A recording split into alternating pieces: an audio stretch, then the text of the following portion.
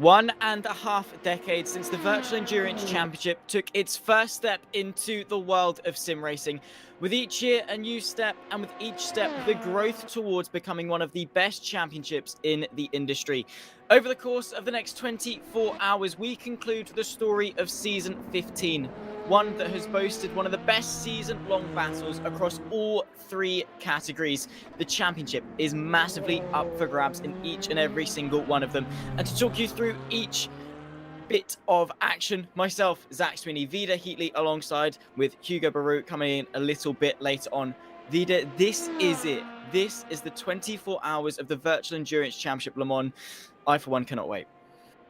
Indeed, round 8 of the championship today, and it is the 24 hours at one of the most iconic circuits in the world, and there's so much flat out space around here, isn't it? You've only got two small braking zones on the Mulsanne straight, and then you've got the run from Mulsanne Corner up to Indianapolis. A good 2/3, 70%, perhaps even more, is full throttle here. You're going to see a lot of drafting, and it really is who's got the lowest downforce in the car that can still make it stick through the Porsche curves. That's really going to be the key to the race today. But yes, one more tick against the number of 24-hour races we've raced here in the VEC. And as you've said, today it is the 24 hours of Le Mans. All three classes still up to play for. When it comes to the points, we'll see the point situation a little bit later in the warm-up lap, I believe, but it's going to be a very, very fun race because, as we said, and as you said,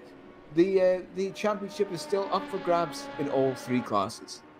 Absolutely. And it's crazy to me that we started all the way back in August of last year. It really has been almost a year-long struggle for all of these teams, getting to each round, making sure they can deliver on each and every single one of those occasions. Of course, it was a slow start back then. In recent times, I think since the start of 2023, we've had a race every 4 weeks.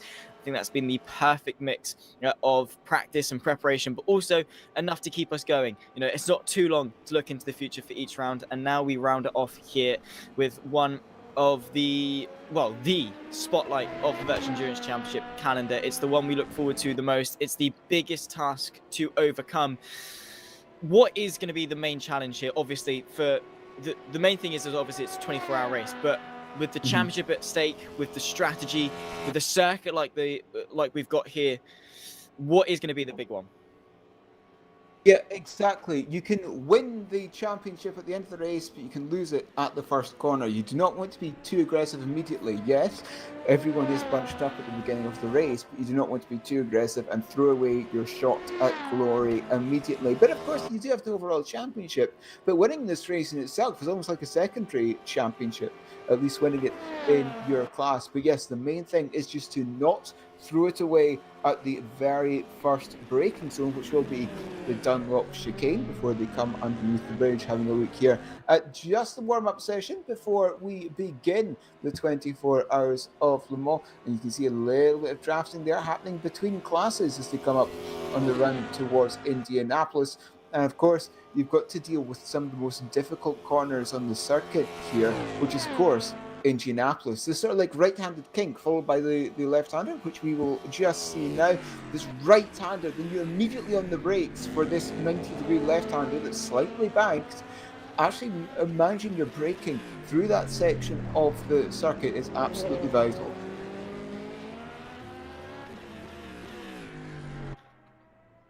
Absolutely, and we're getting told from race director Jimmy Allison in our ear that the race session will begin in a few moments' time. The teams and drivers will grid up, take to the formation lap, and we'll be underway for 24 hours of racing. One final hurrah, I suppose, for season 15, and well, we cannot wait at all. It is going to be one to remember for sure. We'll talk you through the championship standings in just a moment, talk you through the grid order as well coming into today. But talking off that grid order, Vida, I mean, it's more a novelty than anything, right? It doesn't really mean a hell of a lot, does it, coming into today? Well, it's always nice to get pole position and be, well, towards the front of the pack, but it also means that if you're towards the front, it means that you can avoid any potential chaos that happens behind you at the first couple of braking zones. Essentially, the Dunlop chicane, as we've said, the two Mulsanne chicanes, and down at Mulsanne Corner as well. It means that you can avoid this possible carnage, there's possible chaos, there's possible contact, which means that the beginning of the race is far more likely to actually be clean. You're far more likely to keep your car intact and not have any horrific damage. Because, of course, we've seen it a few times so far this season, Zach. You can get some suspension damage at other tracks that we've been to, Laguna Seca, for example, Bahrain, for example. You can deal with a suspension under Code 80, but here it's 13, 14 kilometers. It's a long, long way if you damage your car at Tech Rouge, if you damage your car in the first sector of the circuit. It's a long way home, essentially. Yeah, basically. It's not like Laguna Seca where you just have to, limp at home for 3 kilometers. Now you've got to quadruple that, essentially, and go for 13.629, I believe the official measurement is 8.5 miles-ish. We're getting told that the race session will be beginning very, very shortly. At the moment, the drivers are just doing their final preparations before getting underway for the absolute mammoth task that is the 24 hours of the Virtual Endurance Championship Le Mans. It has been one that we've been building up to essentially for the last almost year of racing. It's almost crazy how quick it's gone, Vida. Yeah, it's been incredibly quick, as you've said. And, it's been quite nice to commentate actually in big chunks, if you like. It's not happening today. You only got me for the first hour. Then, as you said, Hugo will be joining you for the next 3 hours. But there we go. The pole position driver, well, at least the pole position car, I should say, is Race Clutch. Tom Letellier going to be starting that one from the very front of the field, and nothing but open tarmac in front of them. Absolutely. I mean, and coming into today, of course, we'll touch more on the championship standings, but Race Clutch, of the 3 championship leaders, they are the one with the biggest margin, and that is not saying much. 18 points difference. As you can see, the 2 championship rivals of Race Clutch and Simfream line up on row 1, with Mitchy Hoy for Best Esports and Alex Bagey for Simfream just in behind 3 and 4. Beyond that, we've got Netrex GP and DX Droids rounding off the 3rd row of the DPI field, with Team Rookie Monsters and Satellite Racing 7th and 8th. Paulia Hohen taking to the wheel of the 8th place machine. Beyond that, then we've got Ryan Walker, Benjamin Jilzinski for Seawolf Net Race, Remy Delorme for Go Team, taking the pole position in the LMP2s, joined by Darius Andre for Visceral on row 6, overall row 1. Of course, the LMP2s, Sultan Varkonyi for Simfream, the other Simfream car, as well as another Simfream car of Rick Van El there in 14th place with for Slovakia P15. Moritz Melt for the other Go Team car in 16th. Lucas Martino for Arm Cyber with Netrex GP's Jake Denahan there in P18 for Slovakia, and on-off racing P20 overall as well, with Charlie Rigo taking to the wheel. We got Undercover Regine and Armed Cyber. A lot of unfamiliar names. You might be thinking we have merged the divisions together as well to make one big grid. Team Iris and Schubert Motorsport 23rd and 24th overall. Beyond that, Ace Racing with rounding off the LMP2s with Yumi Nusler from Miranda Sea Stars. Pole position for the GTEs, Mark Veet for Blackhawk and Timotej Andonovski for Go Team. Just in behind that as well, 3rd place in the GTEs. Then comes NeedRacing.com. Championship leaders, of course, in the GTEs. They're P29 overall, P4 in the GTEs. Taka Hakkinen for Secret Team, still without a name and still without a livery, it must be said. Juices Motorsport Club just in behind as well. Stern Price for Arnage and Caspian Motorsport just in behind. Ivan Avanoa for the X-Droids, as well as Jean Barbosa just in behind on the 18th row of the field. The other Juices Ferrari. Then comes Fusion Hispana, Ramada Motorsport, Team Shiba and Speedy Mike Racing as well. Sean Jacobs, the 40th car on the field. And surely we haven't got much more beyond that. We have, actually. We've still got 6 more cars. Diego Silva, Jan Wegner, Ben Crooks, Victor Sequeira for MC Motorsport as well, the 44th car of the grid. And then beyond that, I think we've just got 2 lonely, Ruben Correa Alves and Bert Knox as well for Scuderia Leon and Sim Racing for Holland. A big, big grid there, Vida. And as I said, we've merged the divisions for one big race here for the 24 hours. I think we're in for a fun one. It's going to be very fun. And Sim Racing for Holland, they've actually been very strong several times this season, but they're going to have to start from the very back of the GT field. It's going to be a big, big battle for them.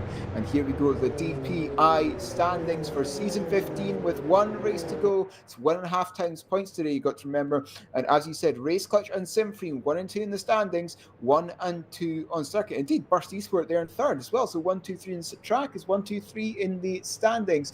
The Seawolf Net Race car has an outside chance to win the championship, but they need things to go very much in their favour. They do indeed. Valley Esports there in 5th as well. Not really got much going for them. I think the main discussion is between the top 3 of Race Clutch, Simframe, and the reigning champions as well of Burst Esport, it must be said. 18 points between 1st and 2nd. 45 points on offer for a race win. Here come the LMP2 standings. You can see the Go Team racing car up there on 475. Only 5 points clear of Simframe as well, who are looking to take the championship 2 years in a row. On-off racing, P3 as well. They're more of an outside shot, but in the fight for 3rd, Pescarelli Esports there in 4th as well, might be in the mix potentially as well. But only 5 points between the top 2 in the LMP2s. That is absolutely sensational. And it does mean that the race is entirely up for grabs. Also, the GTEs only separated by 1 point more. 6 points between NeoRacing.com and the Juices Motorsport Club Ferrari 488 as well. Blackhawk Racing up there in 3rd, but again, they are going to need a bit of a miracle if they want to come out on top. Ranassi Stars and Scuderia Leone round off the top 5. The other Juices car, a bit more of a lackluster season, unfortunately. Been up there on a couple of occasions, but not quite consistent enough really to apply much of a challenge. I think this is where those teams towards the front, the likes of Race Clutch, Burst, Simframe, etc., Go Team, and obviously NeoRacing.com, they're going to be thinking in their head, where in the season, where over the course of the last year could we have found more points? Where could we have helped ourselves more? But I don't think that hindsight is particularly going to be very healthy. No, it can literally just be one position somewhere in one of the previous 7 races could cost you the championship. We've got 24 hours to find out if that is the case. They were side by side, just go single file through Indianapolis. Make sure there's no incidents on the formation lap, because that will be frowned upon a lot by race director Jimmy Allison. Accelerating out, and then you can see the tyre compounds on the left hand side. Interesting. Race Clutch, the odd one out from the championship contenders and the DPIs. Absolutely. So going for a bit more of an aggressive start, which Race Clutch have done actually. They're quite renowned for that, I think. I thought always back to Daytona when Colin Sport took to the wheel for the initial moments. They always like to get out the gates running and get away, because their pole position run has been sensational. And I think for Race Clutch, the strategy is, like you said at the start, get away from the melee of the opening laps, run your own race, and worry about strategy later on. So here we go, coming up through the Porsche curves, which they've kind of narrowed recently with the addition of the safer barrier there on the outside, so there isn't as much runoff there on the outside, so you've got to be extra careful. At the bottom you can see the rear view from your leader, that Race Clutch car, Tom Letailleux, and then you can see them come side by side as they just come through Corvette and towards the green flag for 24 hours of racing. This is it, ladies and gentlemen, the championship on the line, as Jimmy Allison is giving them the final word to just bunch up, get everyone together. The starting formation is truly underway right now. Tom Lartalou takes the wheel of the Race Clutch car. He has got an insurmountable amount of pressure on his shoulder. Good luck. 24 hours, and the final word of good luck from Jimmy Allison, it must be said. Yeah, he's given him the don't be silly, I think, is the 24-hour message there. Tom Lartalou, Christian Malguera at the front row for the DPI class. The top 2 in the championship. Michi Hoy just in behind in P3 as well in that Burst Esports car. They round the final corner. The green flag will be waved and will be underway. 24 hours on the clock. Tom Lartalou has put his foot to the floor, and we are go in Le Mans. And Christian Malguera trying to mount an early charge as Tom Lartalou covers him off in towards Dunlop for the first time, and Michi Hoy just sitting back side by side in the background as well, like Spagey and Rob van Starkenberg going side by side, but single file into the Dunlop chicane for the first time as the fight for the DPI rages on. Tom Lartalou able to stay on top.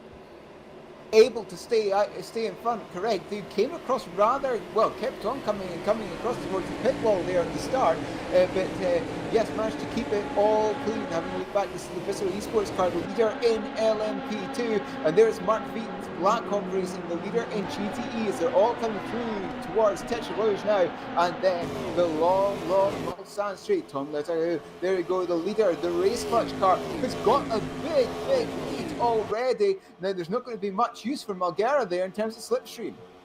Absolutely not. I think that was the aim of the soft compound tyres, is to get the early jump, get the lead, or keep the lead, and stay in front. Tom Lartalou nailing the start for Race Clutch. Christian Malguera tried but failed, unfortunately. The fight rages on there in the background. I think for so far it's been a fairly tame start, which is what we've kind of expected, but you can see back there Darius Andre able to take the lead of the LMP2s. Remy Denolme just in behind with Rick Van El, the top 3. Go Team losing the lead, but I suppose that they've got a lot more to lose than Visceral. Yes, and it is just keep your nose clean for the first few laps, especially if you have something to lose. Mark Vito has also got a nice little gap, actually, and there's Tony Ukic in the undercover car and fighting through the GT field, which is not something you'd expect. So perhaps Ukic had a problem there at the start. I mean, we did see the yellow in Sector 1 pop up briefly there at the top of the timing tower, and I'm wondering if Ukic was backwards at some point. Potentially so. Yellows as well continuing in Sector 2. I think there's been an issue for one of the GTE class.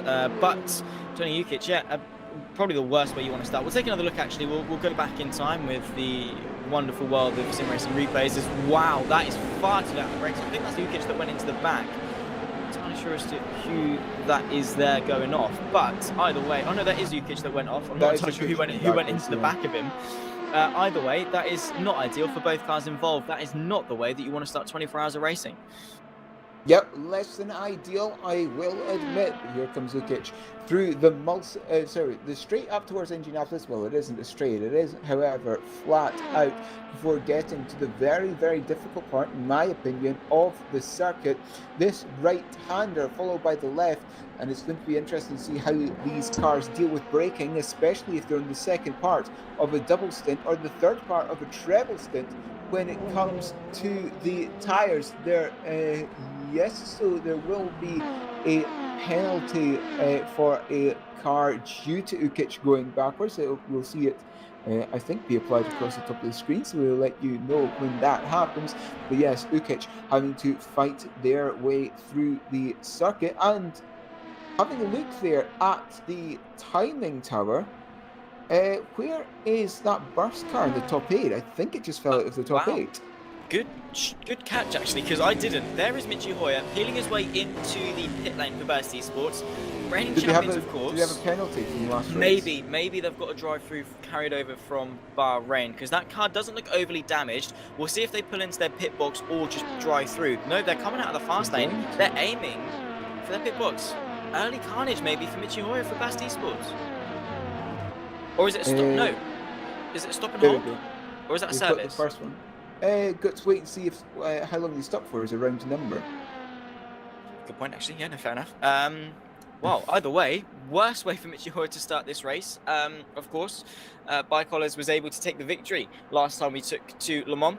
He's off the jacks. Has he now changed the tyres and he's probably going to go again? So I'm assuming that is a service. However, seeing all those GT cars shoot past him is probably going to be the most disheartening thing Michi Hoyer has seen, and absolutely not the way he would have wanted to kickstart this race. Yeah, not how you want to start the race at all. And eventually, Hoyer will go. Eventually, he'll go. Eventually, at some point. This is painful, but yes, having a look at the live timing, this puts him well behind everyone. So he does have a nice clear bit of track, but he's a long way behind the back of even the GT field. So it's going to be pain. It's going to be difficult for the Burst Esport car to make up that time on the class leader, the race clutch car, for example, purely because of how close all of these teams are. I love your optimism, Vida. Yes, they've crashed out. Yes, they're behind everyone, but at least they've got some clear track. I love that. Fantastic. Nice to look on the bright side. The fight for 5th in the LMP2, we've got Sultan Varkonyi for Simframe. Jake Danahan just in behind for Netrex GP. He's trying to move his way forward. Fantastic driver when it comes to single-seaters in the Formula Sim Racing World Championship. Massive improvement. Now he's taking to sports cars. Now he's taking to hypercars. And look at that. He's looking to the outside going into the end of the Mulsanne straight. Very brave on the brakes. Side by side between the pair of them. The Netrex GP car strand on the outside, however, keeping him honest, using the downforce, using the momentum, and now it's going to be a drag race towards Indianapolis. Yeah, and they're both trying to get the slipstream of this car in 4th, but no, that Netrex car just slots in behind him. Look at this, almost bump drafting there. Well, yeah, wow, okay, fair play. That's risky, but to each their own, I suppose. Sandwiched between the two cars is Jake Danahan. He's got Andre Marachak just in behind, in towards Indianapolis, and no changes, so Danahan forced to stay back. But a fantastic little pocket of battles forming the two Go Team cars as well. Moritz Mel and Remy Delorme as well were fighting in second place there, only separated by about half a second. I think that was more a swap for position rather than an all-out brawl battle. But look at how that fight has bunched up the LMP2 field ever so slightly. We've got Danahan, Marachak, Martino and Rigo all within a second of each other. This is sensational stuff as Varkonyi is still under attack. You can see just how menacing Jake Dennehan would look in his rearview mirror. Yeah, it's always very, very menacing. When you can't see the front of the car behind you, you can only see the windscreen. That's slightly more nerve-wracking, but yes, coming through Maison Blanche and Corvette now is Zoltan Varkonyi in this Simfreen car, staying there in 5th position. And there's the penalty that you can see there in the top left, is one for Vesely Buchut for that contact with Tony Ukic at the very beginning of the race. Yeah. Suboptimal is the phrase for that one. We're getting told in the YouTube chat that Mitchie hit a sausage curb at the end of the lap and it was not a scheduled stop. We could probably tell it was not a scheduled stop. But yeah, it's never scheduled to hit a sausage curb. I think that was what you were touching on actually a little bit earlier on about the suspension damage of what comes when you hit a sausage curb. Talking about it at Laguna Seca with the massive sausage curbs that happen there. Thankfully for Mitchie though, I think the good thing about the bad situation was that he hit the sausage curb at the end of the lap. This is true. There was not that much distance to go, but Ukic has not Ukic at all. Buchut in that Team Iris 237 car has served that drive-through penalty for the contact with Ukic at the very beginning of the race. So that penalty has been completed. You can see then in the top left, new lap times coming up new best lap times coming up occasionally for each class. But Varkonyi has actually managed to pull away slightly from the Netrix GP car when compared to 1 lap ago. Absolutely. So Zoltan Varkonyi, I think, just able to get in a bit of a pocket of some clear air and sort of pull away ever so slightly. I think he's now latched onto the back of his teammate of Rick Van El, just in front of that 36 machine. So I think maybe the two Simfreen cars working together ever so slightly to maybe keep Varkonyi out of the pressure zone of the Netrix car of Jake Dennehan, who, it must be said, is doing a fantastic job in the opening moments of this race. Talking of fantastic jobs in the opening moments of this race, though, however, let's turn our attention to Tom Lastly, because apart from the first lap, we've not touched on him in the last 5 minutes. The race clutch car already over 4 seconds clear of Christian Malguera in second. While right now it looks like a nice lead, I think the plan for race clutch is to just get away, get some breathing room, and get into that margin where they can just think a bit more clearly apart from without having the pressure from behind. Yeah, being able to not actually be under pressure, just essentially click off those laps and get into some kind of rhythm, getting into some kind of groove is the most important thing, as it looks like there's an interesting battle for 4th position in the DPI class, and this is only, a second separating those 3 cars. Yeah, we're going to have a look, actually. Alex Baiki for Simfreen. We've got Carlos Fernandez just in behind as well for DX Droids. Then Benjamin Jolzinski for Seawolf Net Race. 3 cars not separated by much at all, as the Netrix car of Rob van Starkenberg has been able to move his way up in the 3rd after Mitchie Hoy's incident a little bit earlier on. Alex Baiki leads the train for 4th place. The Simfreen car looking to either make some advancements or try and hang on to position. However, a poor run out of the final couple of chicanes gives Carlos Fernandez a bit of a run here going into Dunlop. He finds the gap, he gets squeezed all the way to the pit wall, but he threads the needle through the Dunlop curb, and it's still being fought from Baiki, who now has the inside line going into the chicane. The Droids car forced to concede, but oh my word, 24 hours of racing, the opening in 11 minutes, and well, car's getting squeezed to the pit wall. Let's have it. Yep, already. But look at this behind as well. An attack becomes a defence almost. But yes, Baker managed to keep a hold of that position for now. He's 4.5 seconds behind the Netrix GP car in front, which is quite the distance behind there. You've got a couple of cars swapping position.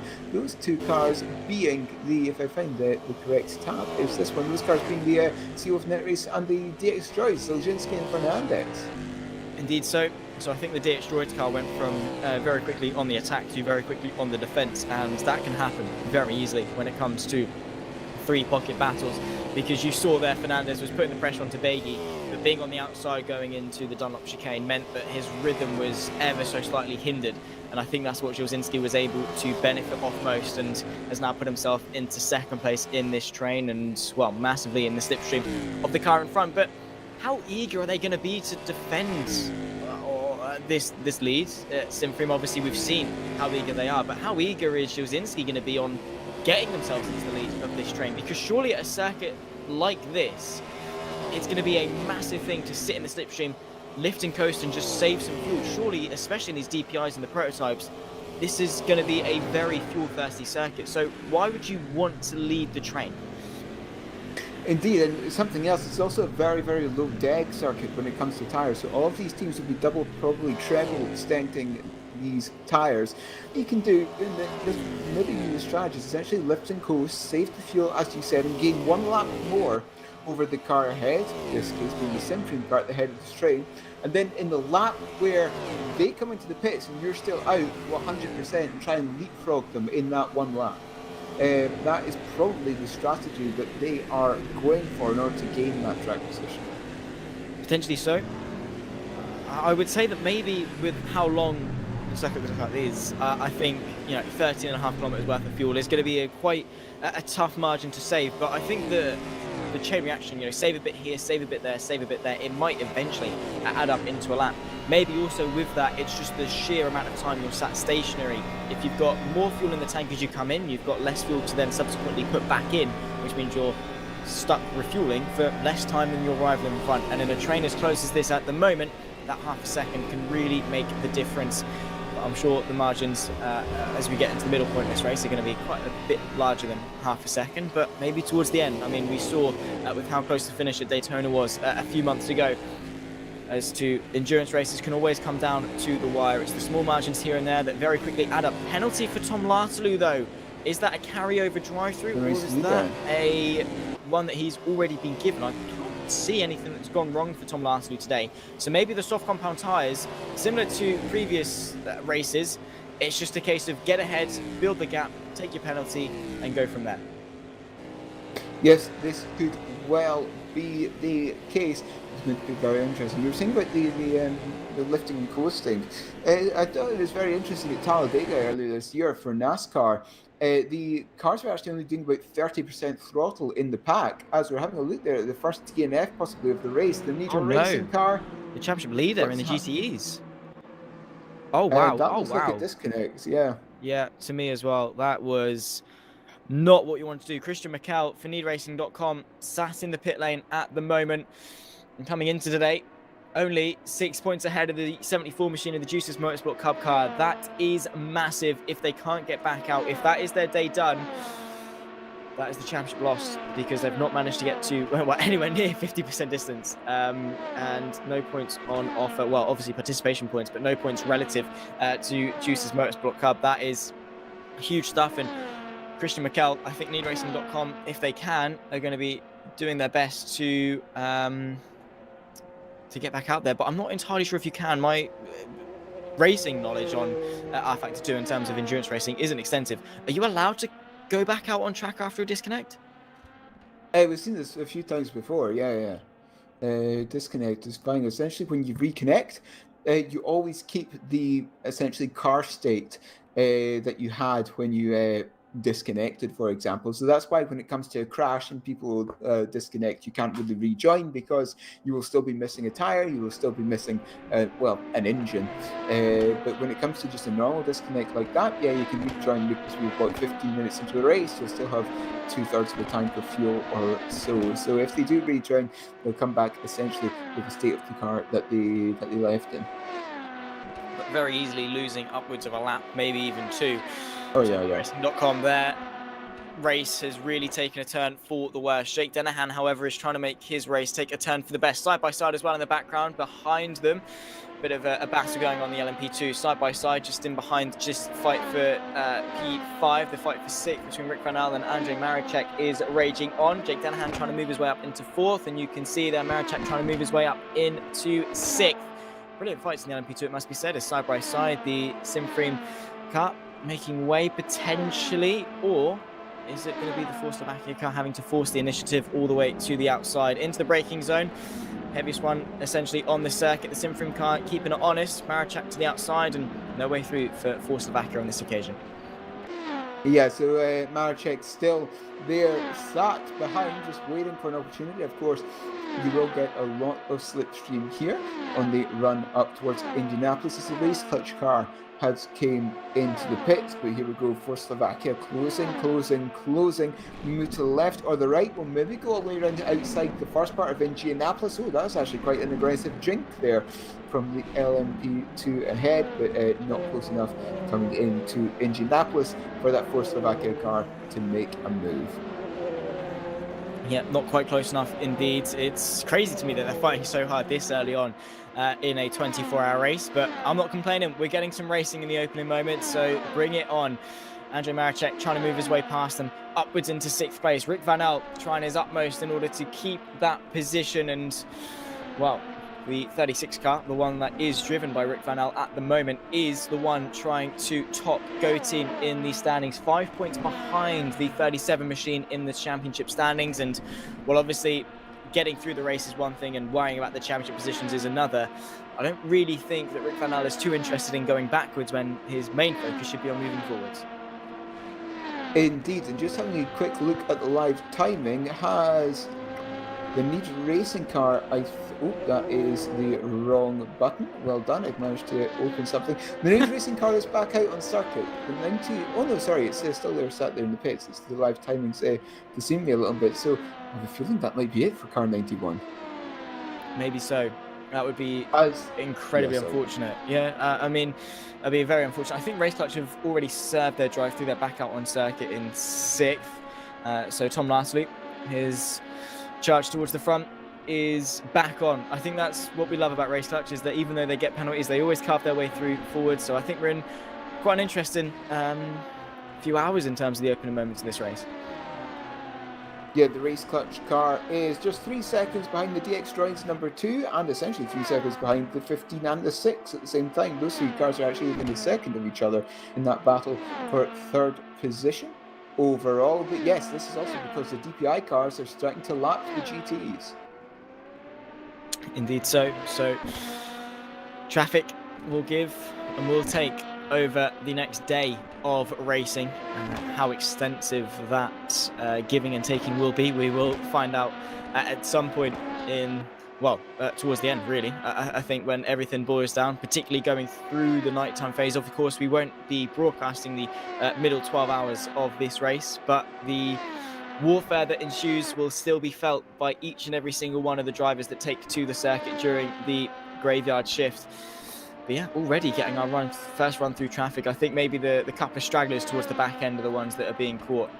But yeah, absolutely. The traffic situation, particularly at a race like this, I mean, for the DPIs, the LMP2s, the ones that are doing the lapping, I think their main focus is going to be, or their main hope, I should say, is going to be catching them on a straight. Because the last thing you want to do is get a bit of GT traffic when you're going through the Porsche curves.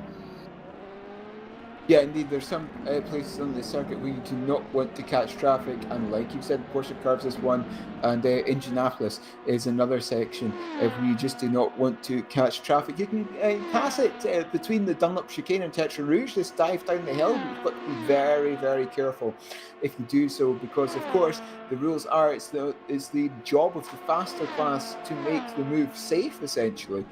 So should anything happen there, responsibility is more likely to fall on the faster class.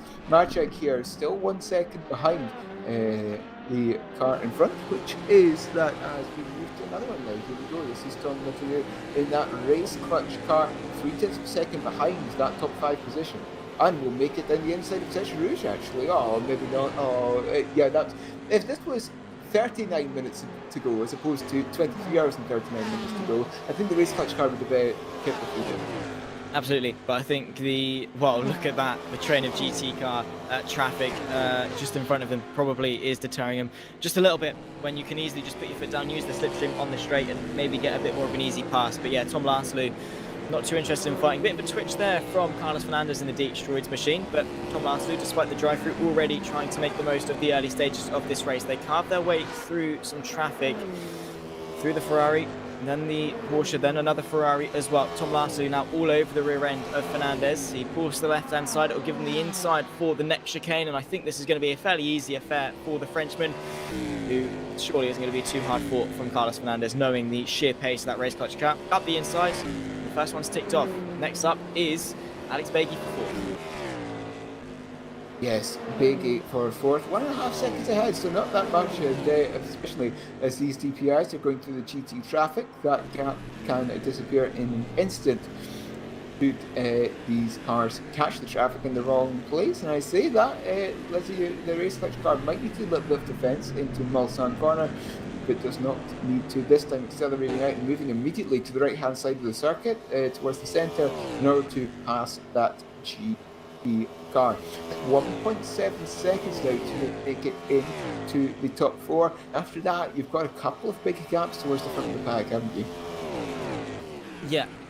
Obviously, for Tom Lashley, the first step is 1.5 seconds, 5, 6.5, 7.5. You can see that on the timing tower, but not huge gaps, not 20, 30 seconds or so. So Tom Lashley, I think, is actually still looking okay in the early stages. That drive-through wasn't detrimental to him. I think we've seen that even in the shorter races, even going to the likes of Laguna Seca and things, when drivers and teams have been given those drive-throughs. It's not the end of the world. It's more just a bit of a speed bump along the way, especially when, a drive-through for a 24-hour race. It means nothing. You'll lose 20 seconds, I don't know, in small increments over the course of the race. It's not a massive thing. It's something you can very easily overcome. So Tom Lashley, I think it's just keeping him occupied in the first stint more than anything, giving him something to chase, and especially looking to chase for the championship as well. Tom Lashley already within the second margin, already within half a second margin nearly of Alex Beggy, Simfreen, DPI car, and looking to move his way up. And then, of course, as we say, he's got a bit more of a clear gap between the rest of the field, but his pace is incredible, so I'm sure it's not going to take him too much time at all to be back up in the front. Or is that another perhaps penalty? Having a look here. Indeed, so this suggests it was probably from the last race. Yes. From Bahrain 4 weeks ago. But yes, at this point, but it is also helpful that this is in a 24-hour race. There's far, far more time to actually regain this lost time in a 24-hour race, isn't there? Absolutely. I mean, you've got an insane amount of laps, essentially. I was about to just We've 24 hours, yeah. Yeah, well, you've got 24 hours worth of laps. Last year, there were 389 laps completed. Tom Lashley moving his way past Simfreen and up into 4th place. Shouldn't be too hard fought as well, I would imagine, from Alex Beggy. I mean, there's no real point to fighting it unless he's overly interested in trying to keep that track position earlier on the brakes and allows the Frenchman through up now into 4th place. But yeah, you got 389 laps worth of racing to give or take. That's what we did last year. So a rough estimate, 389 plus or minus a couple along the way. So plenty of time to recover and regain lost time, and plenty more opportunity for your rivals to make similar mistakes that you do. Maybe, we could see Christian Margera make a mistake and go off the circuit and lose the same 20 seconds that Tom Lashley would have lost from a drive-through. So there's plenty of time for the equilibrium to sort of balance itself back out. Yeah, speaking of being able to regain time, the 91 car is back out on circuit, but 4 laps down on the next car. Wow. That is going to be... But the 91 is out there. It's out, yeah. You've got to be in it to win it, I think, is the moral of the story. I mean, we're not even 25 minutes into a 24-hour race. So Christian Mikel, still a long, long time in terms of the race left to go. But 4 laps is a huge, huge margin to try and claw back. That is going to be tough for Christian Mikel and for NeedRacing.com. But they're fueled by the motivation back into the pit lane as well already. Wow. Why is that? Is that a carryover penalty potential? I'm not entirely sure as to why they'd be coming back into the pit lane. Are you any idea, Vida? This is for whom? Sorry, the 91. I don't actually know. That's a good question. I'm sure we'll find out. Yeah, it could be something to do with the essentially penalties from last time. Yeah. But why are they in their pit box and stopped would be my question, unless it is a stop and hold. I don't know. Go, yeah. I don't know. But what I do know is that's going to be salt in the wound for Christian Mikel, who is not going to be loving the opening moments of this race with the disconnect and then the unscheduled drive through the pit lane as well.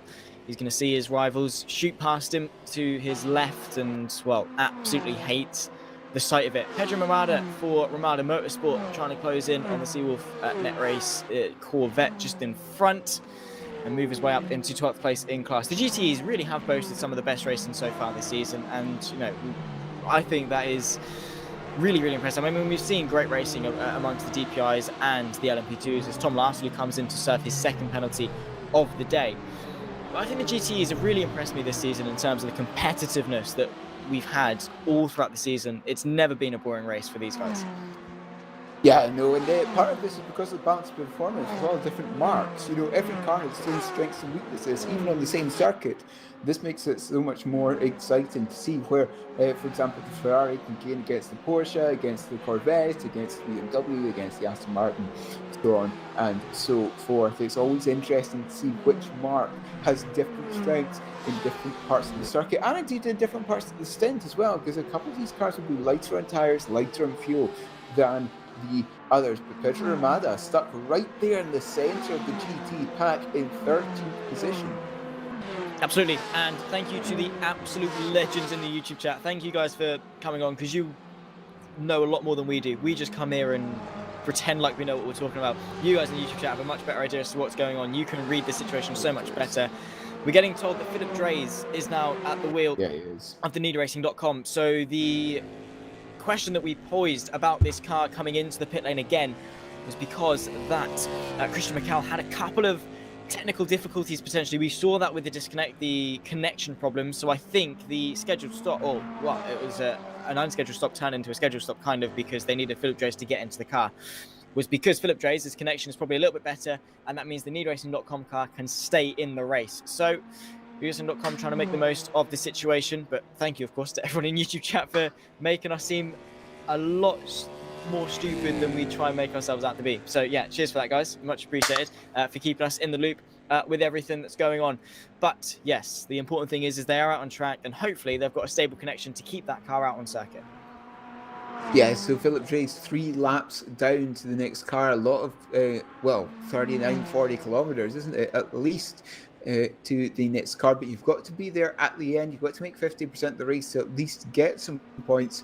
This NeedRacing.com car will maybe be hoping for a little bit of strife from the Juice Motorsports Club car, which they are battling in the championship, going around Mulsanne Corner and accelerating out, using as much of the track as possible there. Absolutely. Making the most of each and every single corner and extracting each and every single bit of lap time. Bit of a fight again in the GTE. Surprise, surprise. It is Timotej Andonovski for Go Team Racing. Was in the LMP2 last season and is back in some GTE machinery here. He has got Ivan Avanoa just in behind in the fight for 8th in the GTE class, and well, that Porsche is practically pushing him through. The Dick Destroyers car putting some pressure on Go Team, and some early fights still to be decided. What can Andonovski do in an attempt to keep that 8th place? What can Avanoa do in order to gain that 8th place? Pulling to the right-hand side, he's going to be hit by a brick wall of air, pushing that Porsche back. The inside opens up, the inside closes as Andonovski has got his bases covered. And here we go. Look at that contact there between the prototype and the Ferrari, and the prototype's gone round. It has gone into the Seawolf car of Ben Crooks, and more chaos behind them. Got to have a replay there to see what happened to that LMP2 and the Ferrari. This, well, I would say Argentinian coloured one in the background, the light blue and white one. But from the very first glance there, Zach, almost looked like the prototype came across the front of the GT car. Yes. I think that's probably the most accurate thing, but also let's not forget that these GT cars can in some cases actually brake a little bit later than some of the LMP2s, so maybe that was the case as well, was the GT car behind braking a bit too late, out braking and going into the back. We'll have to take another look at it to properly digest as to what's happened, but yeah, well, that has caused a bit of an upset for a number of people. Here is the replay. We'll grab a look on board with the Argentinian livery. That is the Visceral car, is it? And I think, I don't know, what do you make of that in all fairness? Because I don't really want to comment. Yeah, I mean, yeah, I don't know. I'm on the fence. Different from that on board. Yeah, it could just be a case of essentially the LMP2 coming across the front. Well, let's say cut across, coming in front of the GT car, but then immediately putting on the brakes for Mustang Corner, and then the GT car wasn't quite ready for that. We've got to see how that will be dealt with by race controls. We've got another replay. This is what it looked like from the outside. Wow. And there you go, you can see the LMP2 go right and go into the side of the Seawolf GT car. And this is the Seawolf GT car we're looking at right now. Ben Crooks, 4 seconds to the top 10 as it stands, and trying to hold off that Porsche behind. He is indeed. That is, of course, the very pink Arnash competition car. Joined us, when was it actually? Was it? I think it was Daytona that they managed to get themselves up into Division 1 and have since really impressed, it must be said. Well, we'll see what we can see from them. And already it's ascent to the inside of Ben Crooks. Beautiful stuff from the Arnage car. 2 in the field, 1 up in 5th and 1 now into 11th place. Beautiful stuff there. And moving their way forwards. But yeah, in terms of that individual GT incident, I think the blame has to be wholeheartedly placed on the GT. There. But as the Armed Cyber car moves their way through, oh, wow, that was flirting with disaster, I think, if I've ever seen it. Yeah, that was a forceful move there by the prototype. You don't need to make that move. There's still 23.5 hours to go. You don't need to be that aggressive at this point in the race. But the Seawolf Net race car, as you were saying, is now trying to retake that 11th position, but a little bit too far back for now, as more prototypes are ducking and diving and cutting their way through this GT field. Now, it's quite interesting to see how these prototypes are even using a slipstream from the GTs. As the race leader comes in, Christian Malguera in that Sim Freem car. We've got another replay. This is what happened. This is telemetry as well, if you have a look at the bottom. So it's Darius Andley comes in front of the cars, about halfway breaks, and well, yeah, it's interesting to see what happens there with the telemetry as well. Well, Darius Andre was braking essentially as the as the straight kicked, and it wasn't, a full brake. It was more just a lift off. Another penalty for Tom Laslu. Wow. Yeah, okay, these are stacking up a lot for Race Clutch, as I think we have now got the pit lane sequence kicked in almost unanimously for the DPI class. Christian Malguera was first to sort of kickstart things over in the DPIs, and well, that has allowed him to retain the race lead ahead of Ron van Starkenberg. However, Paulia Hohen, I think after all of that, actually has been able to get himself up into the lead for Satellite Racing. So beautiful stuff there from Paulia Hohen to catapult himself into the lead of the DPI class. But a relatively early stop from what we've seen previously from the DPIs. Only, about 34-ish minutes into the race, when usually they're doing upwards of 40 minutes. So it seems that Le Mans is quite a fuel-thirsty one. I was going to say the exact same thing. Not a normal track, we'd expect maybe an extra 7-8 minutes out of these cars, out these DPIs, I should say, rather. But yes, it's just a very fuel-thirsty circuit, Le Mans, because there really aren't that many braking zones. There aren't really that many technical sections to the circuit when compared to, for example, Bahrain, Sebring, Laguna Seca, places where we've raced at so far this season. But Paulian in that satellite racing car is ahead by 1.5 seconds. So a little bit of a lead, but not enough to make it a little bit more relaxing, if you like. Yeah, they're still there. Christian Malguera, I think, is going to be a little bit taken aback by how effective that satellite racing car was during the pit lane sequence. I think it shows the power of saving fuel. And making sure that you are in it to limit the amount of time that you spend in the pit lane. Also talking about that, Rob van Starkenberg is now, 8 seconds off the back of Christian Malguera for Netrix, which, well, is a huge gap relative to how early on we are in the race. So Christian Malguera is trying to move his way back into the lead of the race. And talking of leads of the race, Jake Danahan has been able to get himself into the lead of the LMP2s somehow. I think a couple of pit stops, you can see Visceral Arms, Cyber and Simfreem all into the pit lane. Maybe Jake Danahan going on for an extra lap. And it is weird to see the separation, the diversity that we're seeing in terms of pit strategy. Yes, and It is going to be interesting to see what terms they're going to do in tyre strategy as well, whether they're going to double, treble tyres at this point, what compounds they're going to be on as well. Of course, as we move towards the night, you expect them to move more towards the soft tyre because in cooler conditions, the soft tyre lasts longer. But it's going to be interesting to see when they actually swap across to that compound of tyre. Here you have Jake Denham, yes, in that Netflix car, number 1 in the LMP2 class, about 4.3 seconds, so a bigger gap than in the DPI. And that can almost give you a little bit of breathing room. When you're over at 4.5 seconds, you're allowed to have a little bit more time. You maybe don't need to drive at 100% the whole time either. That's true. I think Jake Denham, after storming his way to the front of the LMP2 field, we were getting told that we missed all the 228 overtakes, which tells us that he was able to just blitz his way past so many people. Jake Denham absolutely flying, it must be said, in that Netrex GP LMP2 machine. Now in a position, as you say, 4.5 seconds clear of the 37 machine of Remy Delorme. Jake Denham then trying to take an early charge in this race. When will we come into the pit lane? That is something that we'll wait and see as to when the LMP2s peel their way into their scheduled stops, probably assuming at the end of this lap. But yeah, well, good stuff from Jake Denham, it must be said, and showing the pace early doors and trying to impress in terms of etching his name potentially, maybe later on in 23.5 hours time, maybe to be a 24-hour winner. Who knows what the future holds? Yeah. But Jake Denham has shown such a big improvement. It must be said. I mean, I'm not entirely sure as to how much you know about Jake Denham, but thinking of him, a couple of years ago to now, he's had such a massive increase, almost exponential, if you will, in terms of his driving performance. He's found a home really at Netrex and really helped nurture him into a driver now who is absolutely fine. I mean, he took his first race victory in the Formula Sim Racing World Championship in Bahrain a couple of weeks ago, was able to continue to impress at round 2. And obviously was able to take a numerous number of rFactor 2 championships over the course of the winter as well. So maybe he's just trying to add endurance racing under his belt. He had a little bit of endurance racing as well, because why not? And then coming towards the end of the portion curves here, this long right-hander, these LMP2s can go around the outside of a GT car there, but you've got to be very cooperative, let's use that word.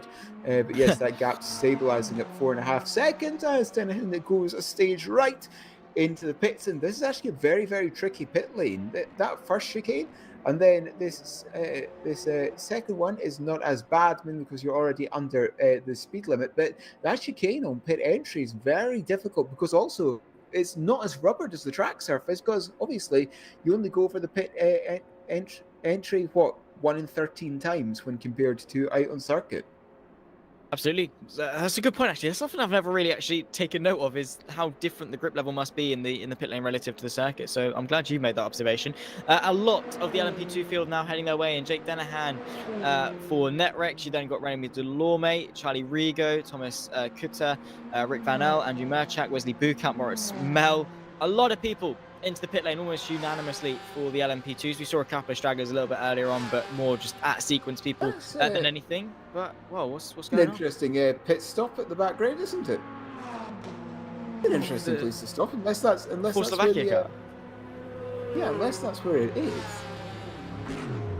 As there's a yellow in sector 1, is there anyone stationary? I can't see anyone stationary, so it might just be a slight bug there, but no, that's an interesting pit position. I'll come back out again, that is fine. Out of the slow lane, you can see all these cars, all these LMP2 cars in the fast lane of the pits as they all take their respective pit stops. Battle for 18th position in the GT class, and this is how Barbosa in the Jesus Motorsport Club car, 0.3 of a second to 17th place. Yep, Victor Sequeira just in front, and also Ruben Correa Alves for the Scuderia Leone car just in front. You can see that Corvette. We've not seen much of the Corvette this season, in all fairness. I think we've got a couple of cars taken to it. I mean, we've got the Sim Racing for Holland car as well, taking with the Corvette.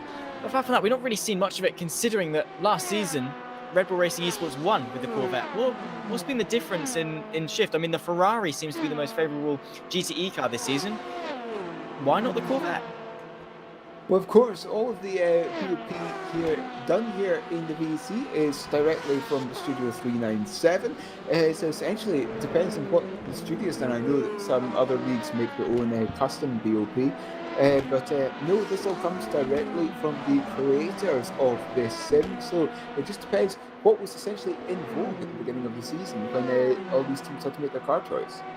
Absolutely, and you've got to commit to it for the whole season. No chopping and changing. All the Ferraris quick at Daytona, or all the Corvettes quick at Laguna Seca, whatever. There's none of that. You've got to stick to your guns, and I think that makes a big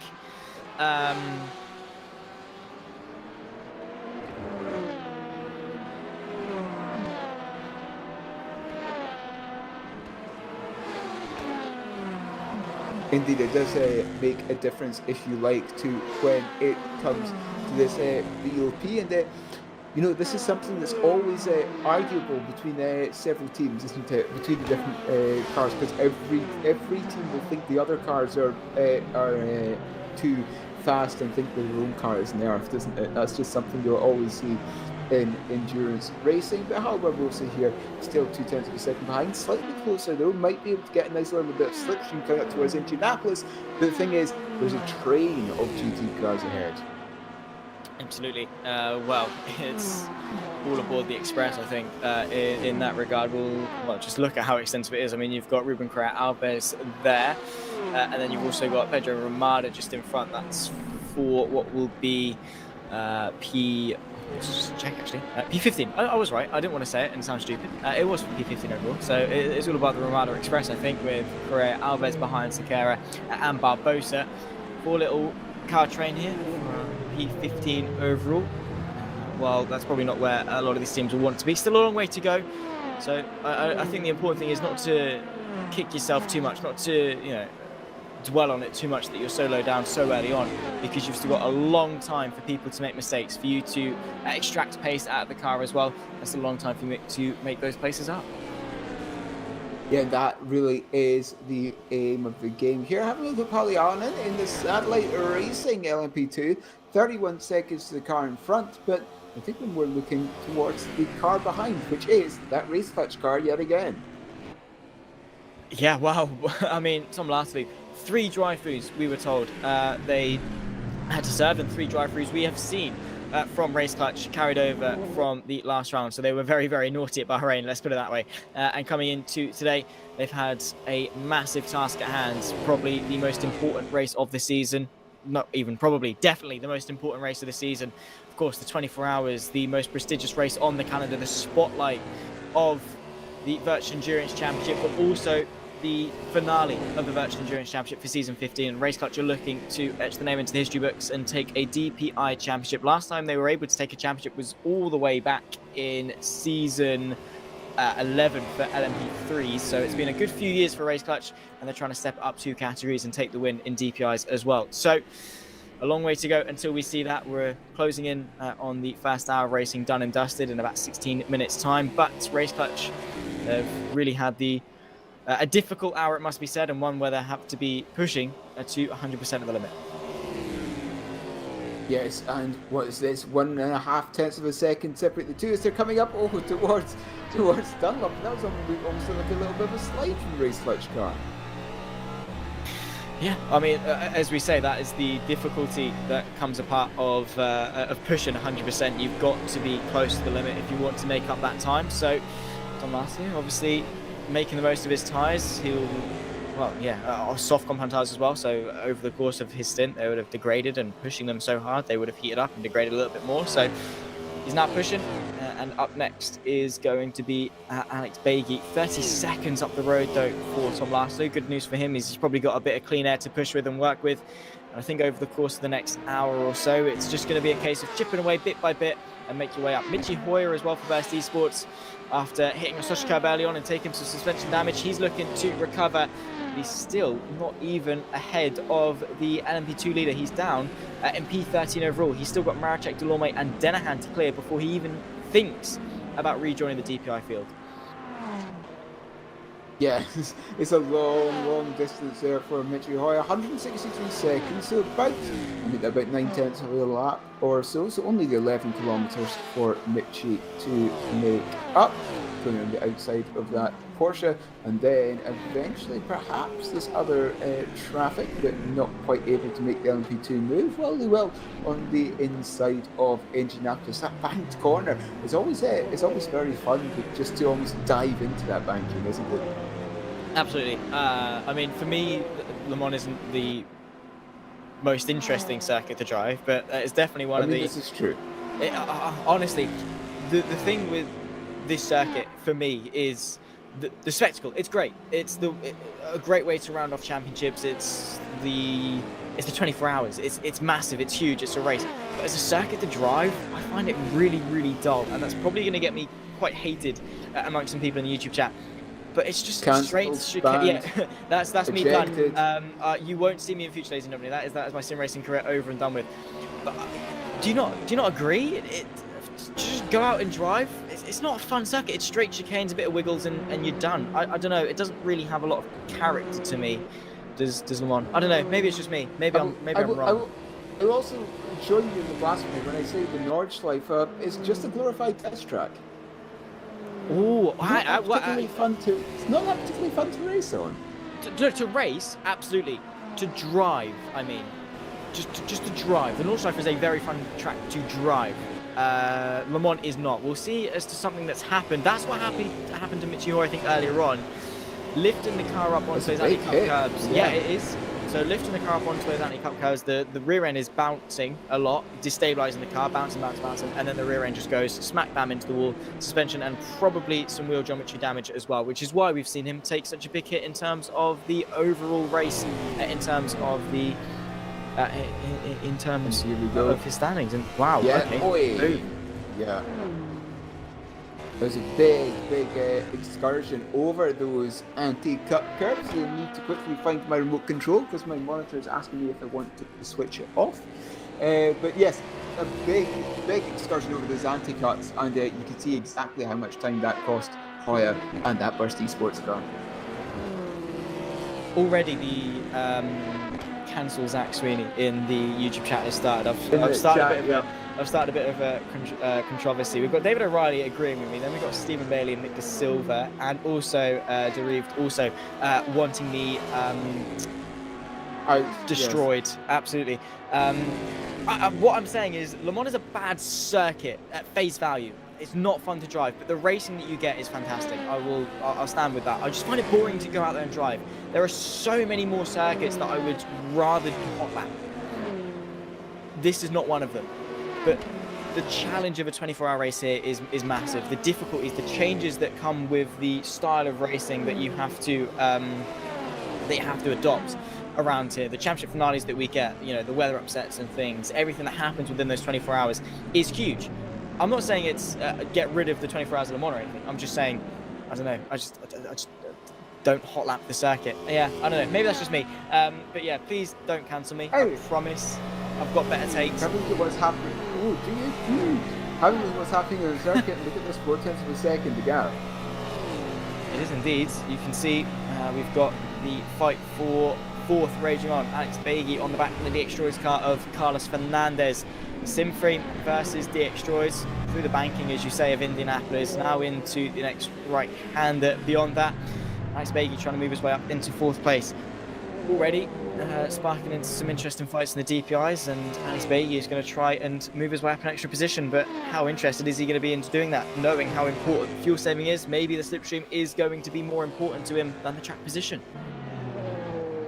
Well, of course, you've still got over 23 hours to go. It's a little bit of gravel picked up there in the background at the exit of Indianapolis. And then look at the back end of the top 10 of the LMP2 class, the Go Team racing car, Murray Smale, trying to break into 9th position. And look at how close they are coming up into the Porsche curves. But I think there's not going to be enough room coming into the curves themselves. Potentially. I say that, going side by side. Look. And indeed a nice little gracious driving it there, and again just giving and taking, which we said so far. That is the 247 Ace racing car, Fabian Youngblood at the wheel of that one. But yes, at this point in the race, 23 hours to go, it's all about just keeping your car clean. It is, yeah. Keep your nose clean. Keep yourself out of the pit lane. Tom Lasu darting his way through a bit of traffic as well on his pursuit. Already managed to take a couple of seconds out of 5th place car as well. Here is Andrej Maracek for Slovakia. He has got Luca Martino just in behind. They fight for now the podium in the LMP2s, and we're getting told maybe the 348. That tells me this is a Division 3 car. At some point, yes. The 348 being the Slovakia car. I say that. They've also got a 4 car, the 475 Caspian Motorsport, for example, in the GT class. But no, if they manage to make their way up from Division 3 now into Division 1, they've done a very, very good job of that Slovakia car. Absolutely up there in P3 overall, getting up in the mix of some of the Division 1 cars. Very impressive stuff from Andrej Maracek, it must be said. Huge gains in the early stages. It's one thing to get there, it's another thing to keep it, and it's another thing on top of that to keep it for the next 23 hours of racing action. Giuseppe Pastori for Team Shiba as we approach the first hour mark, and well, here comes the GT cars, all of them essentially coming into the pit lane. 9 minutes off the hour mark. This is going to make it a bit awkward a little bit later on potentially. Yeah, because as we were saying, for the GT cars, you can pretty much count them making an hour everywhere. As you said, only 51 minutes, because we've just tipped into 23 hours and 8. You've got to remember this did include a warm-up lap as well, so perhaps that means they couldn't go that extra lap, because that warm-up lap took the fuel that they needed to make an extra green flag lap, if that makes sense. It does, yes. No, I'm picking up what you're putting down. Okay. Cool. Yeah, fair enough. Maybe we'll see it sort of regulate itself as the race goes on, or it is just the case that the fuel consumption around here is just that big. You can see the tyre choices on the timing tower as well.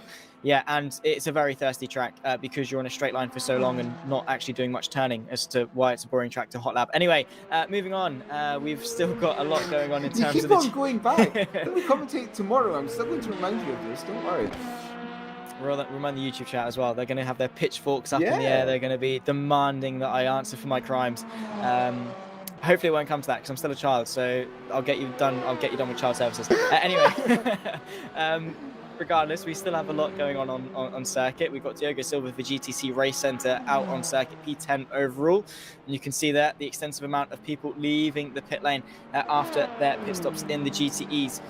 Be interesting to see the knock-on effect that this has in terms of the strategy. There you can see Mark Veet for Blackhawk Racing leading the way, 2.9 seconds clear of Yumi Nusa from Random Sea Stars, and then the Juicers car of Wojtek Polesny, P3. We are already starting to see a little bit of a spread after the opening pit stop phase, which tells me there are some differences and some discrepancies in terms of how much fuel each team has been able to save.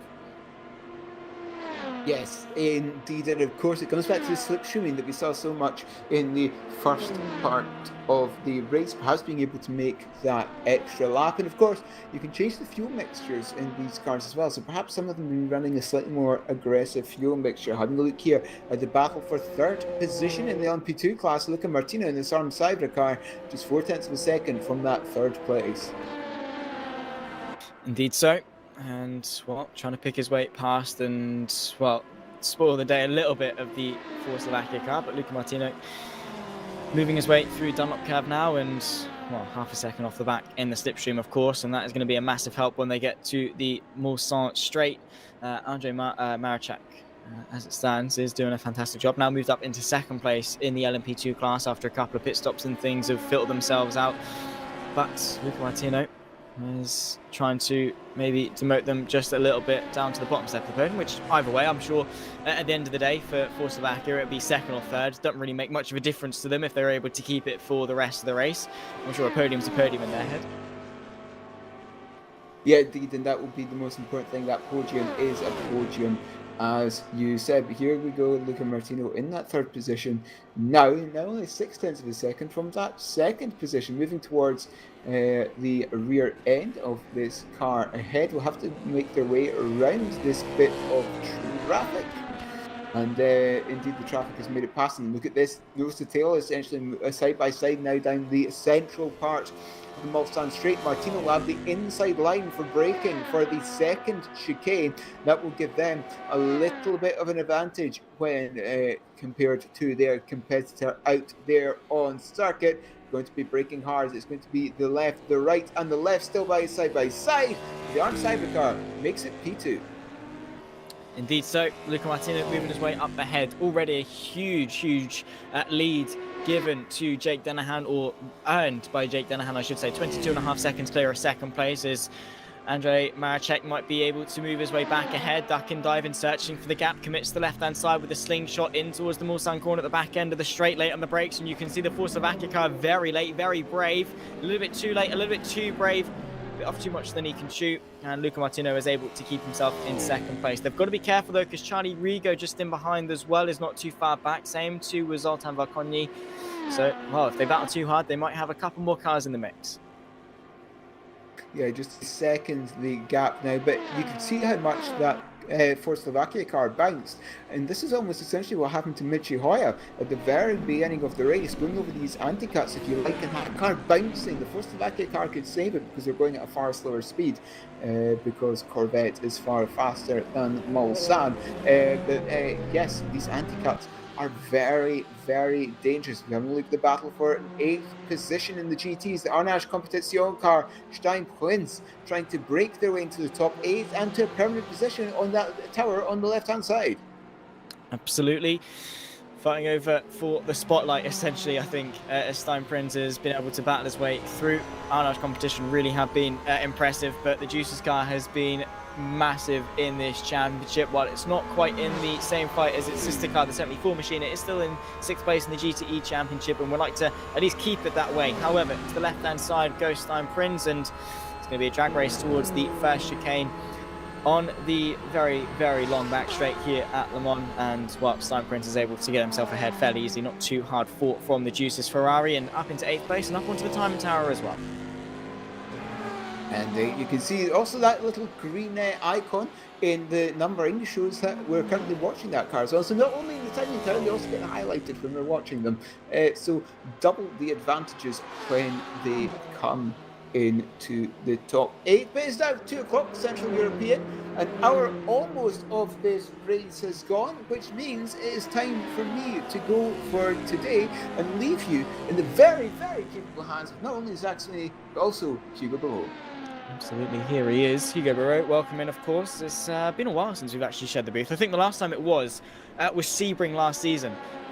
So nice to have you back in, of course, as we talk you through the next 3 hours of racing action here for the 24 hours of the VEC Le Mans. Already quite a chaotic race, it must be said, and you jump straight into the deep end because you've got to fight for 4th in the LMP2s, Hugo. Yeah, well, thank you for such a kind introduction. I'll keep it brief though, because yeah, we've got Zoltan Varkonyi at the moment in 5th, looking to take this 4th place off Charlie Rigo with the on-off racing car. As he moves to the inside, he'll have a good line into the chicane, but he'll have to maintain the speed on the exit. And that's what makes these chicanes quite interesting, is because, yeah, you could have the inside for the first part that offsets your line on the second part. You can have a poor exit. And as you can see, trying his utmost to break the slipstream there, because, well, that's the nature of the circuit. It's a straight line. So as you said, it might be boring for hot lapping, but that's not what this track is designed for. It's designed for endurance racing, and these positions will swap a lot. As we head towards this second chicane, it's a right-hand entry, or a left-hand entry rather, as opposed to the first one. Under brakes once again, you can see him getting nice and close, and it's all about trying to maximise the speed on the exit here. But it looks like Varkonyi has just about taken that 4th place for Sim3 Esports. I mean, there's 23 hours to go, but every position's going to count, and if you can get ahead, you're not getting bogged down, you can carry on and hopefully be in a better position for the end of the race. Absolutely. I think it all has a knock-on effect, cause and effect, over the course of the next 23 hours, 24 in total, of course. Everyone knows that is the spotlight of the calendar. But yeah, I think that if you can gain half a second here, half a second there, get some track position there and have the knock-on effect, it will massively help your race. And looking back in hindsight, maybe in 22 hours time when you tick down into that final hour and are wishing, what could I have done to be in a better position? Maybe Varkonyi is going to be looking back to this moment and thinking, it was a good thing that I managed to get myself into fourth here. It was a good thing that I managed to get that clear air to push in and make the most of the car that I've got underneath me, make the most of the pace that I've got. So yeah, maybe we could see some changes in future, and also potentially with this one here in the fight for 6th, even Avanoa under a bit of pressure, it must be said, or trying to put some pressure on.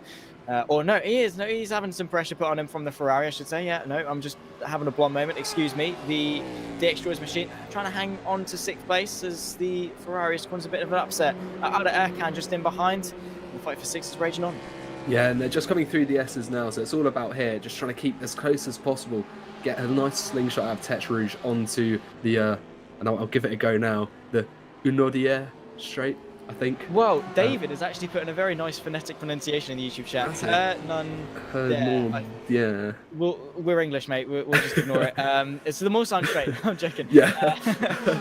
But, yeah, you can see it's very close now. That slipstream is going to be very powerful. There is a prototype coming up behind, but that shouldn't be too much of an issue. There's a lot of room along this straight, as you can see, pulling all the way to the right-hand side. But Avanoa looks like he is going to lose that position there before they even get to the chicane. So, yeah, we're seeing the nature of Le Mans already. Lots of overtakes just happening everywhere, pretty much. It's the nature of the beast when it comes to slipstream. Sit in it for long enough. It's a long enough straight, you can gain so much speed, and as long as you're within the slipstream range, you're going to make some massive gains as the Simframe DPI car carves their way through, leading the way, it must be said, as we tick our way past the first hour. And it's been quite an eventful hour, it must be said. Great way to introduce the final race of the season. What a season it has been. But yeah, wow, already a lot of drama to talk about just in the opening hour. Let's bring on the rest of it. As Pedro Ramada, you can see the right-hand side in the Porsche, trying to go side by side with the Ferrari and do his utmost to keep that 15th place. It was a long train, actually, all the way down to P19, but Victor Sequeira on the outside going into the first chicane, right then the left, and the Ferrari trying to get the up and under and use the slipstream for the second part. Yeah, you can see very tight entry Pedro Ramada had into there, and you can see how that's going to have a consequence now, as that 15th place doesn't look as secure as it did on entrance to that turn. I think Victor Sequeira here for the MC Motorsport, I think that's the Ferrari trying to look for a way through. You can see just how close he is. There just isn't an opportunity here, and I wonder if that Porsche has got a bit better straight line speed. You can see Pedro Ramada once again moving to the inside. He does decide to go for a slightly wider entrance this time round. I think he realised his lesson as they barrel down towards the Mulsanne corner. Now you can see using all of that exit, and perhaps a bit more than they even should, as another DPI goes past. It's getting a bit busy on this section of the track now, so everyone's going to have to be a little bit more mindful in these battles. But I think Pedro Ramada might have just got away with that and secured a 15th place for the time being anyway for his team. Absolutely, yeah. Nothing is a done deal until you cross the checkered flag at the end of the race, and even then, maybe posting some stewards' decisions might not even be the end of the race in terms of the final finishing order. We'd hope so, that it's the end as soon as you cross the checkered flag. We'd hate for things to be decided at post-race, but yeah, as it stands, he's up in 15th place as Ruben Correa Alves for Scuderia Leon is closing in on this three-way fight for 15th place. Fantastic battle that it is reading into, but we've already had the overlap of the three classes, then the DPIs, the LMP2s and the GTEs we saw there with the DPI. Then you can see the Force Slovakia and the Simframe car working their way through. That's where things are most chaotic, because for the LMP2s, they're being lapped, they're lapping. The GTEs are being lapped by 2 cars. The DPIs are lapping 2 cars as well. So much going on that stage of the race, and that's where things can go mildly wrong as well. There we go, just in front of the Blackhawk Racing car. Almost threw it away through the chicanes. Yeah, you can see a little kick out of the rear end there by Jimmy Nasula, who's coming under a bit of pressure now. They're equal machinery, so that should make this battle fairly interesting, because, of course, the balance of performance isn't going to have a factor in this battle. As they head through the Dunlop curve into the chicane now, look at that gap. It's very close, but there's not really an opportunity to go past. You can see the kicking out the rear end of his car as well on the exit there of the Dunlop chicane. Now through the S's, yeah, there's not really an opportunity here. You just got to try and stay close and keep it nice and tidy, because the straight is coming up, and that's where the overtakes usually are made around this circuit, of course, depending on where you come up to your rivals. But through Tech Rouge now, on to the first part of the long drive. This is perhaps the longest part of the circuit. You get a lot of time to think about what you're doing for the rest of the race on this section. Good time to work out strategy though. But you can see there, through to the right-hand side goes Mark V. Is he going to get past before the braking zone? Is he going to have to complete this in the chicane? We'll have to see. Look, he's going to have quite a narrow entry as he moves to the left a little bit. Oh, I'm not sure. Jim Nasulik could try and get a slingshot on the exit, get some extra speed and try and take that back. We'll have to see. It looks like he's got a decent exit there, so might be not quite safe yet, but we're moving towards the second chicane now. I think Veet has gotten away with that too. He has indeed. Yeah, Hernandir straight is what I'll go with and commit to, because I'm English, and as I say, anything remotely foreign to us is a done deal. You should see British tourists in Spain and Benidorm and things. It is a dreadful experience. So yeah, excuse us and politely, correct us. We'll do our best to correct our pronunciations if and when we do mess up, or if and when we mess up. So we do send our condolences to any people that would prefer us to have perfect pronunciations for each and every single one of these corner names. The Hernandir Straight is what we'll go with, and then getting told the Mulsanne Straight is the one after the Mulsanne corner, which actually makes a lot of sense, in all fairness. So this is now the Mulsanne Straight, the run towards Indianapolis. Okay, cool. The more you know. I've commentated on this circuit for, just about 2 years now since I started commentating, and no one has ever brought that up. No, I mean, I never realised that either. I just assumed that the long straight was the Mulsanne Straight, because that's the only straight I actually knew the name of around this circuit. But, Same. Anyway, I hope no one analyses my surname too closely and realises that I should perhaps be slightly better at my French pronunciation than I might make obvious during the course of this race. But through Indianapolis there, probably my favourite turn on this circuit, into Arnage, a very awkward turn, actually, where it's weirdly tight, I find, Arnage. But anyway, on the exit again, this battle's still going on. Nasulik not letting Veet get away with his overtake as much as perhaps the Black Hawk car would have liked as we head towards the Porsche curves. There's not really, again, an overtaking opportunity here, but there's a lot of room to make mistakes, and we've already seen that happen. There was a prototype off earlier, just going slightly too wide onto the curbs. Shows how easily the cars can get disturbed when they're right on the edge of grip. But we're going to move up now to Rick Van Erle, trying to take, trying to hold on to, rather, his 7th place at the moment from Moritz Mel in the Go Team Racing number 47.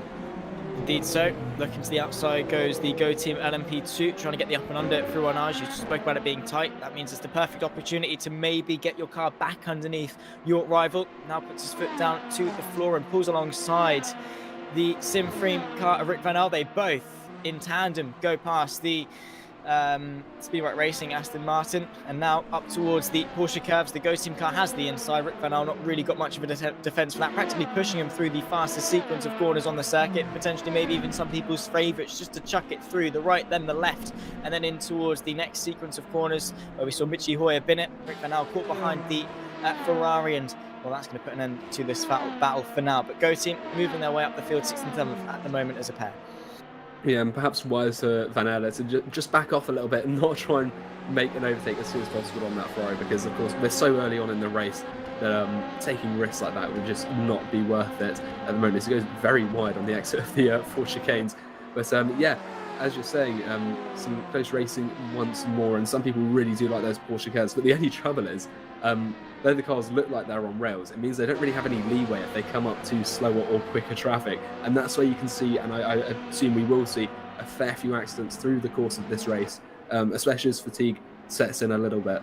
But yeah, still have to be very careful. It's endurance racing, and we have so many cars in the race tonight. I think we've got 47 or 46 rather cars on track at the moment. It's the biggest grid we've had all season, so all the drivers will have to be a bit more careful. Although the fact that the track is 13.5 kilometres long definitely helps. So look, we've got a battle as they're split by both of the Go Team cars, actually. A Ferrari against a Porsche, as Adam Pinces tries to squeeze through with his Arnage competition. But look how busy this part of the track is at the moment.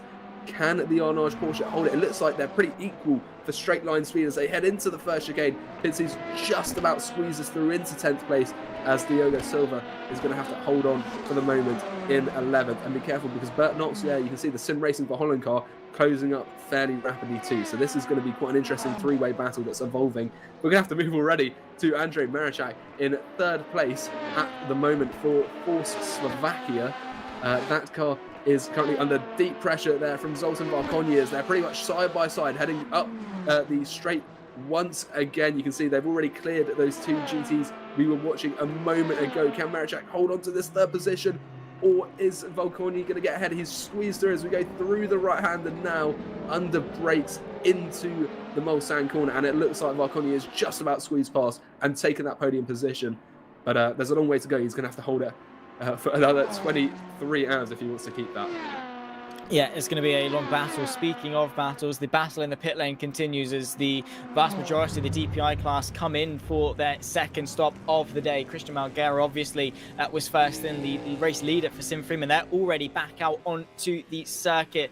The Simfrim car trying to close the 18-point deficit to Race Clutch in the championship battle, and with Race Clutch taking 3 drive-throughs in the early stages, it's on the up for Simfrim, it must be said, and Christian Malguera is dominating the early portion of this 24-hour race. But we were talking about a little bit earlier on, me and Vida, about the discrepancy really and the anomaly that is Le Mans in terms of the pit strategy. Usually we see the prototypes go 45 minutes at a stretch on a stint, but we're seeing a lot shorter stint times here at Le Mans due to the fact that they're spending so much time burning more fuel, being, you know, full throttle down the straight. But what effect is that going to have on the overall strategy in, 22 hours time when they're coming in for their final stop? What difference is it going to make? What is going to be the headache throughout the race? Well, of course, shorter pit stops means that final phase is just going to give them a lot less leeway with that strategy. And I think as well, we saw the GTs pitting 10 minutes before the end of the race, before the end of the hour rather. In a regular 4 or 6 hour race, that's not too much. Maybe that's an extra pit stop. But at a 24-hour race, that's going to add up to an extra 2 hours and 40 minutes of time or extra 2 hours 40 minutes. So essentially 3 extra stops that they're going to have to manage as well. So there's going to be a lot of back calculating, I think, trying to work out actually what number of stops are they going to have to do. And as a result of that, deciding when to change tyres, because they are full throttle for, there is a statistic, the vast majority, much more than any other circuit we race on this track. And that's because they're just pretty much sending it down a straight line for the most part. So getting behind someone, maybe not overtaking, could be quite a good strategy, because you can save a lot of fuel if you're able to coast a little bit using the slipstream to help you get pulled along. But Timotej Andonovski, we'll see whether he wants to save fuel or he's going to go for the overtake here and try and take second place in GTE off Tuukka Hakkinen and the secret team Porsche. Yeah, I was as well criticised for saying it doesn't yet have a name or a livery, and claimed that it looked it's a beautiful livery with the massive question mark on the side of that Porsche. It's not the way I decorate my Porsche, but to each their own, I suppose, as long as they're driving quickly, which they are. In all fairness, Tuukka Hakkinen up there in second place. How much longer though? Timotej Andonovski for Go Team is putting some pressure on, has had so far a fairly clean race as the Arm Cyber LMP2 goes through to lap them, as well as just in behind them as well. But the fight for second raging on as the 74 Juices car is dominating, 20 seconds clear so far in this race, and that's going to be a massive help for their championship, considering the struggles that NeedRacing.com have had in early times. But here we go, looking for the moves. Timotej Andonovski looking to the outside as they run their way in towards Mulsanne corner. It's a drag race, but that Ferrari, look at the speed it's got to just put its foot down and propel itself ahead. It's going to be a very difficult task on the brakes. How hard is Hakkinen going to fight it? The answer to that is not at all. Timotej Andonovski up in the second place. Yeah, very easy overtake, I think, for Andonovski. He'll be quite happy with that, not actually having to fight too much for it. Obviously, if you get yourself roped into lengthy battles, that's going to cost you fuel and tyres, and that's going to come back to bite you later on in the race. So I think we'll see a lot of fairly easily fought positions throughout for the first stage of the race. Anyway, we're going to go to the Go Team Racing cars. The teammates actually out on track at the moment, very close to one another. You can see just behind them, though, is Charlie Rigo with On-Off Racing, and they're going to have to work together to hold him off. It's the 37 Go Team car, which I think is the leader of the two in the championship at the moment. So they'll be wanting to keep this order for the time being, but I wonder to what extent the teammates will be willing to battle each other. As we head through Arnage now, we'll be able to see that, because Charlie Rigo does seem to be very quick, and he's going to be putting them under a lot of pressure pretty imminently, and it's quite a busy portion of track as well. They are going to have to be careful because they're approaching the curves, and that's where it gets fairly dangerous. So we'll watch to see how this unfolds. But yeah, at the moment, the two Go Team cars seemingly working together. Probably the best, considering one of them is in the championship fight, the other not as much. The 37 car, Remy Denorme, is the one up there at the moment leading the way. The other, the 47 machine, down in 6th. So maybe that's where the sister car is going to come in as a bit of a rear gunner to maybe help them through. But as it stands, I'm not sure. Maybe the second car is ever so slightly quicker. And if that is the case, what is going to be the plan in terms of switching? Does the lead car, the championship leading car, want to stay in front, or is it going to be the case that the sister car is happy just to sit behind? Who knows? We'll find out very, very shortly, I'm sure. But you can see rounding off the 5th and 6th places, who knows what's going to come about of the race, the championship as well, because it must be said that the championship that we've had boasted since August of last year, throughout each and every single race, we've had that rivalry, we've had that battles, we've had that competitiveness. To now, the biggest points deficit between championship leader and second place is 18 points. And realistically, when you come to Le Mans, that's not really that much. The other two are 5th and 6th, respectively, in the LMP2s and the GTEs. Not much in it at all when it comes to the fights for the Season 15 championship.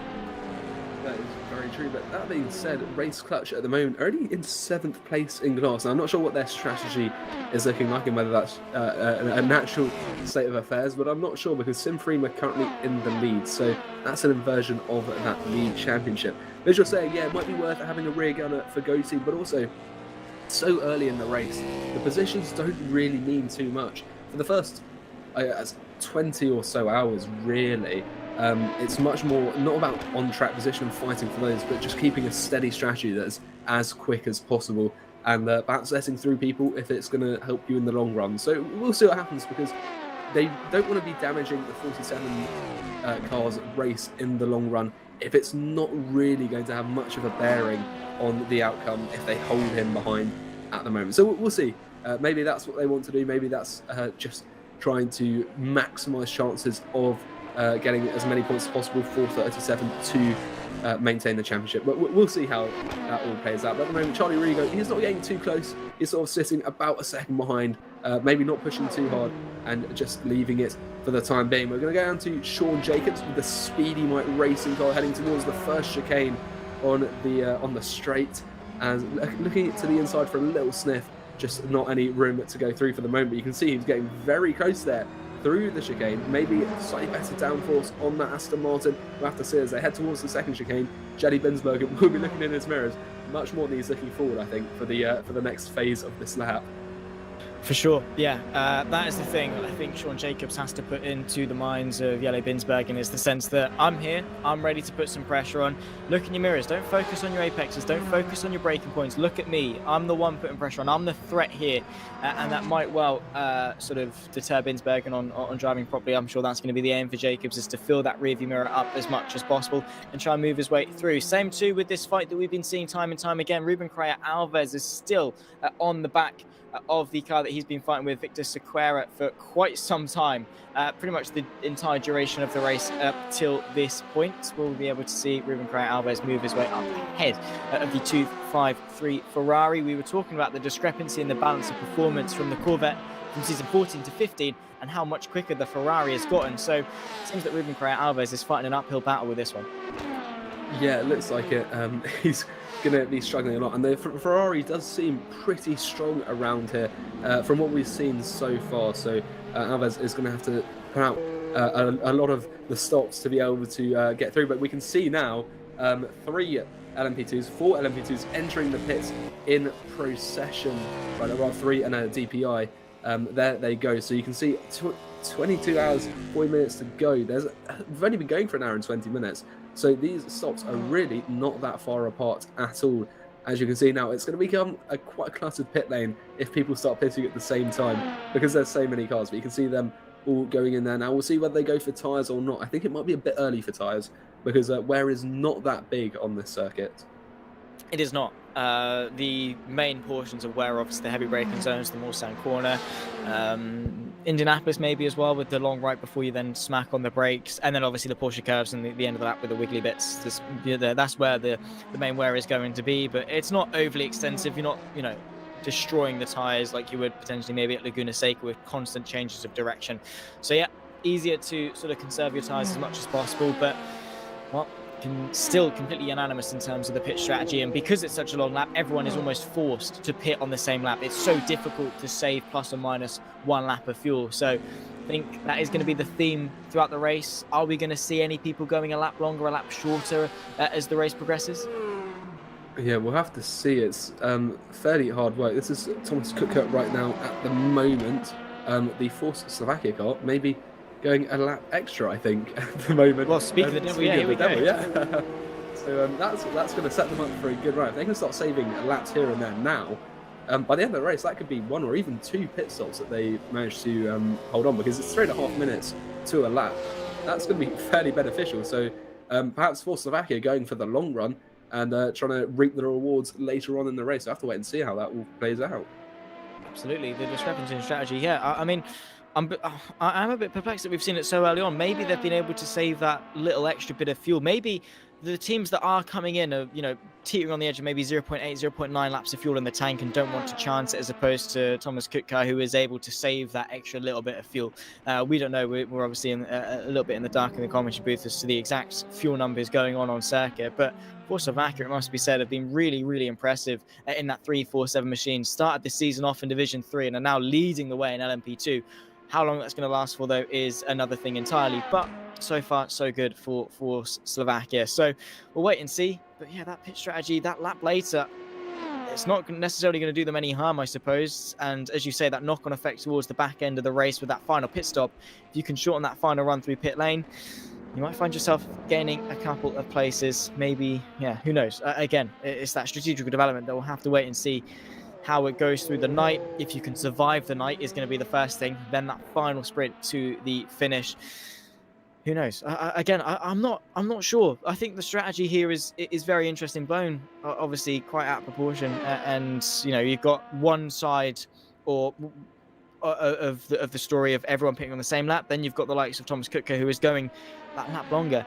The difference there is, well, I don't know. Is it a case of Thomas Kutka taking the risk and going a lap longer, able to save the fuel a little bit better than everyone else, or is it just people coming in and conventionally, being more safe, being cautious, and just going for the safe option? Yeah, I think go for the safe option, especially this early on in the race. Trying not to scuppy your chances at the end could be an option. But I mean, if you're sort of midway down the order to begin with, why not? And you can see Thomas Cook coming into the pits now. Why not risk it? Why not try something different? Because this is the longest race of the season. It's about twice the length. It is twice the length rather of our second longest race. So the scale of strategy is just so much more multiplied, and especially given the fact that you get an extra 1.5 times the points around Le Mans. It could be worth it. Maybe that'll give you a leg up you need in the championship to get somewhere much higher. So we'll have to see how that all plays out towards the end of the race. So I do look forward to seeing what the different options, what the different decisions by the teams plays out with at the end. But we've got Luca Martino now with Arms Kurba and Jake Denaham with the Netrix GP, not too far apart from each other in LMP2. About 3.5 seconds. The top three are separated about 3.5 seconds between each of them now. But yeah, we'll see how that... Oh, there's contact there. Henning Vollert's gone round, I think. No, he hasn't. It's the car behind. Zoltan Varkonyi, he's gone round. I'm not sure he's hit any walls, but that was a big one there. He's very lucky to have gotten away so lightly, especially at such a busy part of the track. Absolutely. Let's put it the right way and carry on. Breath of fresh air and off you go, I think, for Zoltan Varkonyi. Trying to thread the needle to the inside of Henning Vollert, potentially, I think, is what caused the initial bit of contact going for the move through that sequence of corners. We'll have to take a look to properly digest it, but, well, that was maybe a move made in haste. Maybe it was a gap squeezed too tightly from Vollert, but, wow, that was a close call, and flirting with death was Zoltan Varkonyi there on the edge of the limit. We'll take a look, trying to work his way through. You can see he closes the gap. The Juices Motorsport Cup car Ferrari trying to thread the needle through. That's not really a gap that you can make, and he is lucky not to hit that LMP2 and also not to hit any walls. Well, yeah, very close on the little pirouette there. I think he's very lucky to have gotten away almost scot-free. Maybe some extra tyre wear from that, but not much else. He's caught up fairly quickly to the 5th place car, though of course he was in 4th, so he lost a couple of positions off the back of that. But all things considered, not too bad. But as you said, I'm not really sure there was much room there on the exit of the Corvette curves. It's just a little bit too tight, and perhaps a bit of a poorly thought out move. We're going to go to Rob van Starkenberg now in the Netrex GP DPI, fighting for the third place. That's a position on the podium, moving all the way to the left, pretty much off the track to try and get around the Aston Martin.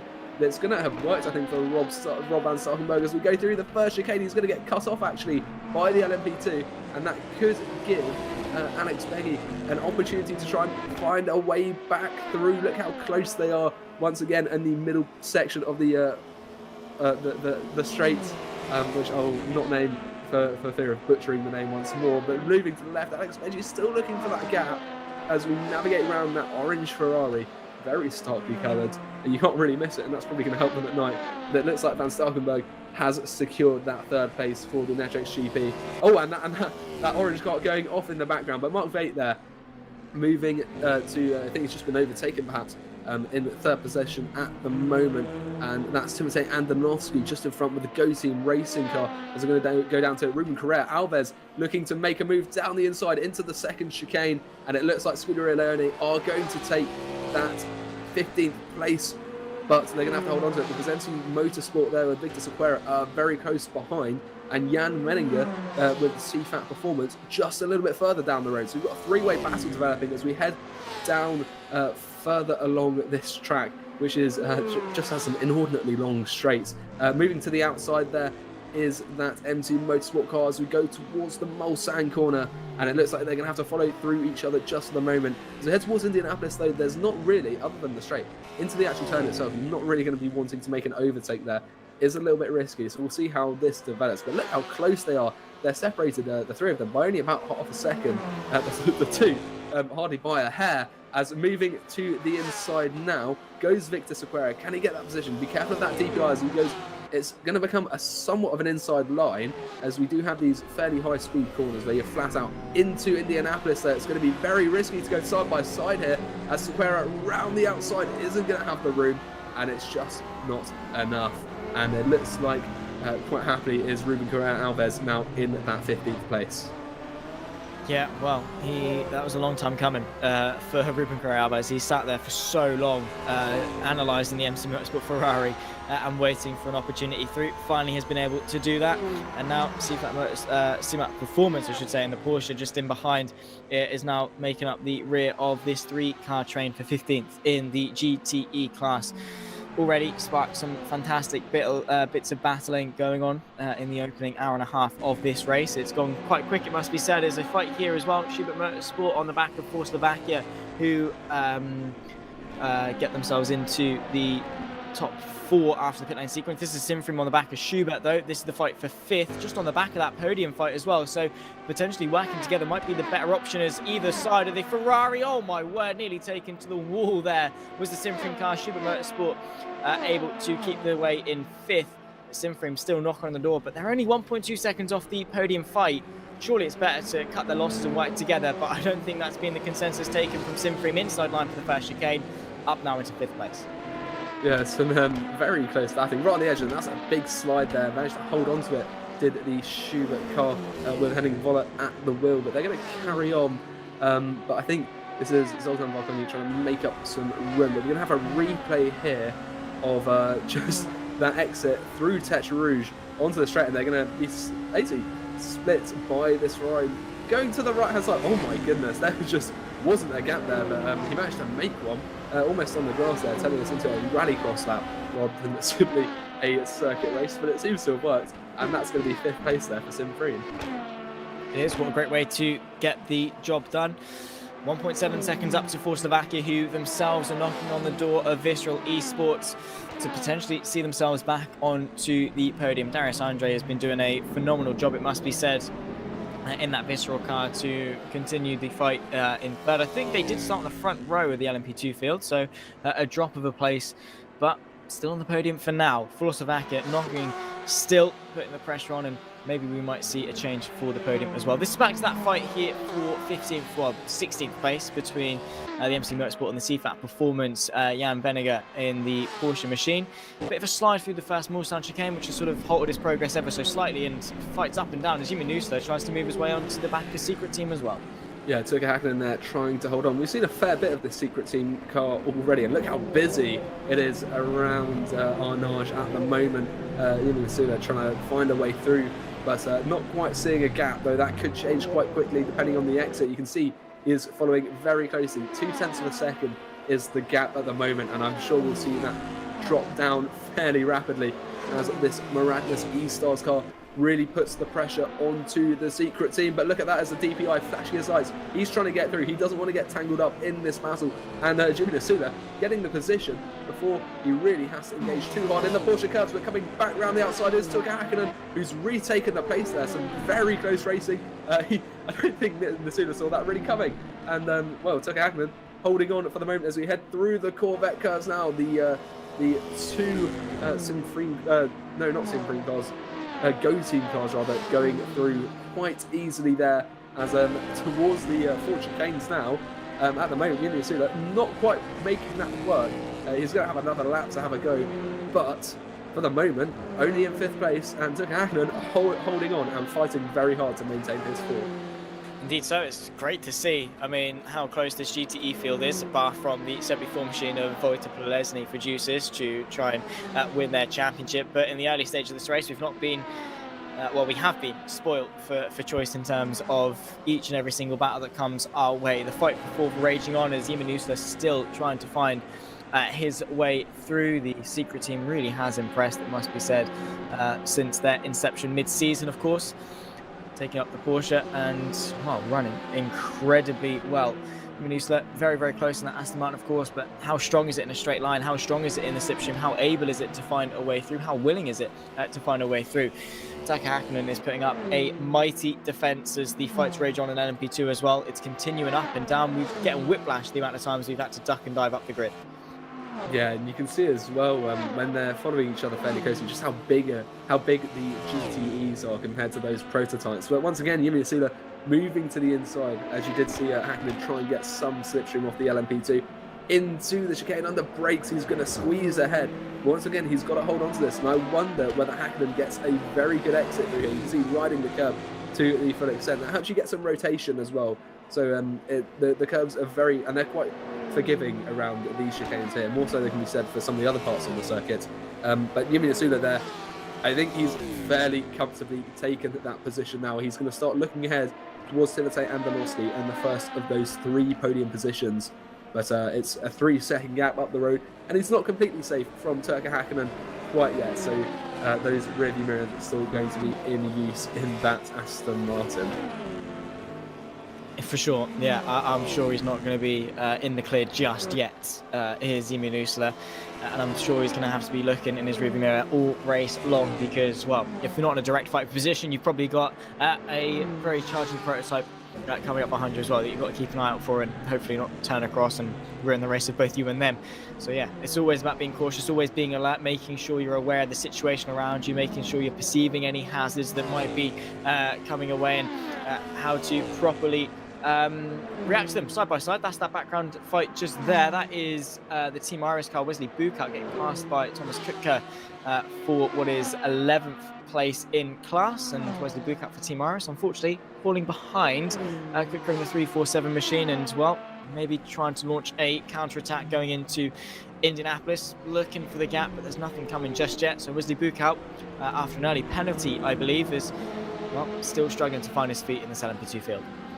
I do think this for Slovakia, the 347 that we've just seen make the overtake, is it's beginning to become quite an interesting car to watch. Obviously, it's on that strategy where it's squeezed an extra lap out of its previous stint.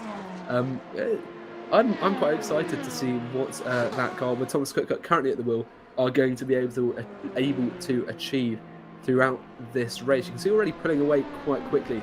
But up ahead, we've got Nicholas Lemoyne on board with him at the moment. That Corvette, the Corvette curves rather, going through there. As we head towards the Ford chicanes, we'll see whether there's any move to be made. Get into that 9th place off Andrea Terzi, just in front of him. That Sim Freem car getting under quite heavy pressure, but Lemoyne really flinging it through the curbs on those final chicanes.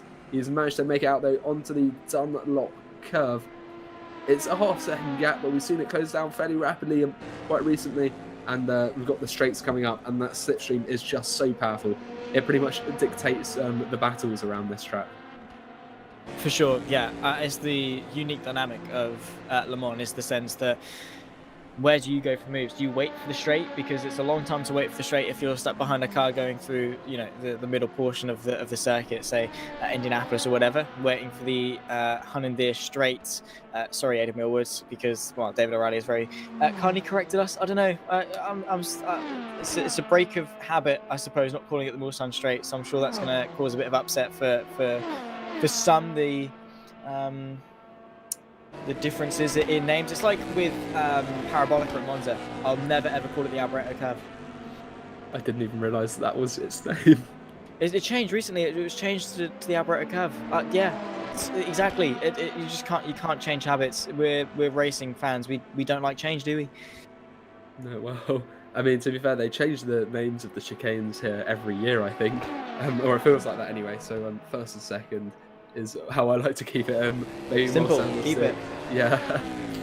But speaking of tradition, it is this year that Le Mans as a race will have been run for its 100th time, literally next weekend.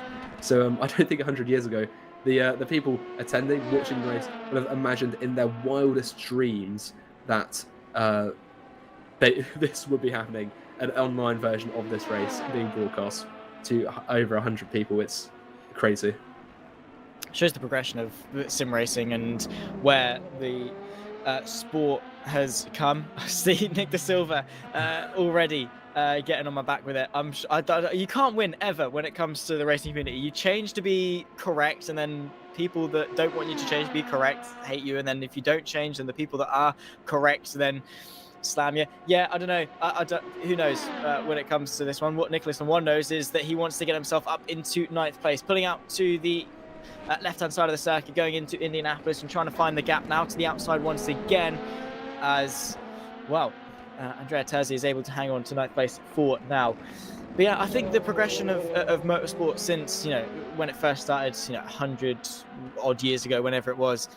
Exactly. Yeah, it's been massive, particularly in recent years with, you know, the progression of sim racing, almost the exponential rise of sim racing through the pandemic and things. I don't know. It's a breath of fresh air to see a nice linear path of new ways for people to enjoy motorsport. Yeah, and so obviously I meant the 100th year, the centenary, rather than the 100th race. It's been cancelled, I think, 9 times in its history, 1940 to 48. And or maybe only 8, and 1936 were the years that the race hasn't been run, but just such a incredible development of time, and to be racing, doing a race that has so much history. Probably the oldest run. I think it is the oldest running race other than the Indy 500. Yeah, it's something special, and 24 hours. I mean, what more could you want? 24 hours straight of racing. It's basically a season in a day, and at the moment we've had some good racing so far, and I'm sure we'll be seeing some more. And we're going to go to the 2 Go teams who are still following each other very closely, but it looks like they've got Henning Vollert now in front of them, and they'll try and take that position back, I think. So we'll watch how this develops. Yeah, I think it's going to be an interesting development. I mean, you can see he is under a little bit of pressure as Remy Dunlop pulls out to work his way past, and Moritz Mel follows in suit, making the most of the slipstream from his teammate into the first of the 2 chicanes on the back straight, we'll call it, just to be sitting on the fence and not upset people. Even sitting on the fence will probably upset people. Henning Vollert now sandwiched in between the 2 Go teams. It's Schubert Motorsport meet to go Team Bread in this three-way fight now for 6th place, and you can see Moritz Melt trying to pick his way past. Is Voller interested in the counter-attack? However, a good run off the first chicane into the second. Sees the Schubert Motorsport car pull out to the left-hand side and maybe make some advancements on the counter-attack. Moritz Melt, what's his situation in this fight going to be? What's his stunt? Is he going to be trying to support his teammate? Is he going to try and capitalise on it? Outside line, though, late on the brakes from Remy Delorme. He finds himself through and able to keep that 6th place after previously getting it, and he's been able to hamper the run of Schubert as well. So here comes Moritz Mel. Yeah, and you can see Voller was temporarily in a Go Team sandwich, which I'm not sure he would have been too pleased by. He's holding on well, though. He's still got a lot of speed. Maybe back straight is not going to please either crowd. But yeah, through into the Mulsanne corner. It looks like Henning Voller is down to 8th, and that Schubert car has not been having the greatest time. It's dropped down a few places. We saw it get overtaken by Varkonyi fairly recently, and just now by the 2 Go Team vehicles. So not too good for Schubert, but it's early days. There's a long way to go, and I'm sure that the Schubert Motorsport team will be able to figure something out, and perhaps this will be to their advantage, not getting tangled up in a battle now, because that was done quite quickly. They can focus on the race on a broad scale rather than a close scale.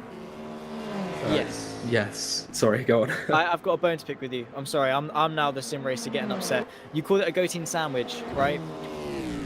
What do you call a ham sandwich? Do you call it a ham sandwich or do you call it a bread sandwich? Well, I'm just saying. I'm just saying. Well, you know, if you say a Schubert sandwich, but what's it sandwiched by? I think that's the Go Team bread. The Go Team bread. It's the Schubert is the ham, and then the Go Team is the bread. It's not a Go Team sandwich. It's not a bread sandwich. It's a ham sandwich. Anyway, I'm sorry.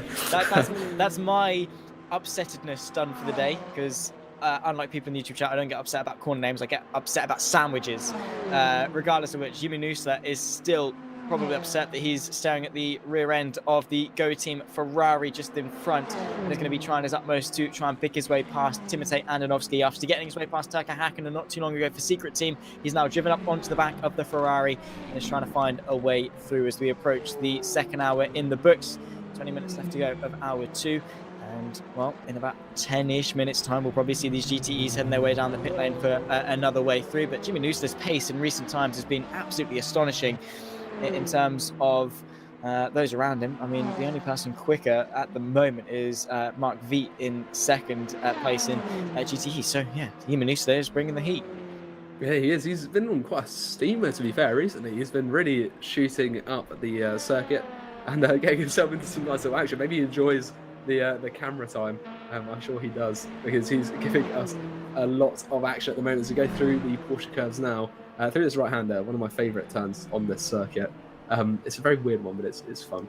Anyway, through the Corvette curves back out towards the end of the lap. This is where it gets a bit technical.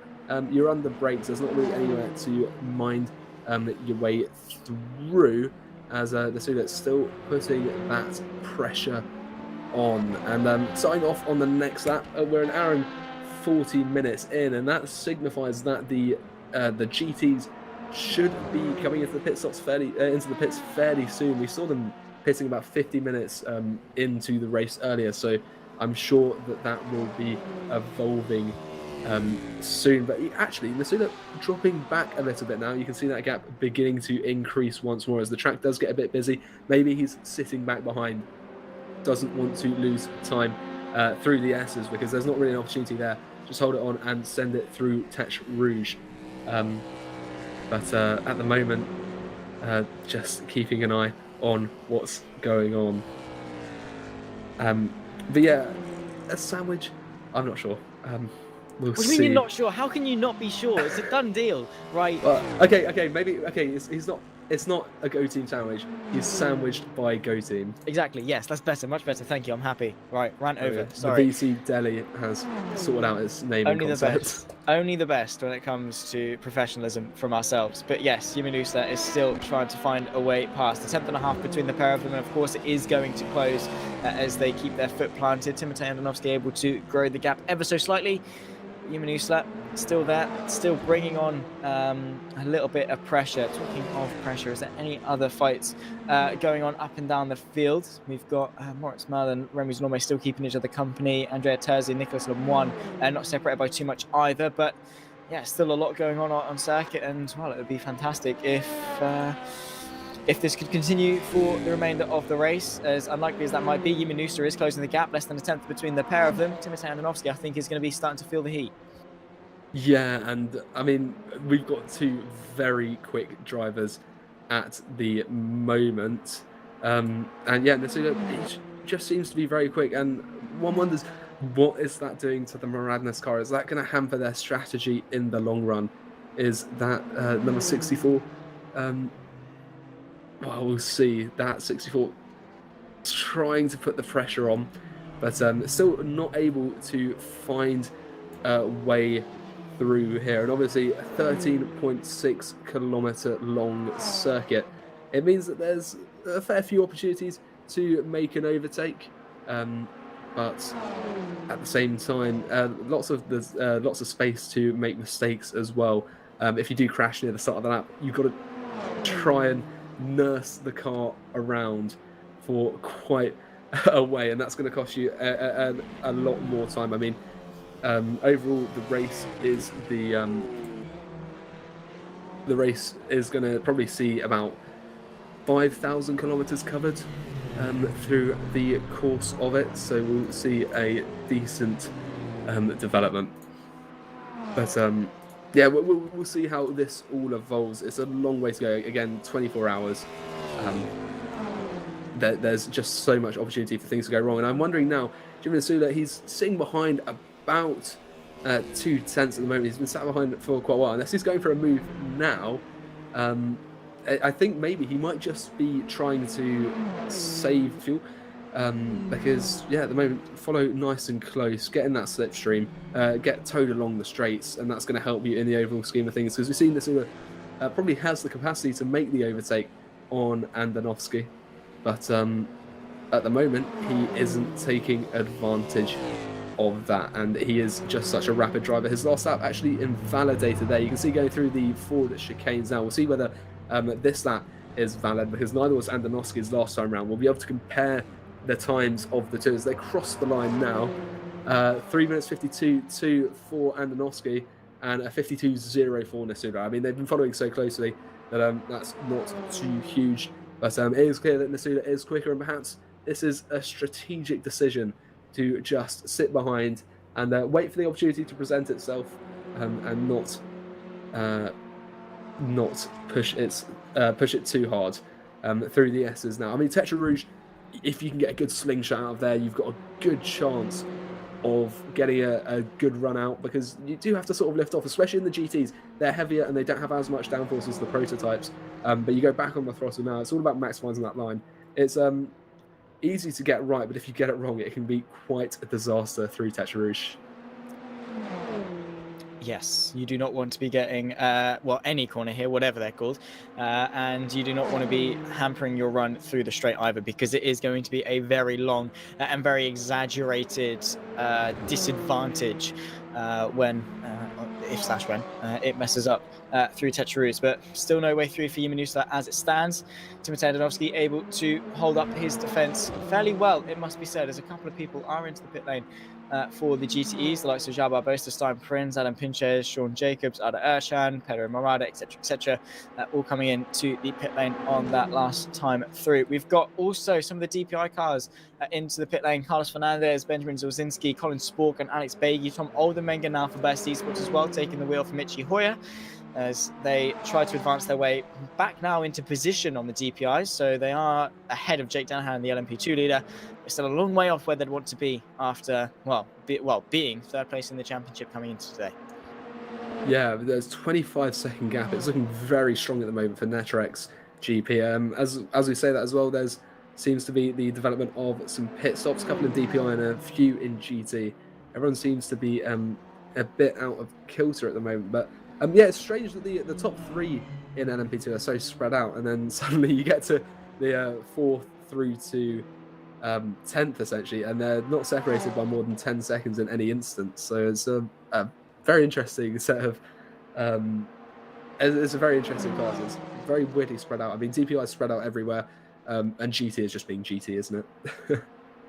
Yes, which is what I love about it, in all fairness. I do love the competitiveness that we have got, as that's the Go team at Ferrari on the back of Jimmy Noosa, Miranda Seastars, all the way around the outside. Turns to the inside for Indianapolis. What a move that is. Jimmy Noosa keeping him honest around the outside. Bit of dust being kicked up as he now get the inside for Arnage. Who's going to be bravest on the brakes? It is going to be the Aston Martin. However, the up and under potentially from the Go team car. Bit of a scram on the exit as he can't quite plant the power down effectively enough. The fight for third raging on. This is brilliant stuff in the GTEs, and Team Noosa, I think, maybe able finally to find a way through, but Timotej Andonovski is keeping him honest all the way up to the Porsche cabs. Yeah, and I think Andonovski might just squeeze back past. It's going to be very close. You're right on the edge of grip here. Any light contact is enough to send them round, but this is holding on for dear life, I think, just in front, and he might just make it through there. That's the beauty of that part of the track. If you've just made an overtake, is you can it's a very good place to consolidate it, because there's not really an opportunity to respond. So getting an overtake down through Arnage can be quite beneficial as we head through to start the next lap. Nisula's in front, but Andonovski still not far behind. He's still going to be presenting a fairly strong challenge. Indeed so. Into the pit lane comes the race leaders of Wojciech Plesny and also Mark Wiet as well. So P1 and P2 into the pit lane. Continuing on is the Miranda's E-Stars and also the Go team car of Timotej Andonovski. So Yumanusa continuing on. We'll wait and see as to the difference in strategies here. Still pretty much bang on when we expected them, 10 minutes off the hour, which is incredibly awkward for these GTE cars. The knock-on effect this is going to have might be making for an interesting situation in, well, about 21-ish hours' time.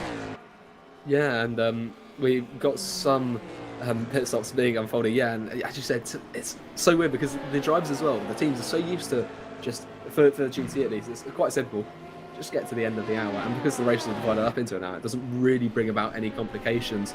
But now, yeah, as you said, 50 minutes, it's going to make them scratch their heads a little bit more than they might perhaps be used to. But at the moment, we've got Andrej Maracek here trying to find a way through onto those top three positions. Darius Andre just in front of him for Visceral Esports, and you can see it's getting a little bit busy. There's a prototype and there's a GT, which GT gets out of the way, to be fair to him. Perhaps in quite an unorthodox manner, but I'm sure the prototype drivers will be appreciating that.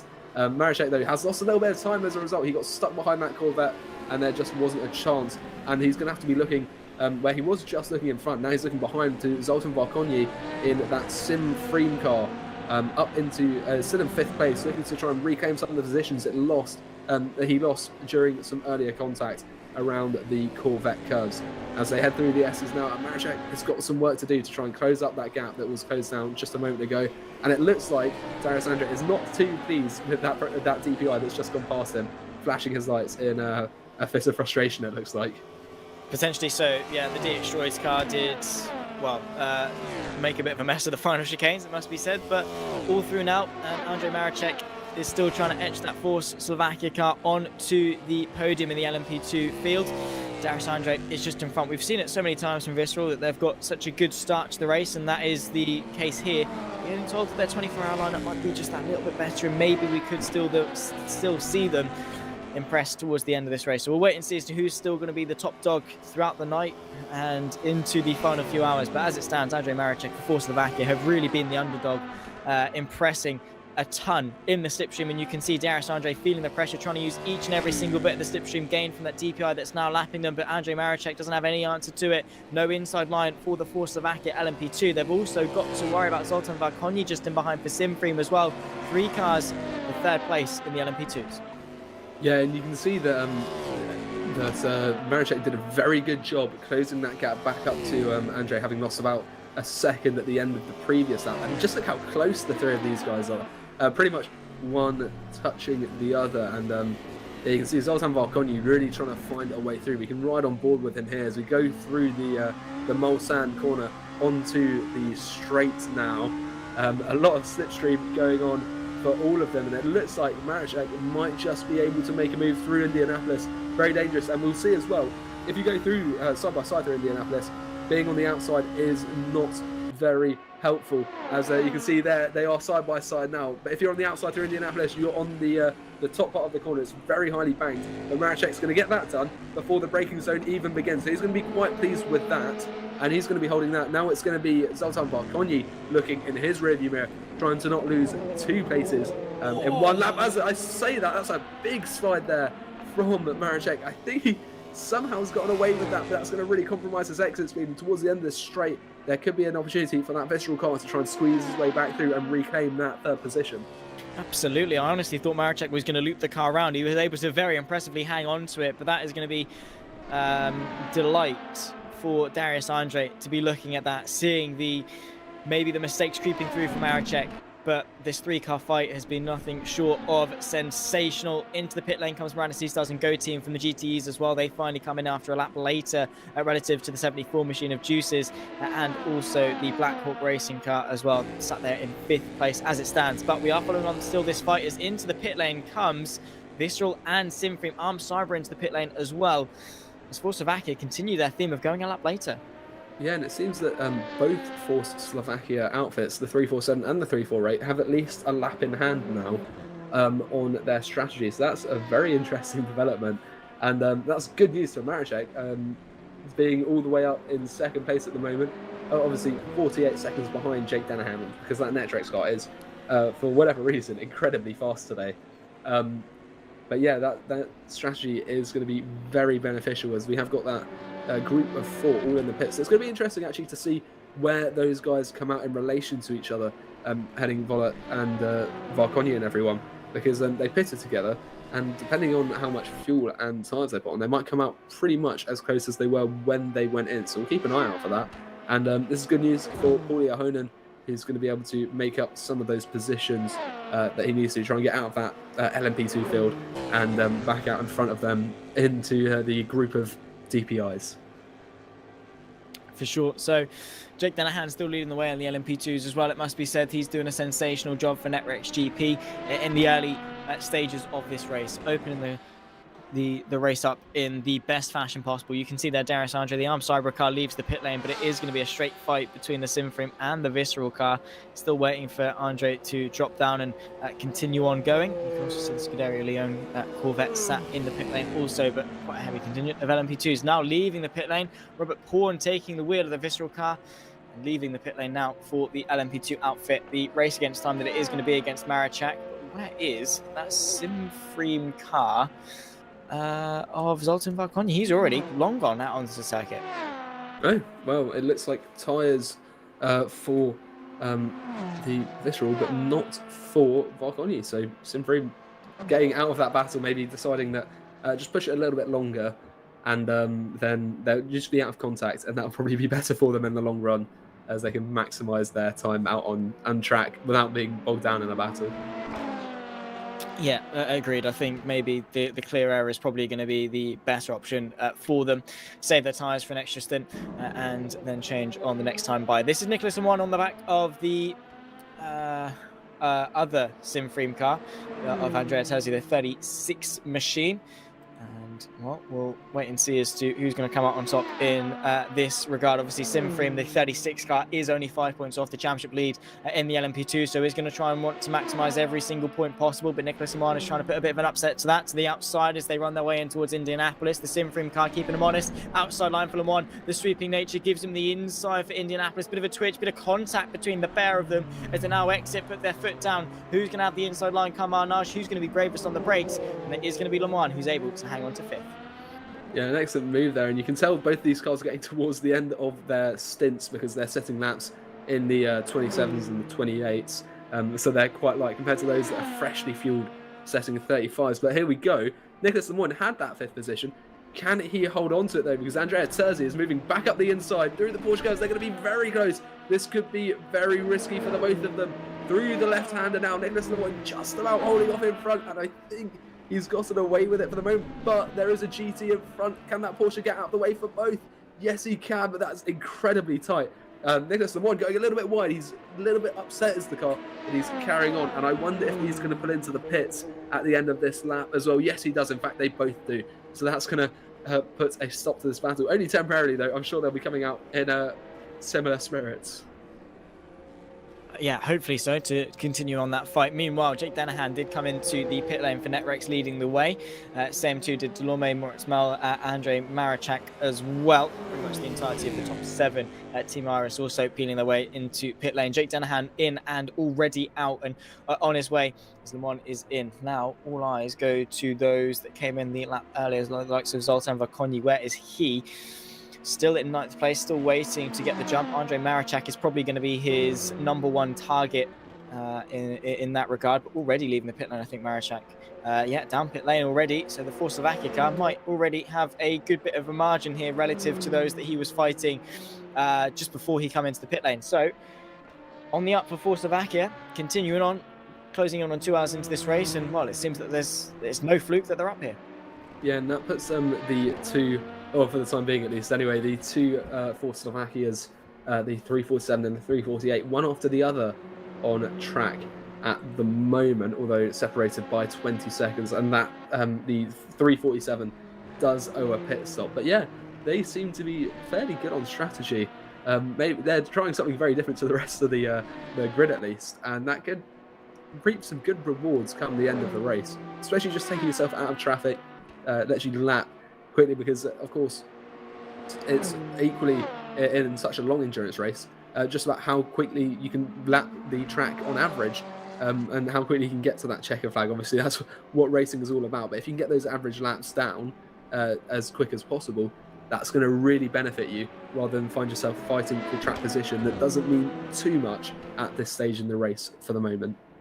Yeah, the name of the game is be as quick as possible for as long as possible. In this case, 24 hours of racing, and manage to, run the best race possible. Keeping your lap times as low, saving your tyres, saving your fuel, keeping the track positions as well is the aim of the game. The fundamental characteristics that is needed to success, to lead your way to success in endurance racing. Carlos Baste for Romano Motorsport taking the wheel as Victor Sequeira runs side by side with the Porsche.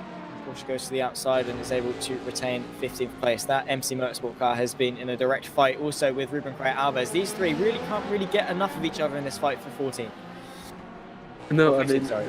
Yeah, this battle at this end of the GT grid has been providing us with a lot of action once more. The MT Motorsport, Scuderia Leone and CFAT Performance teams have been just constantly exchanging positions, and once again they're going to be following one after the other, tip to tail, as they go back out onto the straights, and there's going to be a lot of slipstream, and there's a fair bit of traffic, although most of it has cleared them by now, which they'll be quite happy by.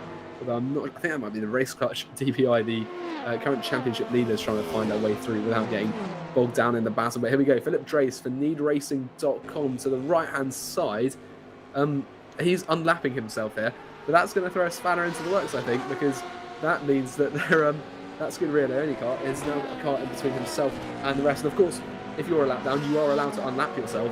You just have to clear that, otherwise those blue flags are going to get you penalised if you're not able to increase that gap and pull away. So we'll see how that works out. But yeah, for the moment, Thomas Aarons in that Scuderia Leone car, probably not too happy about that, because that's going to take away from his direct battle.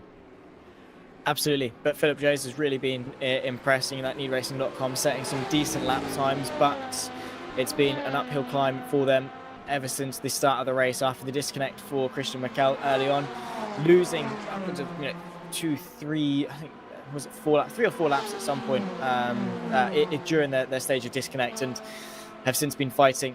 And with their form throughout the season, they're going to be saying in their head that it's going to be criminal if they don't come out on top with the championship lead. Only 6 points ahead of Juice's Motorsport Club, the 74, that is leading the way, or was leading the way in the GTEs, Islam Radna Sea Stars. Still second place for the 74 machine, however. Big points gains relative to at NeedRacing.com. And if they don't manage to climb their way up the field and ascend to a point where they're within 6 points of Juice's, which as it stands would be P3, yeah, it seems like the championship is going to start slipping away unless something happens to that 74 machine. Yeah, it's not looking particularly brilliant for them at the moment, which I'm sure they won't be too happy with. But there's a long way to go. They might be able to start squeezing stuff back. But yeah, really unfortunate start to the race. They are currently in the very last place, number 46 of 46 cars that started and are currently out on track. Moving through now. Trace has got past, but he does need to pull away because otherwise he could be seen to be impeding on an ostensibly quicker car's laps, and that will not be benefiting them either. So it does need to make progress. But I guess at this stage of the race, all the GTs pretty much lapping fairly equally. Anyway, but we'll see how that all develops. But to be fair, Trace beginning to extend that gap now. He's going to have to try and find his way through these next two cars as well. But that could make the battle between them even more interesting, as it could bring them closer together as there's an extra car getting involved. It's always nice to see more and more people get involved in battles. But yeah, wow, NeedRacing.com, as it stands, are going to lose the championship by a considerable amount. It is insane as to the gap as it stands. I think it is going to be a 32-point deficit if things stay as they are. So they need to buck up their ideas. They need to find their way forward. And it is a shame because the way that this race has changed for them so suddenly has been completely out of their control. They've had no... They can't help if Christian Mickel's internet drops out or disconnection the server or anything like that.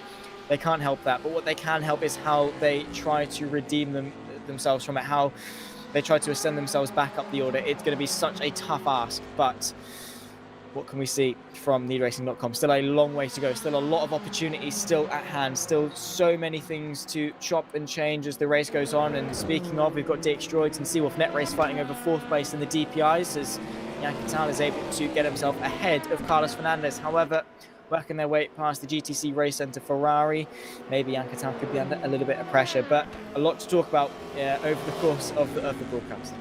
Oh yeah, certainly, and you can see they're very close at the moment. You must remember, we're not even, if my maths is correct anyway, we're not even at 10% of the way through the race, so there is so much that is yet to happen, and there's no point giving up until the very end, because who knows what will happen. I mean, we've seen in real life that even on the final lap of these really long races, disaster can strike.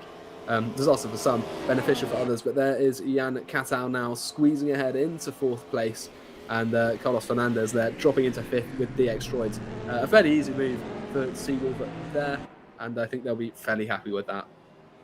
Indeed so, yeah, absolutely. And you're right in saying anything can happen at any point and to anyone. It really is indiscriminate in terms of the brutality of motorsport at some points. I mean, it doesn't matter who you are, where you come from, or how well you're doing in the race. It will strike at any point. So look out for people dropping out. Of course, we won't be able to bring you any commentary throughout the night, but I'm sure you'll be able to see as to the action that goes on and the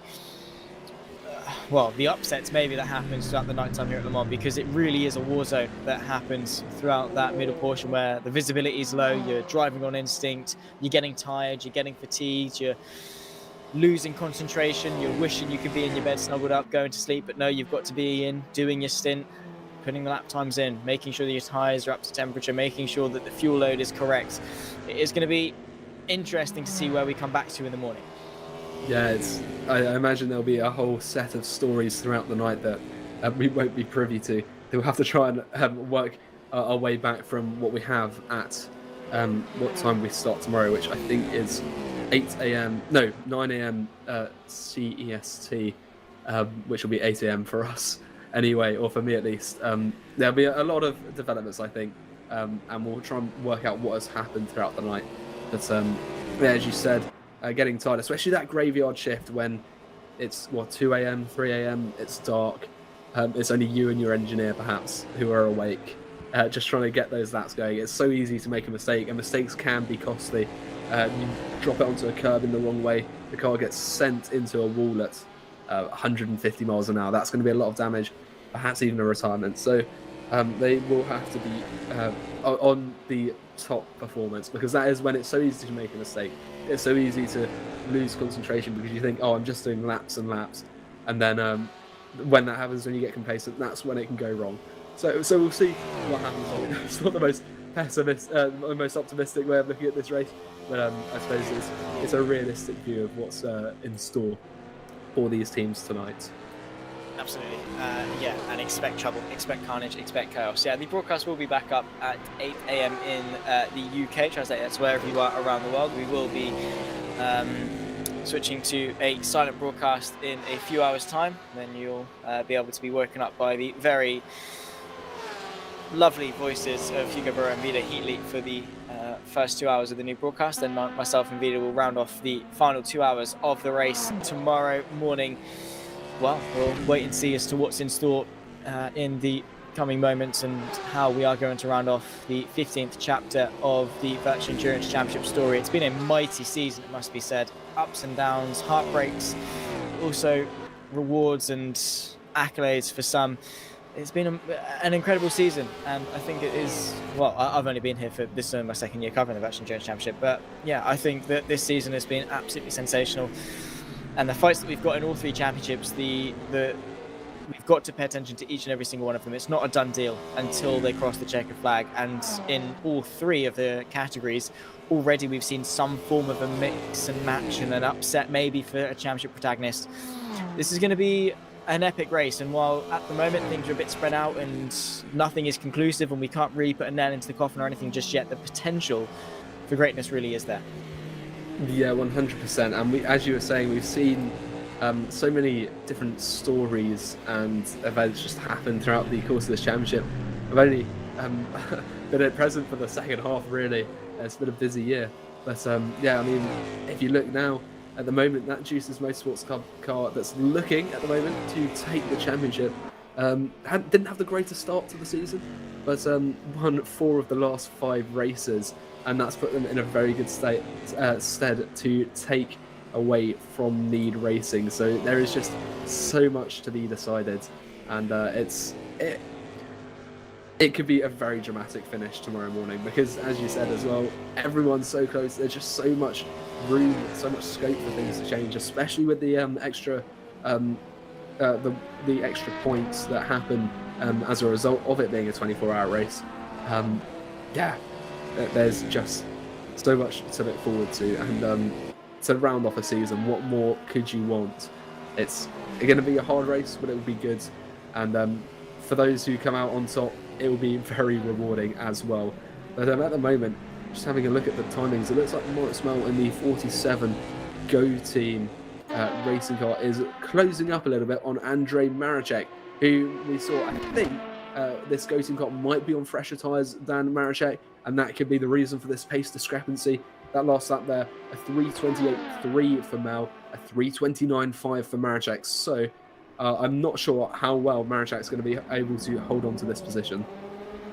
We'll wait and see. Of course, Maricek is the underdog, and everyone loves an underdog story in any sport. And, well, what can for Slovakia do? Moritz Mel, of course, Go Team Racing, not the car that's in the shout for the championship. That one is Remy Delorme, the 37 machine, down a little bit further back in 5th place in class. But you can see Moritz Mel practically pushing the for Slovakia car. Pulls out to the left-hand side of your shot. That's the inside of the next corner. Propels himself up ahead. Not really much of a contest there. Moritz Mel making the most of some fresh tyres and some good pace up into 2nd place. And just while we're, on the conversation of obviously the nighttime and things, Ruben Correa Alvarez came into the YouTube chat and sort of put down your point of chilling with your race engineer and being by yourself throughout the night stint. As a driver, how do you cope with being by yourself? What do you do to keep your concentration up? What will be their main focus in order to not doze off down the straight? Well, it's a good point. I mean, I think coffee would be one thing. Or copious amounts of caffeine, yeah, absolutely. Keep them buzzing. I mean, some of the drivers probably won't get very much sleep at all between now and the checkered flag. So we'll see. But I think getting into a rhythm is important, but just making sure you don't get too comfortable, because that's when the mistakes are made. I guess if you haven't got a race engineer, it makes it a little bit more difficult if you're just sat by yourself. Your suggestion of music Probably quite good. Keeps you focused on something that variable, because otherwise, if you're just doing lap after lap after lap, it gets very monotonous, and that's when you sort of you can have your lapses.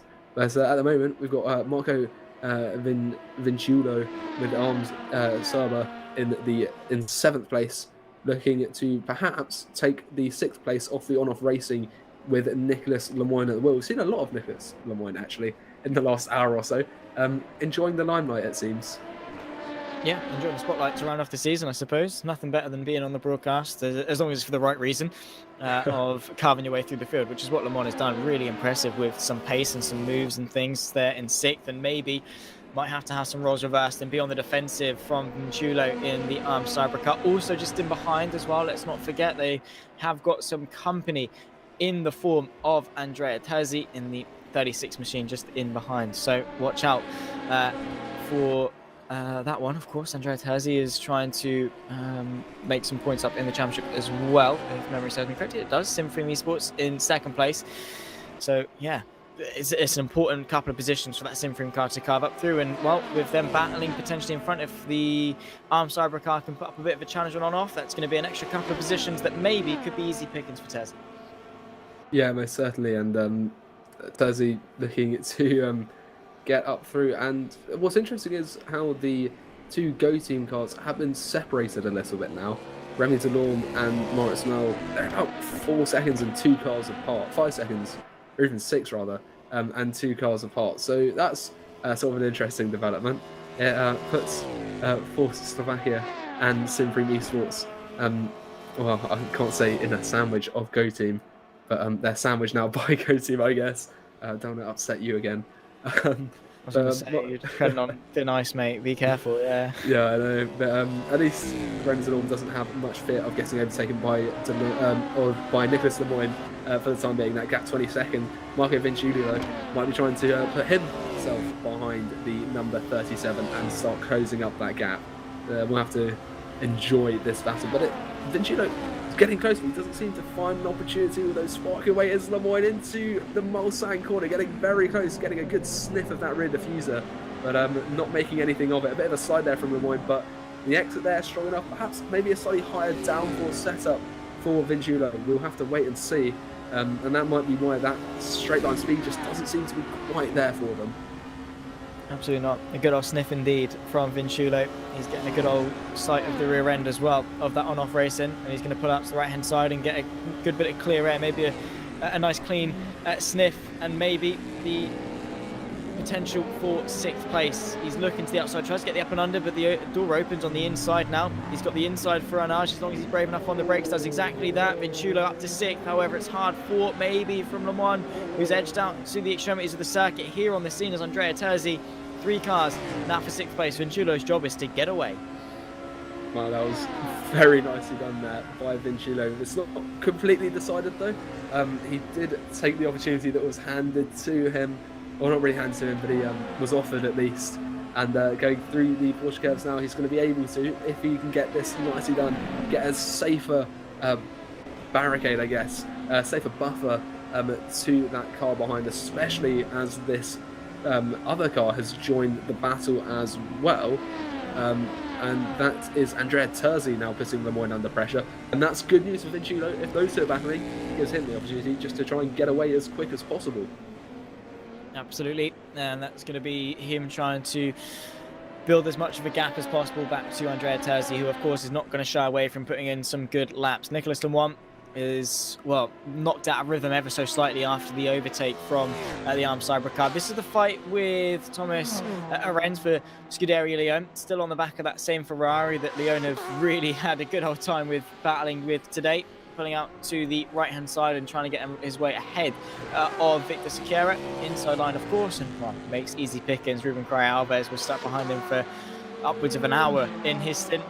And Arens is able to pick his way past and move that Scuderia Leon car back into 16th place. Next up on the agenda is Martin Ullmann for CFAT Performance, the Porsche that has made up this little triplet of cars towards the back end of the GTE field.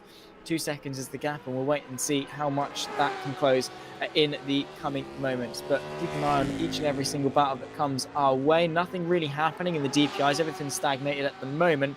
apart from Colin Spork setting in some good pace and trying to close the gap to Netrek's car of Rob van Starkenberg in second. The 208 machine, really impressive. Netrex have really had a good day in the office in terms of so far in this race, the opening moments of this race. Netrex have really impressed. I mean, second place in DPI and leading the way in LMP2. Yeah, and leading the way by quite a margin as well. There's Rob van Starkenberg in second place overall, sitting quite happily. So yeah, Netrex in both DPI and LMP2 doing a very good job, and perhaps at some point, oh, that's a big lock up behind, sideways, almost into the side of another car there. I'm not sure who that was, but very lucky that no one got dragged into that as well. That could have been quite the carnage had that dragged in anyone else. Wow. Yeah, absolutely. It's very easy to have that chain reaction. I think that was one of the Simframe cars. I'm not entirely sure as to who exactly that might have been, in honesty, which one it might have been in the LMP2s, whether it is the championship contending one or not. It is always good to keep an eye out on liveries and things, but yeah, very easy for things to go drastically wrong. This is Remy Delorme, the lead two of the Go team. Oh, actually, no, it's not. It's the rear gunner of the two Go team cars. Unfortunately, he would love to be where his teammates Moritz Mel is, considering that 37 machine is the one leading the way in the championship, but 47 sister car just seems to be having a better day so far. Yeah, it does, and that's going to be interesting for the championship. The number 36, though, the potential contender challenging this team, are in 8th place. So for the moment, I think Remy Delorme is looking fairly safe, unless there's someone slightly further down. On-off racing shouldn't be much of a threat. So yeah, basically, I think all this car has to do, or all rather their teammates have to do, are stay in front of the Simframe outfit. But through the 4 chicanes now, we're coming up to that battle of GTEs we were watching a moment ago. There's a Scuderia Leone just in front that they'll have to get past as well after this Ferrari. But yeah, I think it might have been Remy Delorme that's had a little pirouette there at Arnage. Potentially so. Into the pit lane comes Burst Esports for the DPIs. We kickstarted another round of DPI pit stops. We've also got Christian Marguerre and Rob van Starkenberg. So Colin Spork is free to take the lead of the race for now. Tom Oldermenger for Burst Esports making up 8th place in the DPI category. Alex Wolf and Andrew Hollum behind that to round off the 10-car field that we have got. Burst Esports trying to recover. Colin Spork also trying to recover from Race Clutch's 3 drive-through penalties in the early stages of this race, whereas Christian Marguerre for Simframe, well, so far they've had quite a clean race up in front and have been able to sort of control the pace up until this point. However, not controlling the pace is Remy Delorme, maybe for much longer, as the Simframe car looks to the right-hand side and is looking to put his way up into 4th place and claw back some points in the championship. Yeah, it looks like it, and we are just approaching 10% of our distance through the race, which really does not feel like very much, considering they've been going for a fairly long time now. But yeah, as you're saying, just trying to get up as many points as possible, although that doesn't seem to be going too well, as Delorme has got Zoltan Volkonyi just in front of him now. That number 34 Simframe car could be an interesting battle that we see develop between the two if Delorme can respond. We'll have to see how that all develops now as they go through the second chicane towards the Mulsanne corner now. It's all about the exit speed through there, and they're just trying to find a little gap, because the track in the braking zone closes up a little bit as it's got that right-hand kink just as you start to brake, which always makes it a little bit interesting if you're trying to find your way through. Hope you don't get squeezed up too much. Just along the look to the inside. No, they're not, as they brake through the Mulsanne corner then, and then onto the next straight. Doesn't seem to be too much action between the two of them for the time being. Yeah, well, opportunities few and far between from this point on the circuit. The main one is going to be into the Mulsanne corner or one of the 2 chicanes on the straight. Remy Delorme, unless he can find a way through into Indianapolis, is probably going to be out of luck in terms of finding his way back past the Simframe car at the moment of Zoltan Volkonyi, who is, I think, did take tyres at the last pit stop. Or no, he was the one that didn't of the triplet of cars, I think, and was able to sort of get himself into some clear air. So the pace is pretty good considering, and is up into 4th place at the moment. 6.5 seconds up to 3rd place of Andrzej Mareczak, the Force Slovakia car that has really been impressing on on their way to potentially maybe a podium in the LMP2s. Again, we're not even a 10% of the way through, so let's not, get too far ahead of ourselves. Is Carlos Fernandez and Jan Katau for Seawolf Net Races. Well, once again, resparking their bit of a battle, maybe in the fight for second in the DPIs. They're the ones that have continued on. Same too with Colin Spork. The top three going a lap later than the likes of Netrex and Burst Esports and Simframe as well. So interesting strategies. Again, that knock-on effect that the extra lap is going to have. But look at this through the Porsche curves. That's probably the last thing you want to see as any of the three classes. The overlap into the quickest portion in terms of corners on the circuit. Yeah, and it's the discrepancy between DPIs and GTs is most stark there, because the GTs just don't have the downforce that those prototypes do. It's not so bad on the straights, but as you're just saying there, yeah, it's quite scary when you've got all three classes mixed together there. But Carlos Fernandez putting into the pits with Jan Katau following closely behind. Be interesting to see if they go for the same strategy at this stop, because that means they'll be coming out at this same gap as well. Maybe a driver change. We've already had a few driver changes up and down the grid, so it's about that time, I think. Yeah, they're just in the background. I think that was Jan Katau going into the wrong box, if I'm not mistaken.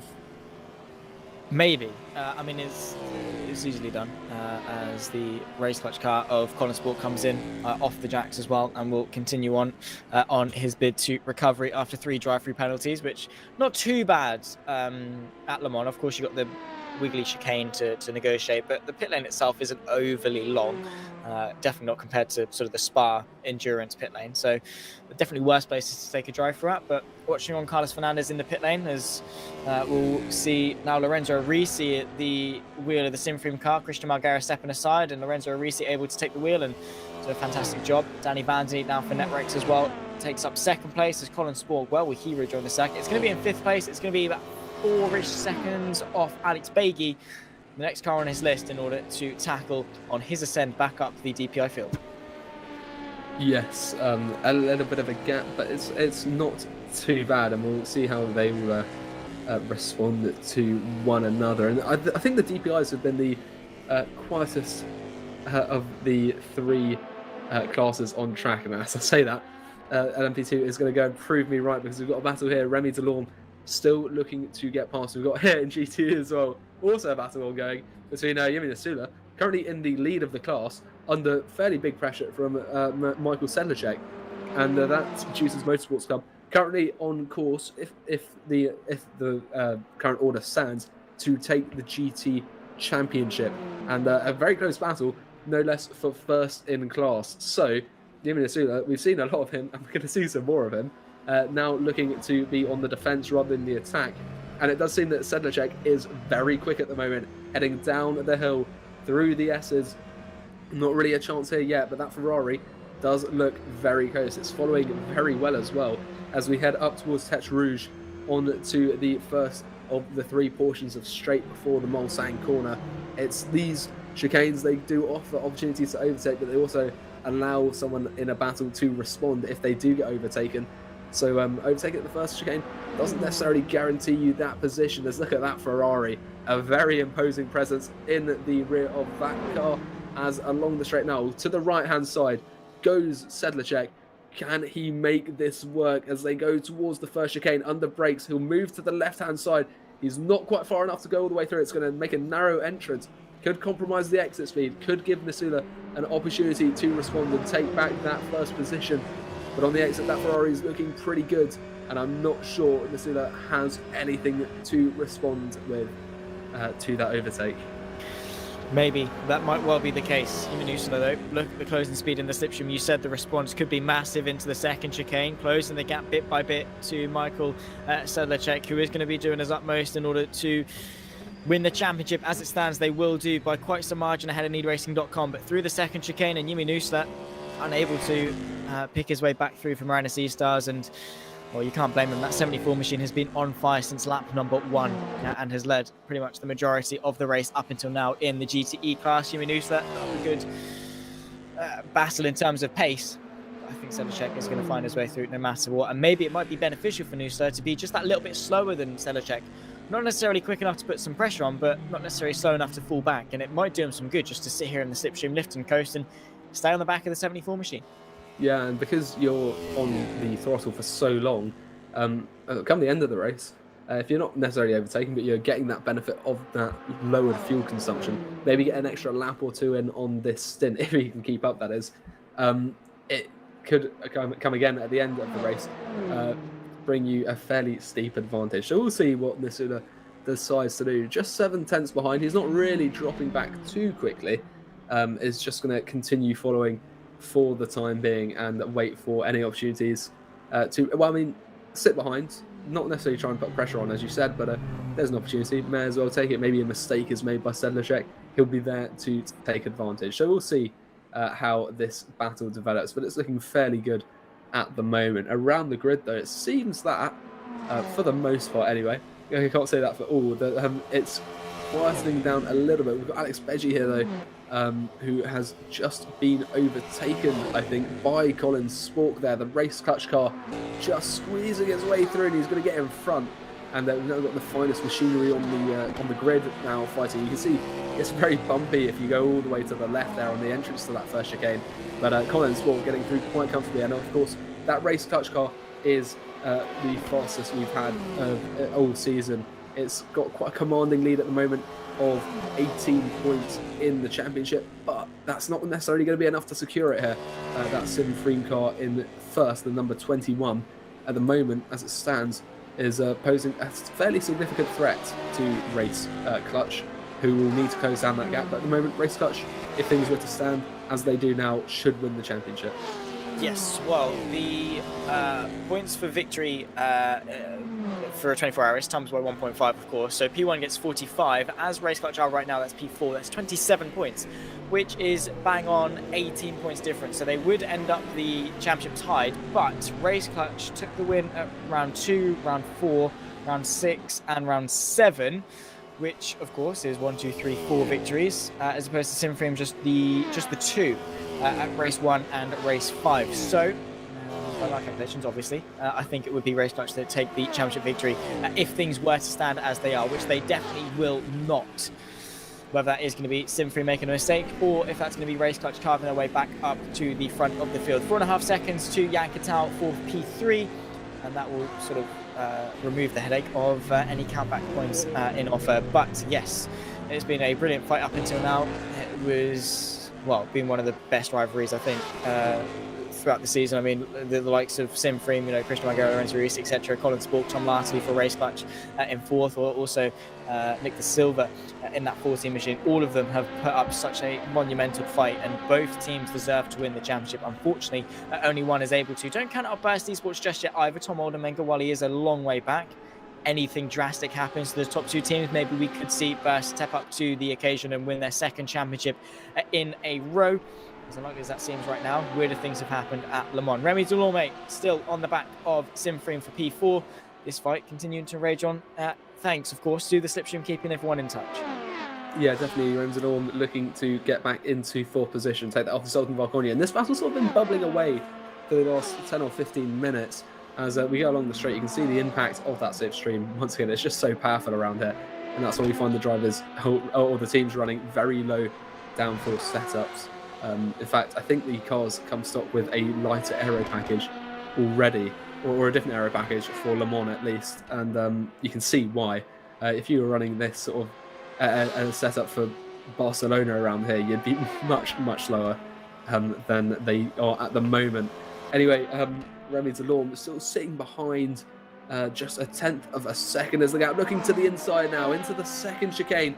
Under brakes, gonna have the inside for the first part. There's contact, and round almost goes Valkonia. Valkonia holds it, but only because he bounced off Delorme. He's gonna keep that 4th position. But is there any damage? That could be some suspension. That's not good. Getting a little bit too close for comfort, I think, between the 2 of them there. Yeah, absolutely. I mean, well, that was the last thing you want in a battle, but it's not over. The show must go on. The Sim Freem car of Valkonia tucking in behind Remy Delorme. Flash the headlights as well, probably to show some either an apology or some very choice words potentially to Remy Delorme at the same time as, well, the incident, well, it happened, didn't it? Let's put it that way. Raymond Delorme up now into 4th place with Varcogni not too far back. So maybe this battle is far from over. Maybe we could see them come to blows once again. Also, talking of that gap that I was talking about with Jan Catal and Colin Spork, that is now gone. Colin Spork is already onto the back of Jan Catal after some sensational pace, left Alex Beatty for the other Simfrim car in the dust and is completely driven onto the back of the Seawolf Net Race car. Jan Catal is now under pressure, and Colin Spork is looking to get that Race Clutch car back onto the podium. That would be incredible if he can do that in the opening few hours of the race. And I think we are seeing an example here of just why Race Clutch have a fairly commanding lead of the championship, especially Colin Spork, who's just pretty much proven himself every single race he's turned up to as one of, if not the fastest guy on the grid whenever he's out there. Look at that, just absolutely flying past on the run to Indianapolis. Jan Catal, Seawolf Net Race there in 4th at the moment as a result, same as their position in the championship. This is good news for Race Clutch. It's giving them more and more leeway to play with. As long as if Simfrim stay in first, as long as they can stay above 4, they should be okay, should Race Clutch. And of course, every position above 4 gives them an extra buffer. So why not go for it? We'll have to see how this all plays out. But yeah, Race Clutch, incredibly rapid. And I wouldn't be surprised if we see perhaps Colin Spork catch up to Danny van der Niet in the Netrix GP car, currently sitting 2nd in class and 2nd overall. 12 seconds is the gap. Colin Spork is flying. The 14 machine has got the fast lap of the race so far with a 3-minute 11.0 in the DPIs. I think that was set by Tom Lartloo in the opening moments of the race, but that does not take anything away from the Flying Dutchman's pace in the form of that Race Clutch car. He is on a charge. That gap already under 11 seconds, which is sensational. Also, something that I did miss was the 46 machine official esports Robert Pawn. We're getting told lost electricity on their run, and well, they were up in 3rd place in the LMP2s, and well, they're back out on 2nd now, of course, setting some good pace. The fast lap of the LMP2s, 3:26.3. But they've got a long fight back if they want to try and compete throughout the rest of this race. After obviously being tipped to maybe be one of the favourites to win Visceral, they've got a long charge in order to redeem themselves from an electrical failure, which again is one of those things that we saw earlier on with kneeracing.com. It's one of those things that are vastly out of your control. Yeah, I mean, I suppose it's in some ways a reflection of real life that mechanical failures can happen, but it's the most frustrating thing because there's nothing you can do about it.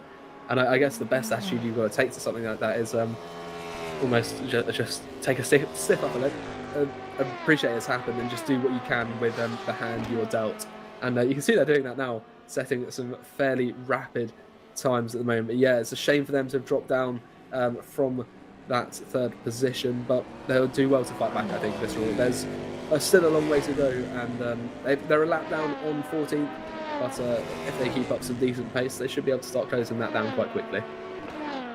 Absolutely. It's not over until it's over, of course. We're not even... well, now I think we are actually closing into just over 10% of the way through. 2 hours, 2.4 hours, so 2 hours and 24 minutes or something like that, I think, is 10% of the way through. So I think we are just ticked over that. But you've still got just about 89% or whatever it is of the race left to go. There's still a long way to go. There's a lot of things left to happen. Still so many variables to take into account. And so much drama still left to uncover. Closest battle on the circuit that I can see at the moment. Andy Dixie versus Diogo Silva for 11th place. The Speedy Mike Racing Aston Martin closed down by the GTC Race Centre at Ferrari. Diogo Silva closing the gap as well. We've also got this fight between Martin Ullman and Thomas Orange. You can see the Scuderia Leone Corvette and the CFAT Performance Porsche still not able to leave each other alone. They've been so closely matched on pace, and well, it's been good for them. They've been able to keep each other company. Yeah, they certainly have. They've offered quite an interesting set of battles, and you can see just off in the background as well, behind Scuderia Leone, that MC Motorsport car, Victor Sequeira, still at the wheel, following as well for the moment. So they seem to be quite happy with where they are at the moment. I mean, at least they're having an interesting race. They can't complain about that. But we're going back up to Nicholas Lemoyne once again. He's under pressure now from the Simfrim car of Andrea Terzi in 6th place, just behind him. That number 36 closing up, and you can see the Seawolf car, the Seawolf DPR is going to be finding his way through fairly soon into the pits. In fact, they both go. So that's going to postpone this battle for another minute and a half at least, as we are getting into the next phase of LMP2 pit stops, it seems. And what will be interesting now is keeping an eye on for Slovakia. In fact, the number 348 is pitting on this lap as well. That's Andrej Marichak. So that's interesting. We'll keep an eye on the other one, the 347, with Thomas Kuka at the wheel. But that seems to have undone their previous lap in hand from their strategy. Yeah, a weird one. Potentially maybe trying to go back on sequence with the rest of the field. I'm not sure why you wouldn't just commit to it. Maybe they burnt too much fuel in that previous stint and were forced to come in. This is Shida for Ace Racing, Maximilian on the outside going through the Mulsanne corner, and well, unfortunately losing the place there to P13. And well, that is of course Kwiatkowski in front. Miko and the number 30 machine. However, Shida is on the fight back for Ace Racing, pulls up the left-hand side as they run their way in towards Indianapolis, and will be the inside by the time they get onto the braking zone if he can keep the car on the outside, which he can't. And Kwiatkowski is able to stay in front for now. So fantastic battles up and down the field with the LMP2s now leaving the pit lane. Viktor Ivanov, now at the wheel of that Netrex GP car, as it stands, is taking the lead. Well, I mean, that's I think earlier on that LMP2 was sitting in lead. Only 8 seconds, though, to the for Slovakia by RGPL, Thomas Kuka at the wheel. So that was the one I told to keep an eye out just before those pits. That pit stop phase has now found himself in second. So although they've still got a pit stop to do, still looking fairly strong on their strategy is the number 347. But Viktor Ivanov, having just got into this car, very decent pace. I think they've demonstrated they've got the fastest. No, they don't have the fastest lapping pass actually, but they are definitely up there. I think they're second fastest in terms of single lap pace across. Third even. But their last lap quicker than most, and they're holding on to that first place quite comfortably for the moment. 40 seconds almost to Marco Vinciulo with the Arms Turbo car. It's looking pretty strong for them.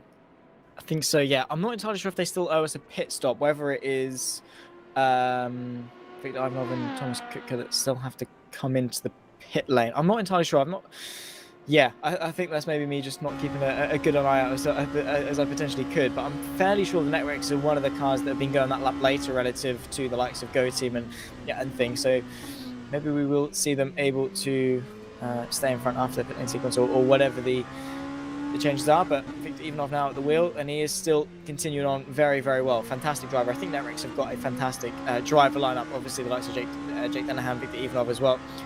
Very impressive in the Formula Sim Racing championships. Now very different, of course, format from single seaters to hypercars, but the skill is there, the talent is there, and they're really impressed in the LMP2s. They are really impressing in the DPIs as well. Second place to the 21 Simframe car. But 6.8 seconds now is the gap back to race clutch. Colin Spork is absolutely flying in that 14 machine. Danny Vandeny, the gap has almost been halved since the last time we checked in. Colin Spork, nothing is slowing him down. Yeah, he is just an incredibly rapid driver. I don't know how he does it. I mean, his last lap's invalidated, so we can't actually see his relative pace, unfortunately. But we'll ride on board with him, I think, along the show. We're just joining him at perhaps the least interesting bit to ride on board, but you can see just off in the distance there's another car. That is not the car he's chasing after, but we'll see it soon enough at the rate this driver is going. We can ride on board with him. We can see the lines he takes to make that DPI just an absolute speed machine. As it just coming up to a Ferrari now, going to slightly inhibit the exit here, but nothing too bad. You can see the blue flags flashing on the left, telling that GT to get out of the way as we speak about them. Some more GTs going into the pits 20 minutes before the hour. Once again, it's going to be weird for them at the end of the race. They're not used to this, and neither are we. So it's hard to judge all of the strategies now, because usually you can be pretty safe with the GTs judging when they're going to pit, but no longer is that the case as we go through the second chicane now, using all of the track and perhaps a little bit more right up to the lines. Of course, as long as one tire stays within the line, you're on the track. That's stipulated in the rules, with a nice little illustration as well.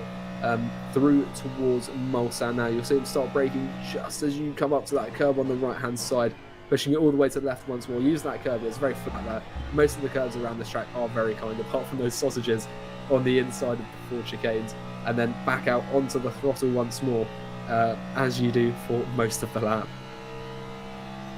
The vast majority of it, yeah, absolutely. It very much is a straight line speed oriented circuit, which is why we've seen the likes of Peugeot, Mercedes design cars exclusively for Le Mans to try and reach speed targets through the Mulsanne Straight or the other one, or the back straight, whatever one you want to call it, whatever variation of the name. I'm sure I'm going to get a very angry David O'Reilly in the YouTube chat, and well, I'm sure that Aidan Millward, if he is still here, is probably going to also spark some conversation. But yeah, it very much is straight line speed orientated, and it is a test of engineering to see how fast you can get the car safely with the foot planted all the way.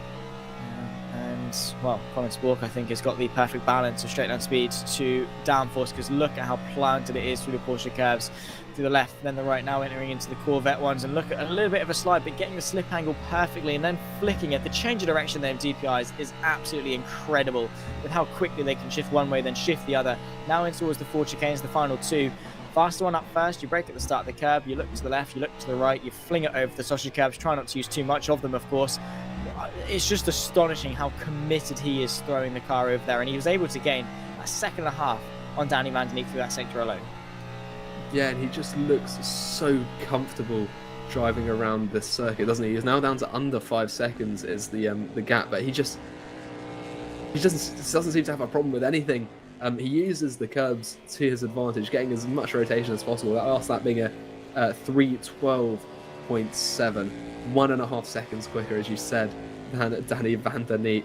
An incredible pace. He's lapping well over a second quicker than any other DPI on track at the moment, if not 2 seconds for some of them, which is very impressive. And you can see why rFactor are winning the championship, and why they have a good shout at winning this race. Although that is very early to say anything about the conclusion of this race, but looking very strong at least.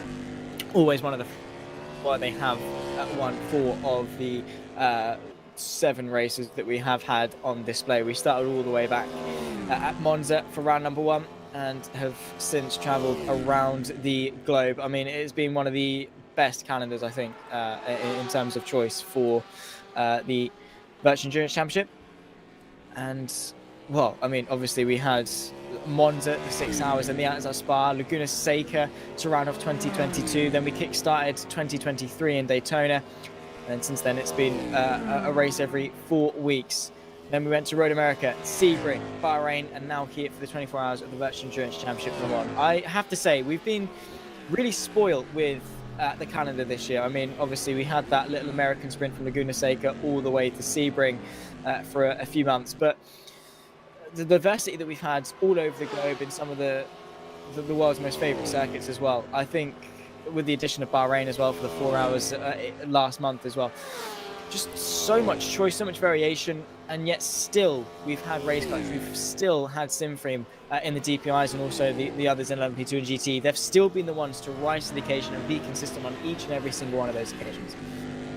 Yeah, and as you're saying, it's just such a huge variety. You think of Bahrain, a very modern, clean circuit, and you compare that to the surface of Sebring, you can really find 2 more different tracks. Even the American stint alone, that's what I love about going to America, is the tracks just in between themselves can vary so greatly, because Sebring's so flat and it's so rough, and then you compare that to just Laguna Seca, which is incredibly hilly. And all of these tracks, despite how different they are, as you say, there seem to be the teams that come out on top are ones that just are rapid everywhere.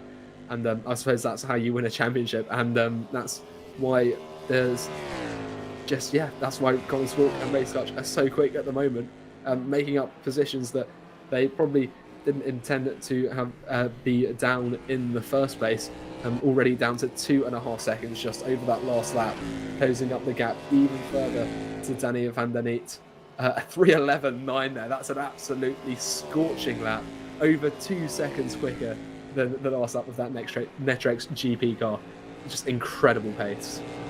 And you could just see it working its way through the Dunlop chicane. It's now in sight for Colin Spork. He can see his prey, and he is going to be hunting it down with each and every single apex that he takes in that race clutch machine. The gap now just 2 seconds to Danny Vandeny, who in himself is not a slow driver by any stretch of the imagination. Just Colin Spork is making the most of every lap as well. Bit of a blip there from the Netflix Cup. I think we're all good. We're all safe still. No dramas to talk about, or is there? I think he has disconnected. Oh wow, okay, well that makes life easy for Colin Spork. It does not make life easy for Danny Vandeny and Netrex GP. That is the second disconnect I think we've seen already today.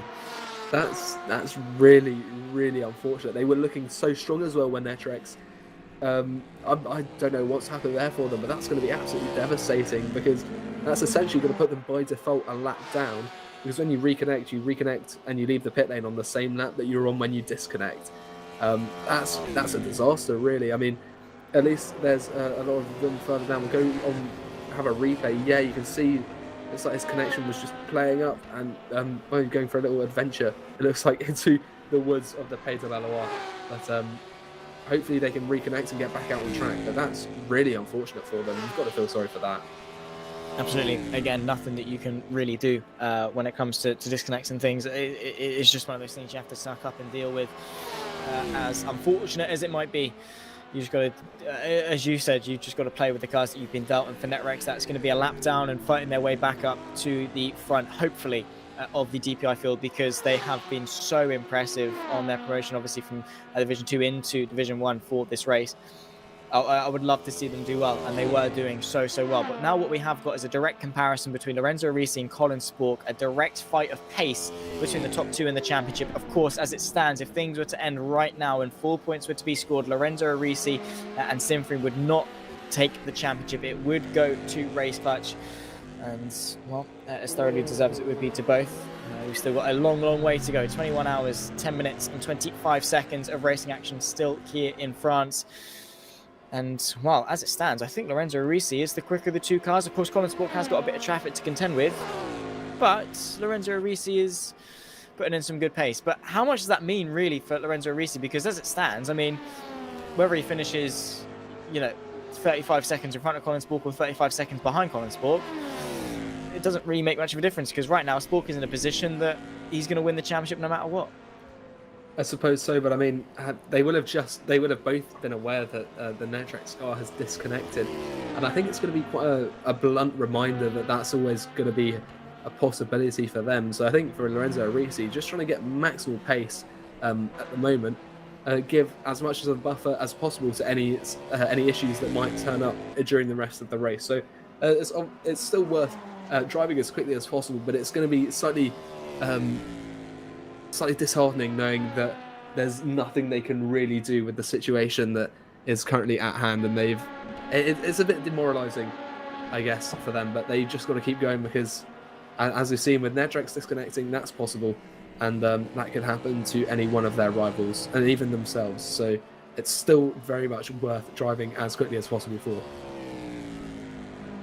Exactly. You never know what might come your way, what misfortune might strike, and we've seen it time and time again with complacency, getting too secure in your position, feeling too safe, and then that is exactly when motorsport will come back and bite you in the backside. So you've always got to be on it 110% of the way through.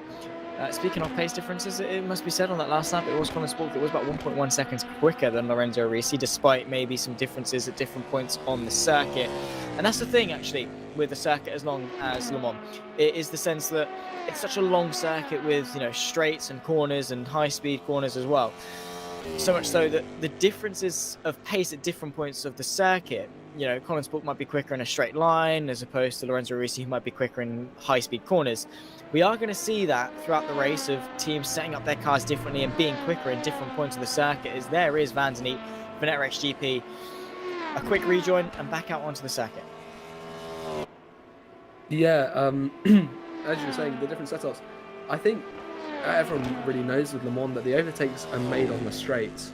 So when it comes down to a one-on-one battle, obviously you can have the quickest setup in the world. If you've got two setups that are equally quick, one's quicker on the straights than in the corners, that's the one that's likely going to come out on top, because here it's the straights where those overtakes is where they happen. So we'll have to see what the relation is between those two drivers if and when they finally come together on the circuit. Look at this, those two LMP2s really not making it easy for Colin Swalk to find his way through. He's flashing his lights. He's not too happy about the situation he just found himself in. But yeah, good to see that Danny Van Der Neat is back out on track. That Netrex car is still going.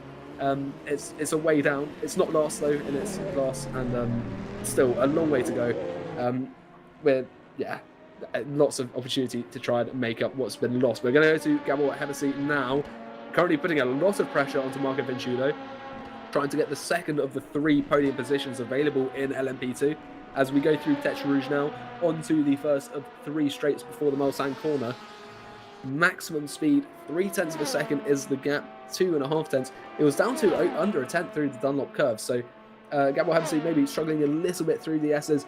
Could be the result of a lower downforce setup, which could have its advantage here. Is moving to the right-hand side into the first chicane. Got a lot of speed there. He's got his headlights on. The other car doesn't, Vinciullo. But Vinciullo manages to hold out ahead. As soon as he pulled out of the slipstream, it seems that Gabor Hevesi didn't have the pace to find any way through. But still keeping the pressure on as we head onto the middle section of the Bernaudière straight. So please, O'Reilly. Still carrying on. This gap, 0.3 of a second, still, it doesn't seem to be closing up. I wonder maybe Hevesi's got higher downforce, which is like, so when he pulls out of that slipstream, it's like hitting a brick wall, just loses any overspeed that he had beforehand.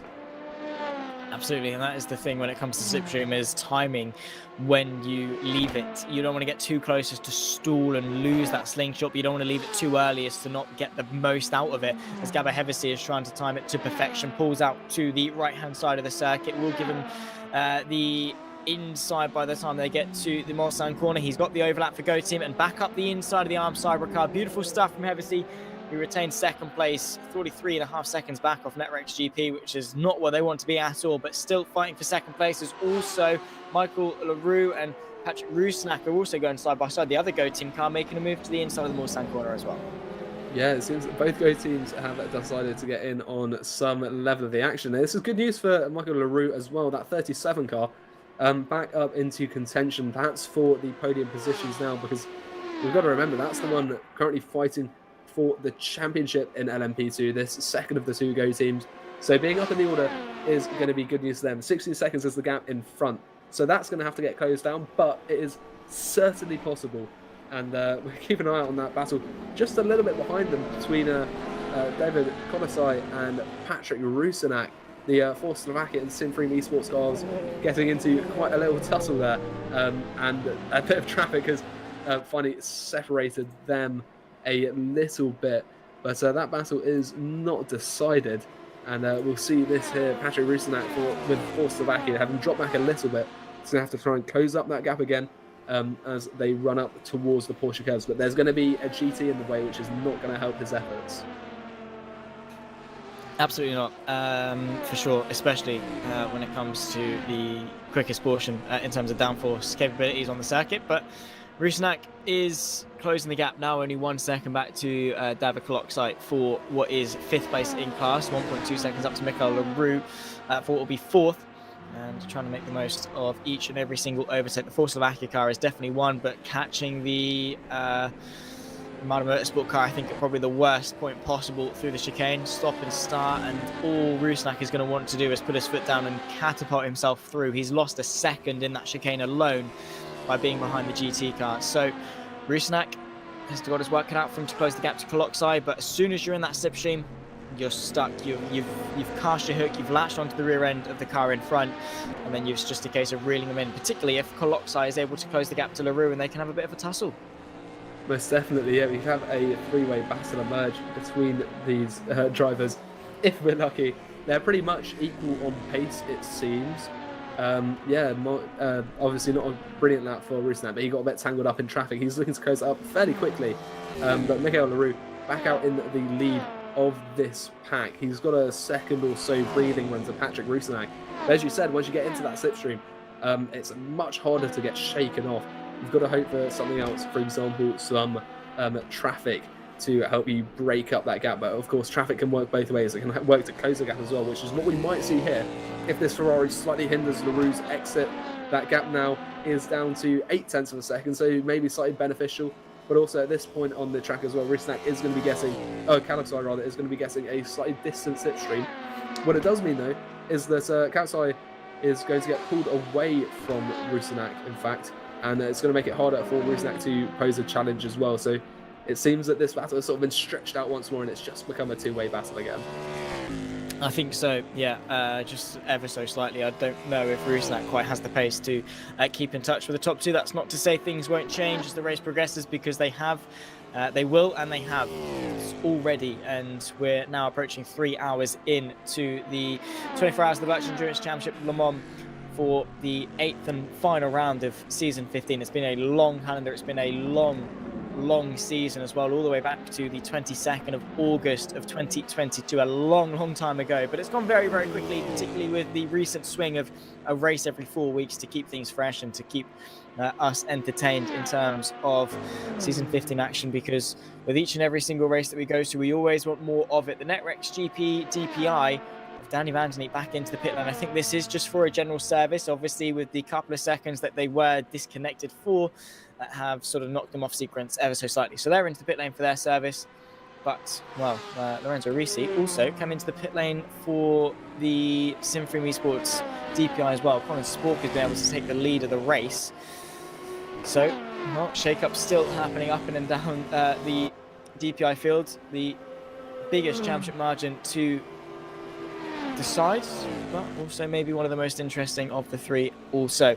In terms of the GTEs, talking of upsets in the championship and things like that, where is the NeedRacing.com car as well? I think it is Jonas Drees. There he is, still struggling to get onto the back. He's still, I think, 3 laps off the next car. Indeed, so that is going to be of Robin Wagler for 19th place overall. So it's still a long charge up to the top of the timing tower for NeedRacing.com, and with each hour that goes past, there's going to be another hour where potentially they might be scared that the championship is going to slip through their fingers. Yeah, and it's very frustrating, especially as this is something that they didn't have control over, that's caused this issue, I think. And I mean, we've all been there, turned up to a 24-hour race, been the first driver and crashed it, or at least I've been there. My team weren't very happy, but that you can sort of move out of your mind as something that you had control over, or at least your teammate, in my case, me, caused. Whereas where it's something that you should have no control over, it's so demoralising because there was nothing you could have done about it in the first place. And very good to see them still going, and they're still going fairly strong. They have made up one position. They'll be looking to make up more. They're lapping fairly quickly. They're lapping quicker than the next sort of 5 cars or so in front of them. And if they keep chipping away, they might be able to start squeezing their way back up. But it is going to be, as you said, a very long haul if they want to find themselves back up and competing for the championship. And it's probably not going to be a very brilliant atmosphere on the radio of that car at the moment, I wouldn't have thought. To say the least, absolutely not. For sure, as into the pit lane comes those that still owe us a pit stop. The likes of Seawolf Net Race, Race Clutch, and the other Simfream car as well of Alex Beggy. Juan Carlos Fernandez also in for the number 2 machine of DX Droids. So Lorenzo Risi taking back the lead of the race. What is going to be the gap, though, to Colin Spork? I think it is going to stabilise around about 26 seconds or so, which is about 11 seconds less than it was about 20 minutes ago. So Colin Spork setting some blisteringly quick lap times and chipping away at the gap for the lead in the DPIs. The best way to win a championship is to do it with a race victory as well, particularly when you had 3 drive-throughs to kickstart the race. Let's not talk too much about race victory as of yet, though. Let's talk more about track position and things. Who's going to win on the race out of pit lane between DX Droids and Simfream? Carlos Fernandez and Alex Beggy will race each other off the exit of to begin their next stint. We've also got David Berenek and also Maximilian Scheider also keeping each other for company as well in this fight for 10th place in the LMP2s. The other for Slovakia car, this one is the 347, as opposed to the one a little bit further up of the 348 of Patrick Rusnak. But good little fight here for the top 10. It's always nice to sort of get yourself one of those, I guess, meaningful milestones. You know, it's better to say you finished 10th than you finished 11th. Yeah, most certainly. It feels better being in the top 10 than in the top 15, of course, and it is obviously better. But this is, it's right on the boundary, so it means even more to be fighting for this position. As you said, Maximilian Shida putting on pressure, in fact, getting past quite easily there. Under brakes into the Mulsank. Oh, there's a GT round that's on the Ferraris. I'm not sure which one that is. Fortunately, no one getting tangled up in that, but that could mean more for this battle. David Berenek still looking to perhaps find a way back through, but that gap's a bit too big now for anything to come of it. So quite comfortably there is Maximilian Shida into the 10th place for the time being anyway. Yes, for now. Again, it's always for now. It's always ifs and buts and maybes and what could come about in future. It's always looking to the future as to what's going to happen. But right now, you're living in the present. You've got to make the most of the situation at hand. You've got to carve your way through the field as effectively as possible. And while you might not keep that 10th place, it's always a good step forward to maximise your pace throughout the race. Danny Van Den Eek, Netrex GP, back into the pit lane again. Is that to end their race? I think so. It's showing DNF on the timing screens, and it might either be another disconnect or day done for the 208. It would be a shame either way, considering their pace that they've had up until now. Maybe Danny Van Den Eek's internet connection isn't as strong potentially as it could be. We'll take a look as to what happened. This is the Netrex GP car in a similar place on circuit to where it happened last time. Another disconnect for Netrex GP and another lap lost. Unfortunately, so they've been so unfortunate. They were second not half an hour ago, and it's sort of fallen apart for them. Hopefully they keep going. Hopefully they just make it to the end, because just making it to the end of a 24-hour race is an achievement in and of itself. So hopefully that's motivation enough for them to keep going. And I know they will be very disappointed that they're not where they could have been. Perhaps it was just never meant to be. But hopefully they do get back out. Maybe change the driver as well if Danny Van Den Eek's connection doesn't seem to be sufficient. We've got Lorenzo Arisi in the lead now.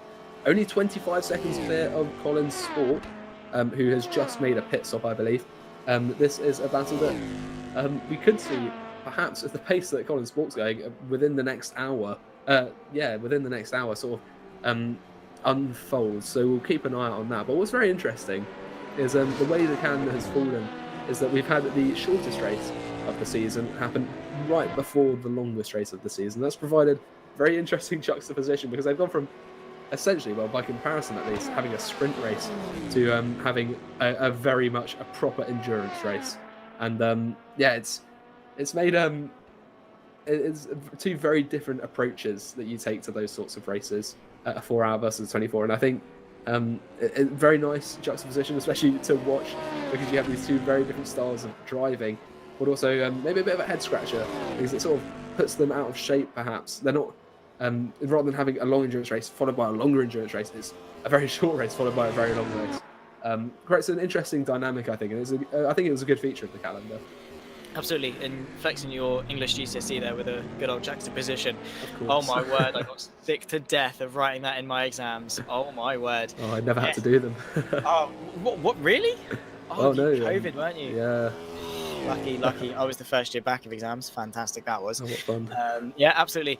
Enjoyed it. Managed to get an 8 and a 7 though in my two English, so it worked. Flexing the juxtapositions and things with good old Shakespeare and whatever. But anyway, yeah, fun stuff.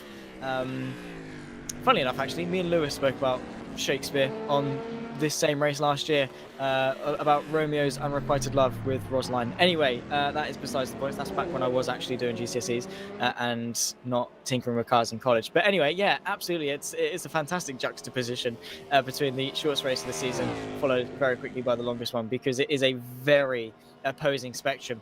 You know, essentially, we've already done.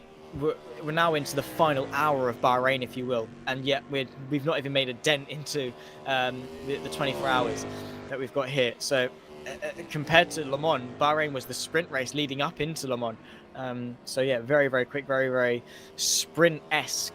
It's the sprint race of the season, 4 hours. You know, it's the shortest class of endurance race I think that you possibly can get. Obviously 6 hours, 8 hours, 12 hours means a little bit more. But yeah, the Bahrain race was more of a sprint to the finish. This is definitely more of an endurance mindset, and it is very difficult to switch between the two mindsets and switch on. As you can see, the rolling order at the top of your screen of the updates up until now, cycling your way through the DPIs all the way back to First Esports in 7th, Satellite Racing in 8th. Then obviously Danny Van Der Neat and Netrex with Satellite Racing, the other car rounding off the top 10. Then it comes to LMP2s, and that's been a very interesting affair for Netrex GP. They've been up there leading the way in P1 with Go Team at the 47 machine in second, not the championship protagonist of the 37. No. That's in 4th place, just in behind Arm Cyber with Simframe rounding off the top 5. Then comes Force Slovakia, really impressive. The other Simframe car in 7th with Team Iris there in 8th. This is the fight, though, between Go Team, the leader of the championship in the 37, Mikola Rue, followed by David Koloksai. You can see the rest of these standings cycling away at the top of your screen. But this fight right here has been, well, a long time coming. I think Koloksai has been waiting in the wings, waiting to close the gap under a second, and now he might find himself knocking on the door for a top 4. It's very possible. I mean, LMP2 has just been a very odd story altogether. It doesn't seem to be following any script that we've seen before, which is all obviously very good. And yeah, at the moment, Kalasai looking to take that 4th place off Michael LaRue. But also, LaRue, that Go Team car, has been closing up gradually towards Marco Vinculo and that 3rd of 3 podium positions. So it could go either way. I think, in fact, we might be able to just about see Vinculo up the road there. That was at the bottom of our screens. But for the moment, David Kalasai keeping close, maybe sitting back for the moment, taking it nice and comfortable, of course. As I was saying, we're basically doing Bahrain and then doing it 5 more times over the course of this race. So still, when you quantify it like that, we've got such a long way to go. And at the moment, maybe it's best for Kalasai to just sit behind, not ruin a stint, which could come back to bite you at the end of the race. But instead, sit behind, maybe save some fuel, get this stint going an extra lap longer, which when the lap is 3.5 minutes, is a fairly significant amount if you can manage it. And just keep going around. But at the moment, just having a look around, that Netrex GP car in the lead of LMP2 has just such a commanding position at the moment. 40 seconds behind is Gabor Hevesi in the 47 Go Team. Good news that I think the Netrex car in the Netrex DPI, funny enough, they're now next to each other in the on the timing screen of the 2 Netrex cars, despite being 2 different classes. I think Danny Van Der Neat has reconnected. Hopefully they'll be able to get going again. We'll have to keep an eye out for that. But yeah, at the moment you can see Kalasai just sitting quite comfortably behind LaRue, and I think that might just be his approach until at least the next, or at least the end of this stint. Yes, as it stands, I think it is still showing Van Der Neat is in the pit lane, so not back out on circuit as of yet, but it's not showing DNF, it's showing pit, as Rob van Starkenberg is in, speak of the devil, and is out of the pit lane, rolling his way to the exit of the pit lane and, well, back onto circuit. So it's a good thing that Starkenberg was still available, because that was sort of my fear for Netrex GP, is the sense that they haven't actually got a feasible replacement for Danny Van Der Neat, because they've drafted their schedule. You're in the car at this point, we're doing this, we're doing that, that's our plan, that's your availability. And for it to suddenly change with Van Der Neat's maybe dodgy connection would be, well, Starkenberg, let's hope he's not ran off to get some food or do some shopping or whatever. He is actually available to jump back into the car, and he is available to take the wheel and continue on Netrex's charge, albeit a long way down compared to where they were when they first disconnected. Up in 2nd place in the DPI category was Netrex, and now they're down in 10th last and a couple laps off at the race lead. So we wait and see as to where they can get back up to in the coming moments, because, well, as I say, they've still got 20 hours, 48 minutes odds left to get the job done. So anything can happen between now and then. It is just going to mean that they've got to be on it from now until the checkered flag if they want any hope of still coming out on top. This fight here, Andy Dixie for Speedbike Racing, continuing a fight with Eduardo Garcia just in front. That's the DX Droids Porsche, and fighting over 12th place. So good little pockets of battles continuing on, even though we are sort of a few hours and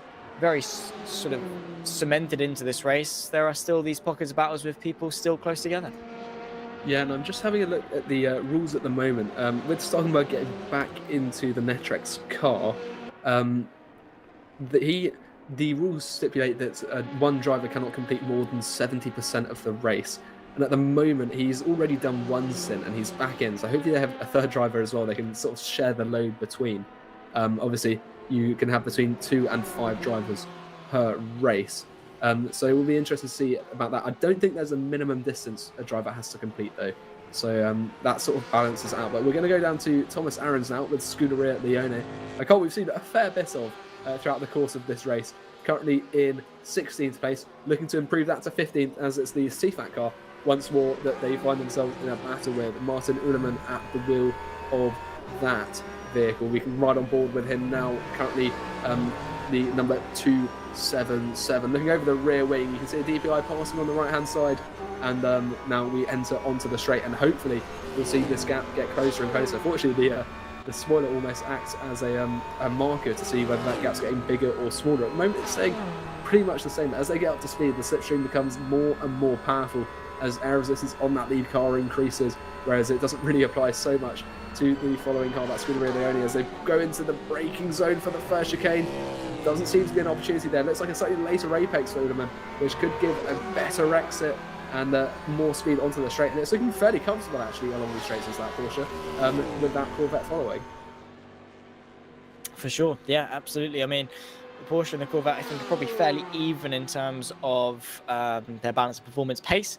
And these two cars in particular have not left each other alone at all for the entire duration. It's always been for the same position as well, for P15 or 16, 17, that sort of plus or minus 3 that little train that they've been in for the entire race up until now. It's been a nice little rivalry, and one that I'm sure will follow for the rest of the race to come. And what can Thomas Ahrens do in finding his way back past the rFactor Performance Porsche? That is one that remains to be seen. Also, Speedy Mite and Dick Stroid's not separated by much still. Andy Dixie able to get himself ahead of Eduardo Garcia, but that gap is going to start increasing. Just looking up and down the timing tower as to who else is close.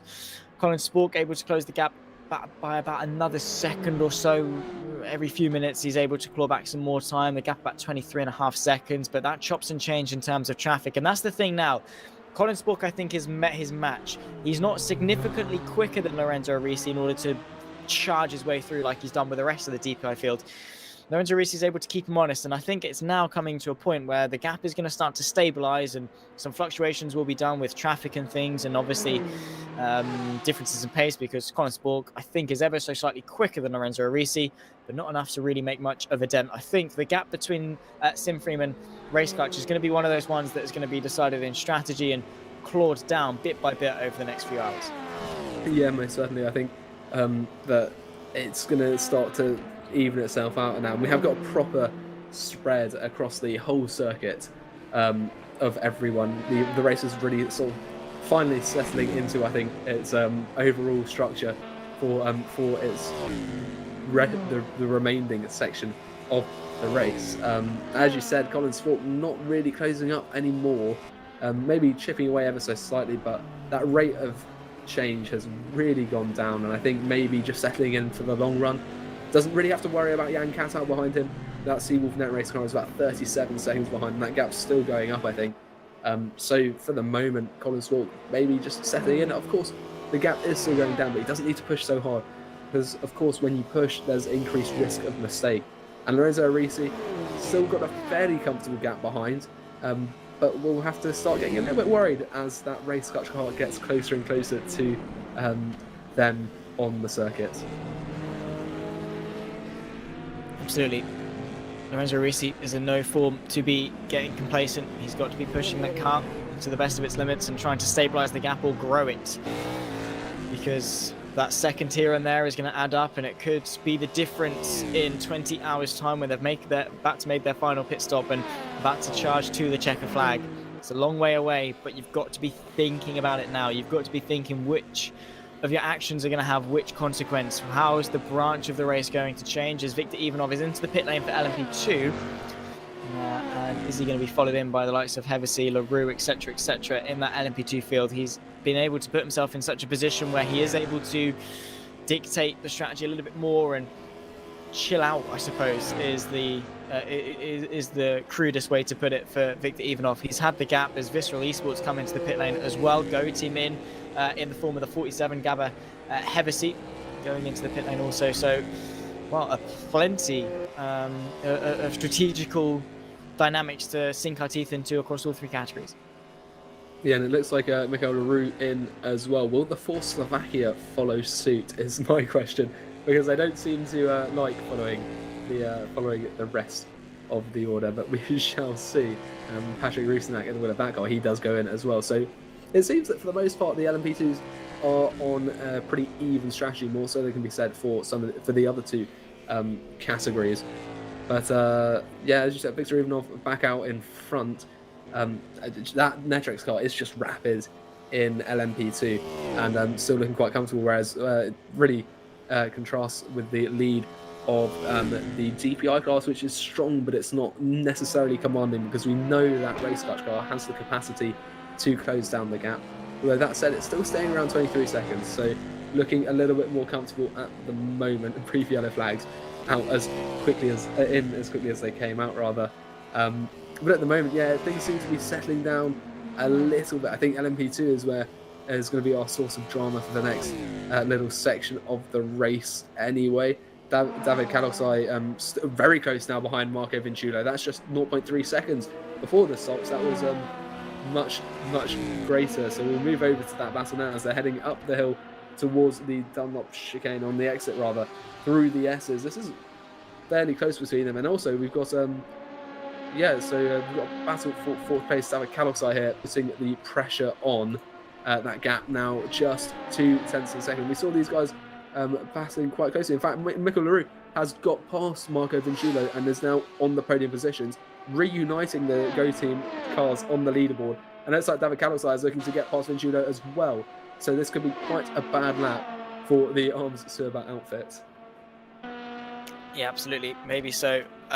Losing that momentum ever so slightly. But Kaloksai is looking to the inside. Late on the brakes, though, from the Arms Cyber car. Brilliant stuff from Vinchulo to keep that car in fourth place. 1 second back to Go Team. Kaloksai is going to be looking to fight his way through as effectively as possible for SimFrame Esports in the slipstream of the Arms Cyber car on that run in towards the second chicane on this back straight. And now closing the gap bit by bit. They've got the Arnage Porsche to negotiate as well. 0.2 of a second is it strike zone for Kaloksai. Flash the headlights to say move out of the way. 3 wide into the chicane. Kaloksai late on the brakes. Is it late enough? He squeezes the SimFrame car through. Arm Cyber down to 5th. SimFrame up to 4th. That was very nicely done there, seeing the gap and making the most of it. I'm not sure that Vinchulo was totally expecting a move to be made there, but it was, and Kaloksai making the most of it. Quite a fantastic move there. Now in a very stable position to start chasing down Michael Leroux again. That battle's still ongoing, and it looks like it won't be decided for quite some time. Whereas I think Vinchulo will probably fairly swiftly start dropping back. We've got the Force Slovakia by RGPL, that number 347.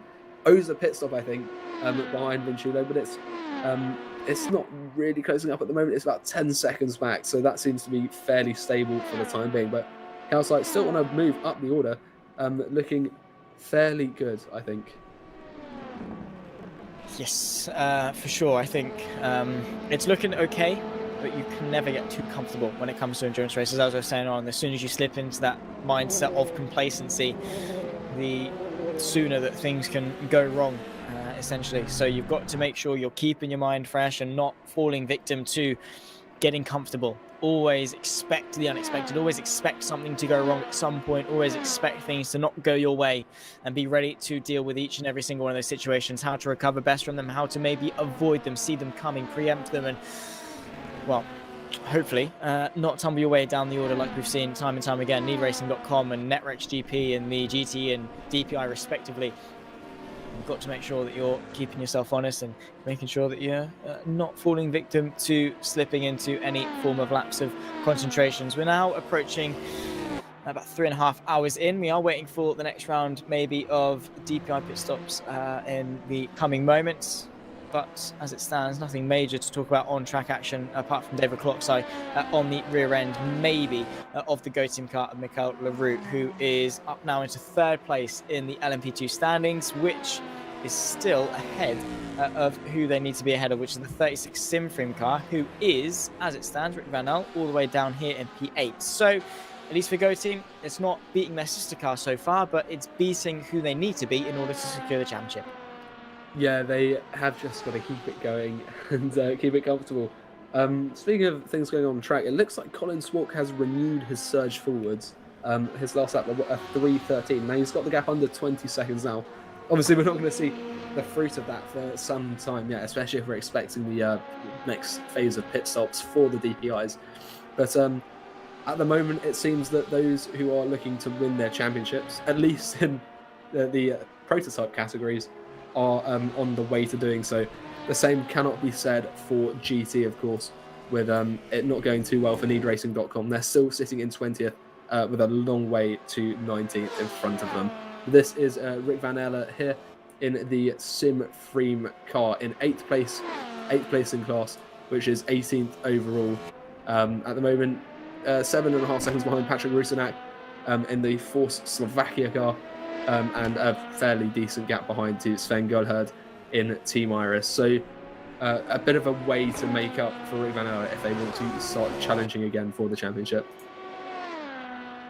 Indeed so, but let's not forget it is a long haul, as we've said time and time again, until we're almost purple in the face. This race is not over until it's over.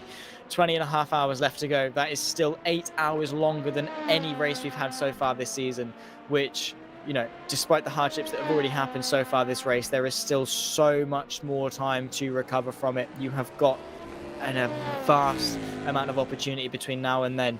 So Rick Van Aert for the 36 Sim Freem car, do not count them out until they have crossed the checkered flag, and that is when it's done. The DPI Sim Freem car works their way past as well, so nice little picturesque shot there for Sim Freem. Of course, their overlap between the two categories. Lorenzo Arisi, by the way, speaking of that DPI car, 17.5 seconds clear at Colin Spork for race clutch, with a little bit of a slide there from Rick Van Aert. So as much as they need to move their way forward, they need to sort of focus on getting that car under wraps first.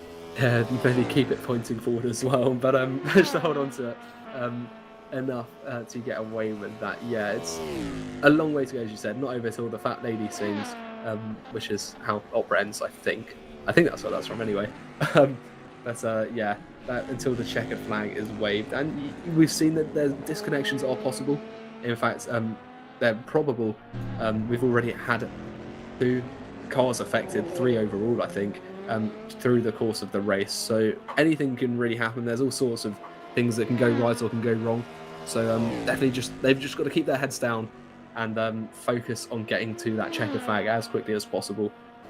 Because that is their best hope, and you never know, something might just fall their way. There might be contact, in fact, between classes, although that's something, despite it being a fairly packed grid. We've got 46 cars out on track at the moment, not too much contact in between classes, which I think everyone on track is probably quite thankful for, because it's one thing crashing into someone you're racing, it's another thing crashing into someone who has no bearing on the outcome of your race whatsoever. Yes, and you also don't want to be that guy who ruins the championship fight for someone, because you would never ever hear the end of it, even if it's not your fault. Just being involved in the incident would probably spark controversy. But yeah, we have seen really good driving standards, both from the in-class battles and also across the inter-class battles with lap traffic and things like that. So we have seen some really nice driving standards, everyone keeping it nice and clean, no major incidents, bar I think the Sim Freem car looking to the inside of someone earlier on and seeing themselves spin round, doing the pirouette and pointing back the right way. Apart from that, I can't name a massive incident. Actually, no, I can. In the opening moments, we saw one of the Ferraris go straight into the back of one of the Visceral cars, I think it was, and also on the open lap with one of the LMP2s going straight into the back of someone. But since the race has got underway properly, we have seen that nice rhythm of things, everyone lapping nicely, no massive issues in terms of lap traffic or things.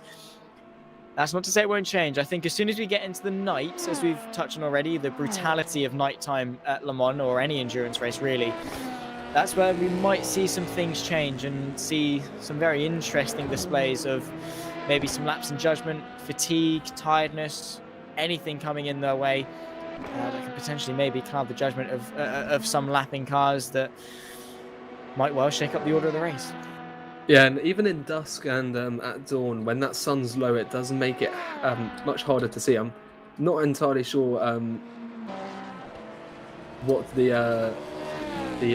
how the sun sort of sets in relation to the circuit. I'll have to have a look at a map off the track and find out where it lies. But that makes it harder to see who's behind you, who's in front of you. Of course, headlights make it a little bit harder to judge because you can't really see the car so much. You can judge, you can work out what car it is by the headlights, but it just makes things a little bit more difficult because you get that glare, which is sort of shown in the graphics of the game, and it's just darker. And there's not that much actual track lighting apart from in the sort of stadium area around the start-finish line. So you're pretty much reliant on your headlights for most of the lap as soon as you get past sort of the Dunlop chicane until you arrive around the Porsche curves. And that's where things can go wrong. Maybe you just miss a braking marker because you might be able to see it perfectly fine in the day, but as soon as it gets to night, you don't realise. Now, of course, that's what practicing's for. But of course, you never know what can happen. You've got to be extra careful about that sort of thing, especially when it is such a long race, and you don't want to be the person on your team who damages the car, maybe compromises the race for the rest of your teammates, because it just never, it's a horrible feeling, that. Yes, absolutely. I mean, again, it's a case of not being that guy. When you are a part of an endurance team, you carry the weight of the race, not only of your own one, but your teammates' one, and also every single person around you and all of their teammates as well at the same time. So yeah, you make sure the pressure is on each and every single time you get into the car, not to mess up for yourself, for your team, for anyone else that's driving around you as well. It's quite the pressure to deal with. Not only that, but for the likes of Race Clutch, Simframe, Go Team, Me Racing, Juices, they've all got the pressure not only of that, but also of the championship, and that's going to double up on the minds of the drivers who might be a little bit less confident or not feel as comfortable in the car. Whatever it is going to be a massive task for each and every single one of them, and the mental game of that is definitely going to be quite difficult. So you've got to keep yourself honest, whether that's keeping yourself focused with trying to close the gap to a car in front, increase the gap to the car behind, hit a certain fuel target, keep the tyres alive for X amount of laps, hit a certain lap time target as well. Something to keep your mind engaged, something to keep you going, something to keep you motivated, something to focus on and not let yourself stray away or indulge in the overthinking of, oh, what's going to happen with the championship. You don't want to worry about that. You want to drive the car as quickly as you can within the limits of the car as consistently as you can. So yeah, it is a difficult one, the 24 hours, because there is just so much that goes on. Even something that might just seem such like an overthought, you know, like coming into your pit box. Something as trivial as that can really make such the big difference, particularly when you get into the nighttime, particularly when things are tired, you're not thinking straight, and you're not thinking about all those little nuances like pulling into the pit lane properly or getting into your pit box or anything like that, hitting the right apex. Something as small and as trivial as that can have such the big knock-on effect. So always something to keep an eye out for, and always something to keep yourself occupied with as well, because it's the 24 hours of the Virtual Endurance Championship. Come on, let's not forget, it is always going to be difficult, and that's the point of it. The most difficult race for the closest of championships, and that's what's on offer for today. So yes, absolutely looking forward to seeing the development throughout the race. But we've also, following on this battle right here, Mikel LaRue for Go Team, the championship leaders in LMP2. They've got David Caloxite just in behind in the 34 Simframe car. That is not the one directly behind them in the championship, but it's a Simframe nonetheless, and it's a battle on track nonetheless as well. Yeah, this is a battle that's been sort of bubbling away for the duration of sort of the last hour or so, I think. Caloxite just maintaining a constant presence behind Mikel LaRue, but he doesn't seem to be posing too much of a threat for the time being. One thing that we haven't seen much of, to be fair, are drive-through penalties for track extensions, because they can be quite easily made, and I assume we'll see more, because they're just minor slip-ups, but they add up. And if you do get a drive-through penalty, of course, it's not so damaging here, as you said earlier. Spa, if you go through the endurance pit lane there with a drive-through, that's damaging. But here it's not so bad, and also the pit lane as a proportion of the whole lap is not so bad either. But that's something I think we will see a little bit more of as we get in towards the night, and just those little mistakes start to creep through. Although that being said, we do have some of the finest drivers in esports at the moment competing, and that means the competition is even stronger, and it makes each of those mistakes even more costly. And speaking of which, Colin Sport still closing up to Lorenzo Arisi, that gap down to under 17 seconds. So I think last time we talked about it, it was 20 seconds. So it's going down, not very quickly. But also about the sunset So it's sort of blinding into Indianapolis, which is not too bad, according to the YouTube comment section. But the sunrise at Tetra Rouge, when you're trying to get the apex, because there is only one line through Tetra Rouge, and if you get it wrong, it's not going to be a good day for you. That's going to be quite difficult, especially if you're following other cars, because you can't quite see what's happening ahead, especially as you're going uphill. But we've got Michael Leroux at the moment still in this third place, looking fairly comfortable, as the number 347 for Slovakia makes its pit stop now, which is completely off kilter with the rest of the LMP2. So that's quite an interesting vehicle. David Baranek just going into the his box at the moment. There you can see him.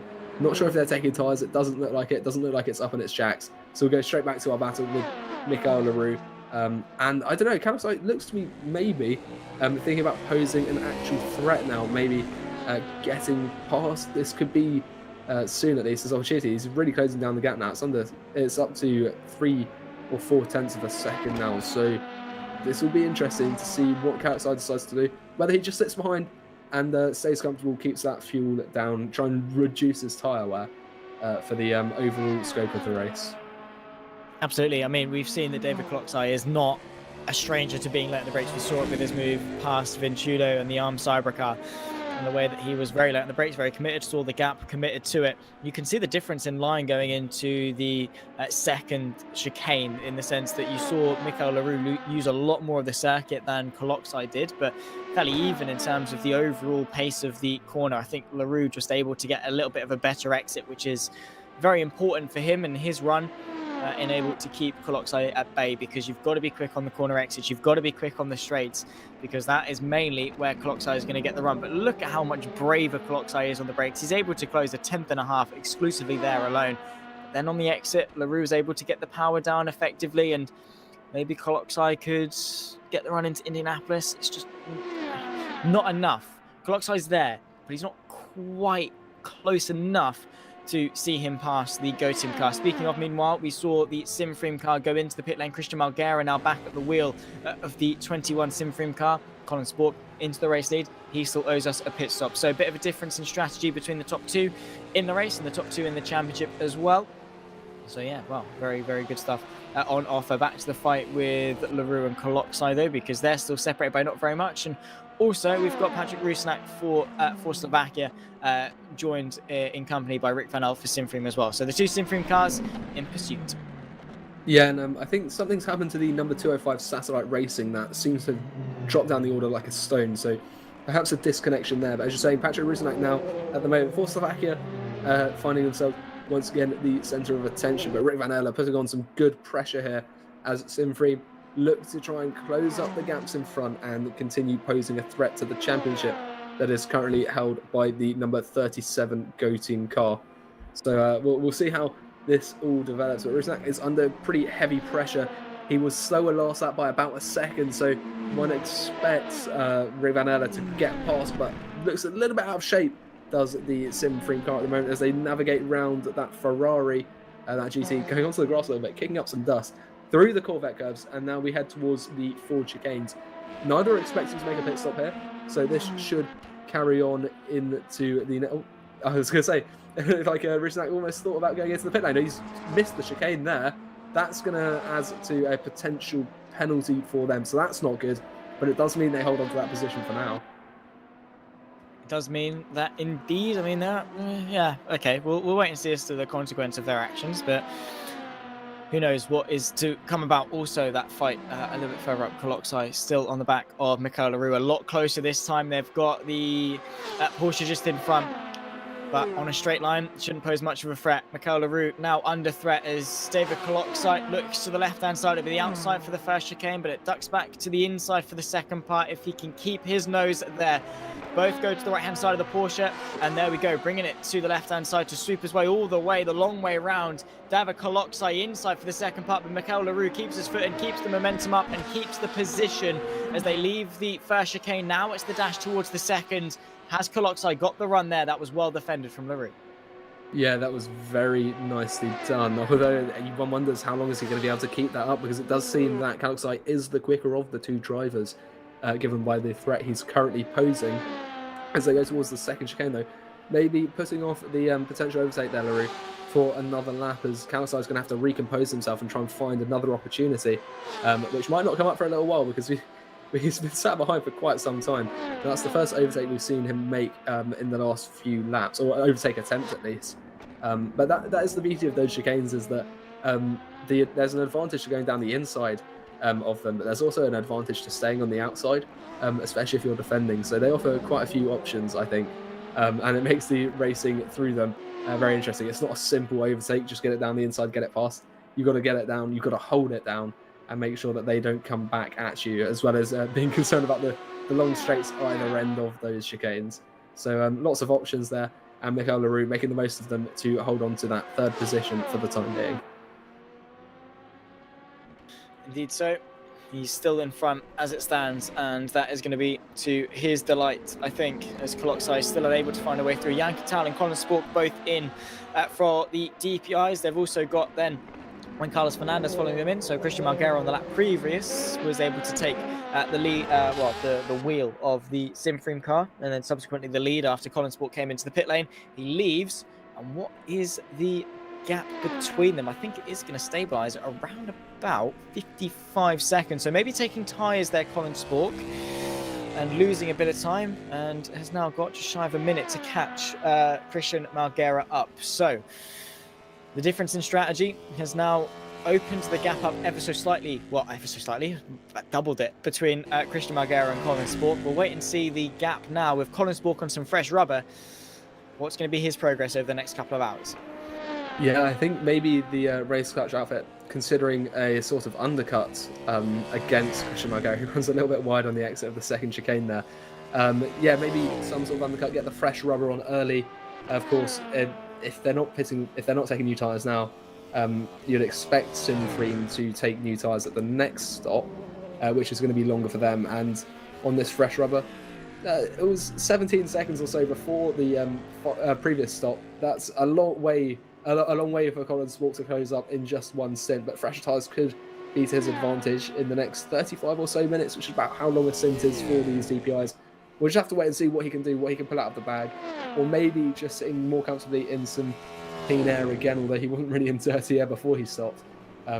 So we'll have to see how that strategy develops, because it could be very exciting. But I think David Kaloksai is looking to have another go at the back of Michael LaRue. We could ride on board with him, in fact, as this is where he tried to make an overtake last time. He's going to have another go again, it looks like. That gap just a tenth of a second as they go towards the first chicane. Will it be the outside line for Kaloksai? No, he stays behind, in fact, slightly earlier on the brakes than LaRue, and LaRue with his go-team car might just be able to stay ahead for once more.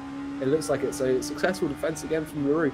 Maybe they're more evenly matched for pace than I originally thought, and it looks like Kaloksai is really struggling to find a way through here. Absolutely, as the Juices car is into the pit lane very off sequence, 19 minutes off the hour. Just the 74 also coming in, the Blackhawk car as well in P2. So what's going to come about of that? That is crazily off schedule from what we usually see from the GCs. The Go Team car is going to stay out another lap. We're going to follow on this fight here, though, because you never know. It's a very short fuse with David Kaloksai behind Michael LaRue like this. He's been trying. Each time it's been a fail. Michael LaRue has got all the answers to any question poised from Kaloksai, and he's able to keep him at bay, despite the fact the Simfream car is arguably a little bit better on the brakes. But Michael LaRue has got it covered and is trying to maximize his points in his run for the championship fight. We've got Mikhail Sedlacek for Juices and Kamal Noy for the 81 machine as well. That's the Blackhawk car. They're the only two of the GTs to come in on this lap, which is strange that the two leaders are a little bit off sequence compared to everyone else. I was expecting it to be at least another 10 minutes or so before we saw any GTs into the pit lane. Yeah, no, it is a little bit odd, and you've got to consider as well that Juice's Motorsports Club car is currently on course to win the championship, and being on a slightly odd strategy, well, we'll see what that is. That's a big slide there from David Kaloksai, who's following. You can see he's really pushing because he's finding, and that's going a little bit beyond the limits of his car at the moment. But yeah, as you're saying, odds that those GTs are pitting slightly earlier than everyone else, or maybe it's just the way it's fallen. I guess they've got more room to play with either side of a lap because they just have a larger fuel tank, so the margins aren't so drastic. But we'll see how that all develops. And obviously the needracing.com car, that's pitting as well this lap, but it's got a long way to go to start finding some more positions above its current at 20th, which is a shame for them, as they can see their championship lead slowly slipping away. And there's not really anything they can do about it. But once again, as we've said countless times already, this broadcast, there is a long way to go. And even now, we're approaching 4 hours in. That's only a sixth of the way through this race. So there is a lot to be decided yet.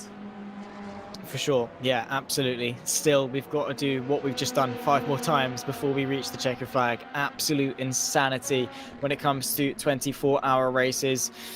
The challenge is intense. It's such a strain on each and every single one of these drivers and teams that try to rise to the occasion, try and reach the challenge. And it's not just a case of driving the car around the circuit for 24 hours, which is difficult enough in of itself. Try and do that without many breaks, you know, doing your stint for 2-3 hours at a time, then swapping to your teammate, going away for 2-3 hours, getting back into the car. Whatever your sequence is, it's not that simple. You've got to think about each and every single decision that you come across and do it within a split second sometimes. Think about the long-term implications for each pit stop, each time you change the tires, how much fuel you put in, how each time you come up to the back marker, what method do you use, how do you negotiate them, do you sit back and wait, or do you send the move into what could be a very risky situation?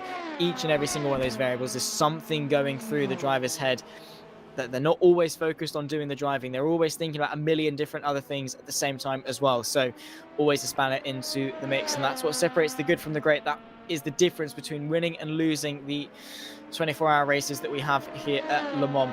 We've got a close fight in the DPIs. Ibrahim Khan for Seawolf Net Race versus Juan Carlos Fernandez for DX Droids. They're only separated by about 1.1 seconds or so.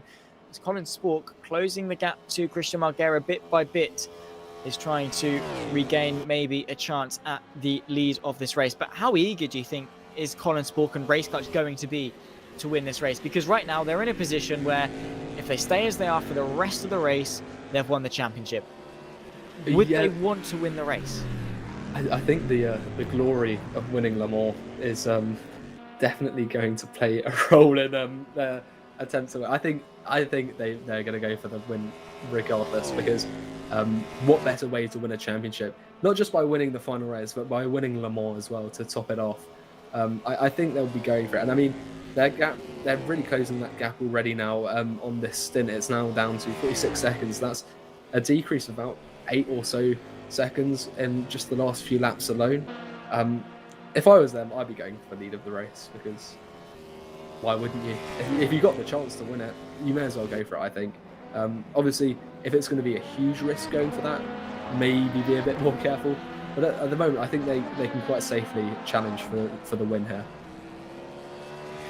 For sure, it's not a million miles away, despite the hardship that they had in the opener moments of this race. Race Clutch and Simfree might once again come to have a bit of a battle in the closing stages, like we saw at Daytona, like we've seen throughout the season so far. It has been an incredible rivalry, and one that has boasted so many positives throughout the season so far. Also, let's not forget, we're sort of shying away from the fact that Best Esport is still in this race. They had obviously their crash earlier on that set them back quite a lot. But they're still there. As long as they're on circuit, as long as they're able to keep driving that car, they are a threat. So let's not shy away from them too much. Let's not forget that they are still there. Damien Skovron now at the wheel, up in the 6th place. Anything happens to Race Clutch, anything happens to Simfree, they could be there to pick up the pieces. They are only 26 points off the championship lead, only 8 points off Simfree. So it wouldn't take a lot for them to be back into the mix. Obviously, it would be a bit of a miracle at this point, but as long as they're there, as long as they're still mathematically within a shout, don't count them out as well. Maybe after the night phase, you might be in for a bit of a shock in terms of where Best Esports are. Maybe it could be the complete opposite. Maybe they could completely bin the car again and we won't see them at all for the rest of the race. But there are so many different things that can go wrong, and we look forward to seeing it. Mikel Leroux still under pressure from David Cloxar, who's been able to reclose the gap under a second. The fight continues for everyone out on circuit, but most particularly those still hot on their heels in terms of battles on circuit, because this is for a podium and their points in the championship that 37 Go Team car would love to have just as a little extra in their pocket. Yeah, nice little buffer to go home with at the end of the season, and this Go Team car getting a bit of support from the French audience back home, saying him to not let go of this position, it seems. So holding on for the moment and doing quite a good job as well. It doesn't seem that Kalasai is able to respond to the fairly strong defence of Michael Leroux for the moment. And of course, there's time yet, but that gap does seem to be getting a little bit bigger. So it looks like that 37 doing a fairly good job can start looking forwards rather than backwards so much, and then perhaps try and close up to their teammates. We'll have to wait and see, but of course, if they get in front of the 47, that's an extra buffer, and that's not just a car between himself and perhaps like Kalasai or anyone else, or even the Simfree 36 that they're championship rivals, but it'll be their own car, which is an extra benefit, because there'll be a vested interest in the 47 to help defend even stronger than they would if these cars had no relation. So Go Team, despite not being in first, have a very strong position by being next to each other on the leaderboards and being second and third respectively. Absolutely. And it has been the sister car in front at the moment that's been able to take the reins. The 47 at the moment, driven by Gabor Hevesi. He's been able to forward the charge for the pair of them and maybe part the seas for Michael Leroux to have a bit more of an easier time in this race. And getting a bit more of an easier time is David Kloksai allowing Michael Leroux to have the easy time, because he's dropping back ever so slightly. Another gap 2 seconds as he gets caught up behind one of the Porsches. Good stuff though coming in this race, maybe for the Go Team car, but again, it's always, for now, it's always wait and see. It's always what's coming in the future, and what could come in the future for this fight here between Ace Racing and the 27 machine just in behind. Maximilian Scheider versus Antin Drought just in behind. The fight for 9th in the LMP2 class as well. We've been quite, as I've said, we've had our choice of which battles we want to look at. We've always had something interesting going on, and the on-off racing car at the moment is trying to improve their stance inside the top 10. Yeah, I think we've been very fortunate that it's been such an action-packed first 4 hours of the race. There's always been something to look at, and yeah, as you said, it looks like Nicolas Lemoyne has been replaced by Antonin Drouot in the on-off racing car, looking fairly quick, although that last lap a second slower the following car. Maximilian Scheider though is going to be looking at his mirrors. He's going to be seeing a lot of green in that green liveried LMP2, following fairly closely but not dangerously close for the time being. But they're going through the Porsche curves now, and you can see really right on the edge of grip is that Ace car, really getting that slip through, getting as much rotation as possible under very great speeds. And as they set off to begin their next lap, which will be their 64th lap of the race once they cross the line. Yeah, you can see as well, using the pit lane, it's somewhat deceptive, because it almost looks like they're half tempted to go in and actually get a pit stop done. They're just maximising, I think, the entry radius into that final set of turns, into those forward chicanes, which I always find a very awkward way. You sort of fumble your way through right at the end of the lap before you get to the line. It's an interesting feature of the circuit, I think. Yeah, I've never really been a fan of them. Never really been a fan of the circuit in general. But anyway, yeah, you've made that clear. I have made that clear quite a number of times, because it's true. Anyway, yeah, I mean, they are quite stop-start. I mean, the first one's fun. It's, it's fast, it's flowing, it's easy to cut. The second one, I always find the sausage cabs on the inside, it's just too stop-starty. Maybe I'm just bad. Maybe that is the case. Maybe that's why I don't like it. I can't get into a rhythm with things. My first ever endurance race was here at Le Mans. It was a 6-hour race, and I've been to the car on lap 1. We spent an hour and a half in the pit lane of a 6-hour race. In total, over the course of the whole race, we had a number of issues. Yeah, it wasn't fun. So maybe bad memories have shifted my perception of this circuit, but I've just never found it enjoyable to drive. But anyway, I'll stop my rant before I get pitchforked in the YouTube chat again from many different people before we upset the sim races. We've had a quiet period in the YouTube chat, so don't hesitate if you don't want to come and have a bit of a chat with us as well. We'll be happy to answer. This is Jonas Strays. NeedRacing.com have had some more issues after a disconnect in the early stages. Fighting back since. It does not look fun to drive at the moment. And that might subsequently lead to another incident.